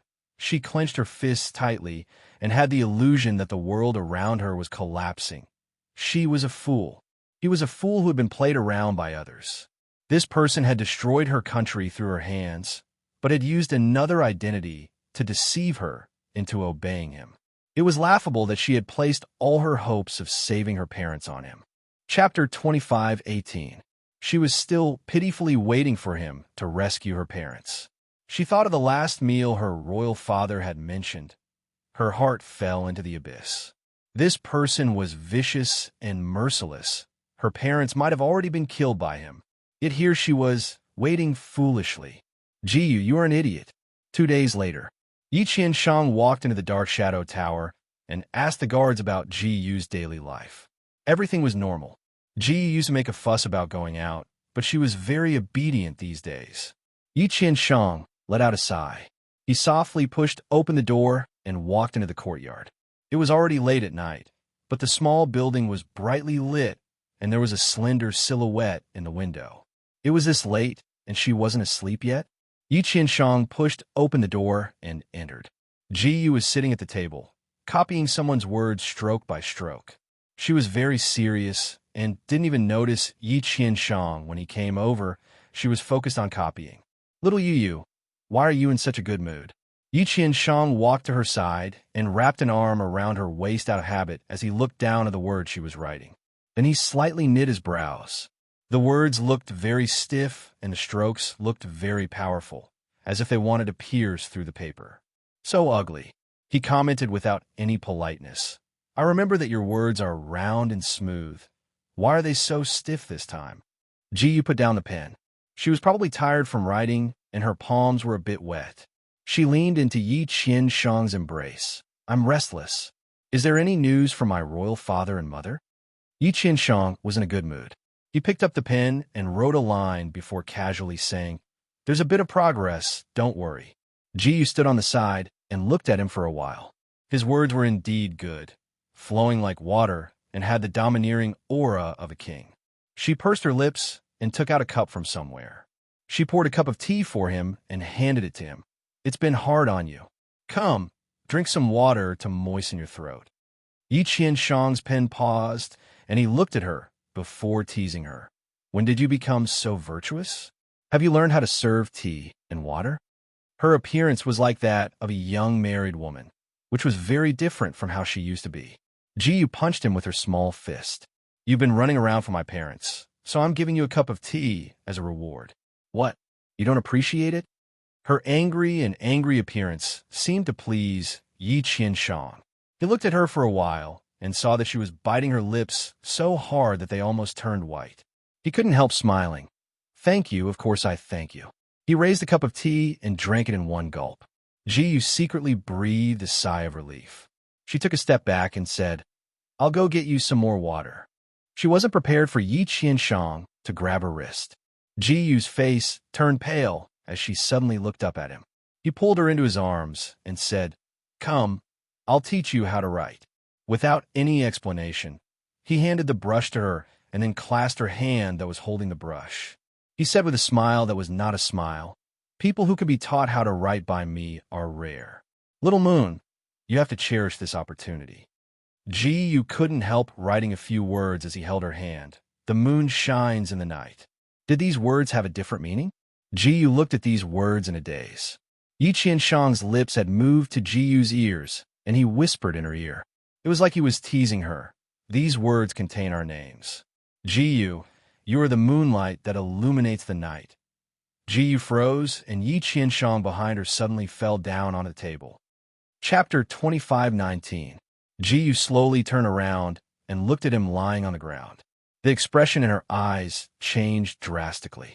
He had been drugged by her. He had fallen for her trick in the end. It had to be said that this person was very magnanimous.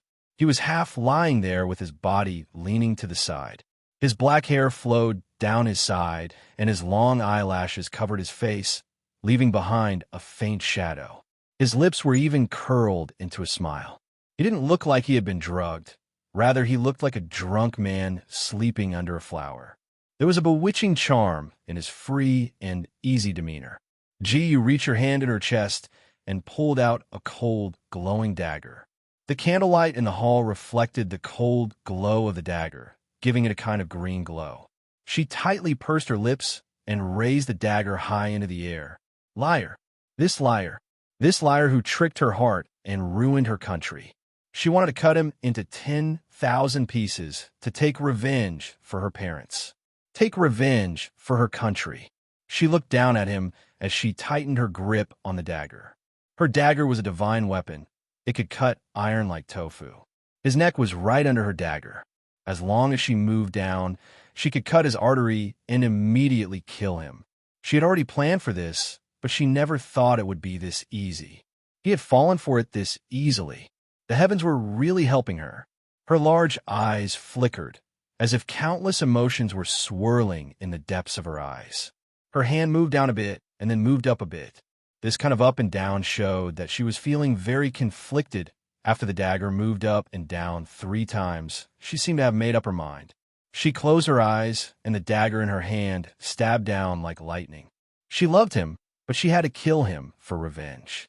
At worst, she would kill herself after killing him. Her beloved had betrayed her, and her parents were dead. What reason did she have to live in this world? The dagger seemed to pierce something as it pierced through the handle. She felt that something wasn't right, and she immediately opened her eyes. Her pupils shrank.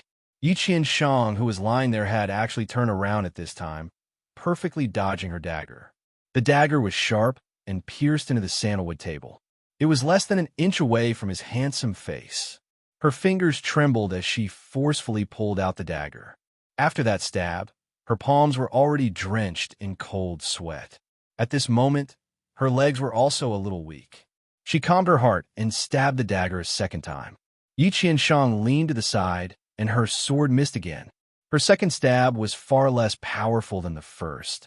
and it only pierced an inch into the table. Jiyu. He did it on purpose.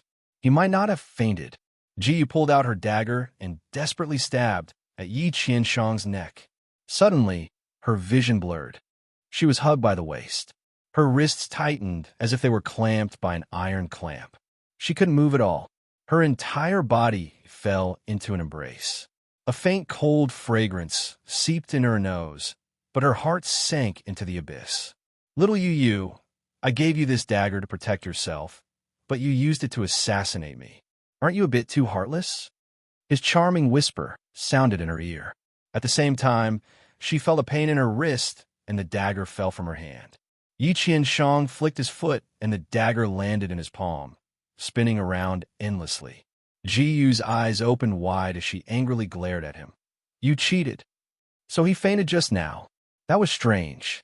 She had clearly put enough knockout drug in his water to knock out a tiger, and she had watched him drink it. How could it not work? Yi Qianshang seemed to understand the doubt in her eyes. Chapter 25:20. Yi Qianshang seemed to understand the doubt in her eyes and gave a soft sigh. I'm the ancestor of killing and plotting against people. Jiyu, your little tricks are full of holes in my eyes. He was a top-level assassin who fought in the Azura battlefield every day, someone who came out from a pile of corpses. How could he fall for Jiyu's trick? Her every move just now was full of flaws. You clearly drank that water. Jiyu still didn't understand. Yi Qianshang flicked his fingernails and said in a soft voice, I have an antidote on me that can cure any poison. So she was nothing but a joke in his eyes. Every move was a joke. Jiyu closed her eyes. Just kill me. Jun Liuya. She couldn't say anything since her skills were inferior. After a while, there was no movement. Jiyu opened her eyes again and saw Yi Qianshang sitting there, playing with the dagger in his hand. There was no expression on his handsome face, making it hard for people to guess what he was thinking. When did you recognize this king? He slowly spoke. His long and narrow eyes looked at her, and the aura around him changed. It was like there was a kind of pressure spreading through the room that made it hard for people to breathe. Jiyu gave a snort. Your disguise is also full of holes. She returned the words he had just said back to him. Jun Liuya was stunned before suddenly laughing. Little Yu, so you also have sharp moments. His laugh had the same taste as Yi Qianshang, lazy and charming. He was actually laughing. He could still laugh. Jiyu looked at his laughing figure, and her heart turned cold. She had entrusted all of her love to him and vowed her undying love. She wished she could live and die with him. But he only treated her as a little toy, so he didn't care about her at all after his plot was exposed. Jiyu was filled with anger, and her body slightly trembled. Jun Liuya was very arrogant. Although he had taken her dagger, he hadn't sealed her acupuncture point, so she was still free. She suddenly broke the teapot on the table with a palm, and tea splashed out. Jun Liuya smoothly moved back, and not a single drop of tea touched his body. Jiyu was already wildly stabbing at him with the broken pieces of the teapot. She was like a mad tiger, fighting without any regard for her life. Jun Liuya frowned. With his skills, it was very easy to restrain her. This time, he sealed her acupoints. His fingertips flicked Jiyu's wrist, and the teapot fragments in her palm fell down. There were bloodstains on the edges of the fragments. Jun Liuya frowned and pride opened her tightly clenched fist. Her palm was dripping with blood from the sharp shards. The wound wasn't small either. It looked like a child's mouth, and blood was gushing out. Jun Liuya took out a bottle of medicine from somewhere and applied it on her palm. His voice was tinged with rare anger. Do you really not want to live anymore? You know you can't win, yet you still come here to risk your life. That's what a reckless man would do. Apart from throwing away your own life, there's no other use. Jiyu's small face was deathly pale. Her pair of crystal-clear eyes were now dyed with a few strands of red. Jun Liuya, take your dirty hands away. You don't deserve to touch me. Just kill me. The anger of being deceived and the sorrow of not being able to take revenge almost crushed her. If it weren't for her acupuncture point being sealed, she wouldn't let him touch her even if she had to cut off her hand. Her voice could almost be called sharp. It was clear that her anger had reached its peak. Jun Liuya's fingers paused. He quickly treated the wound on her hand and stared at her,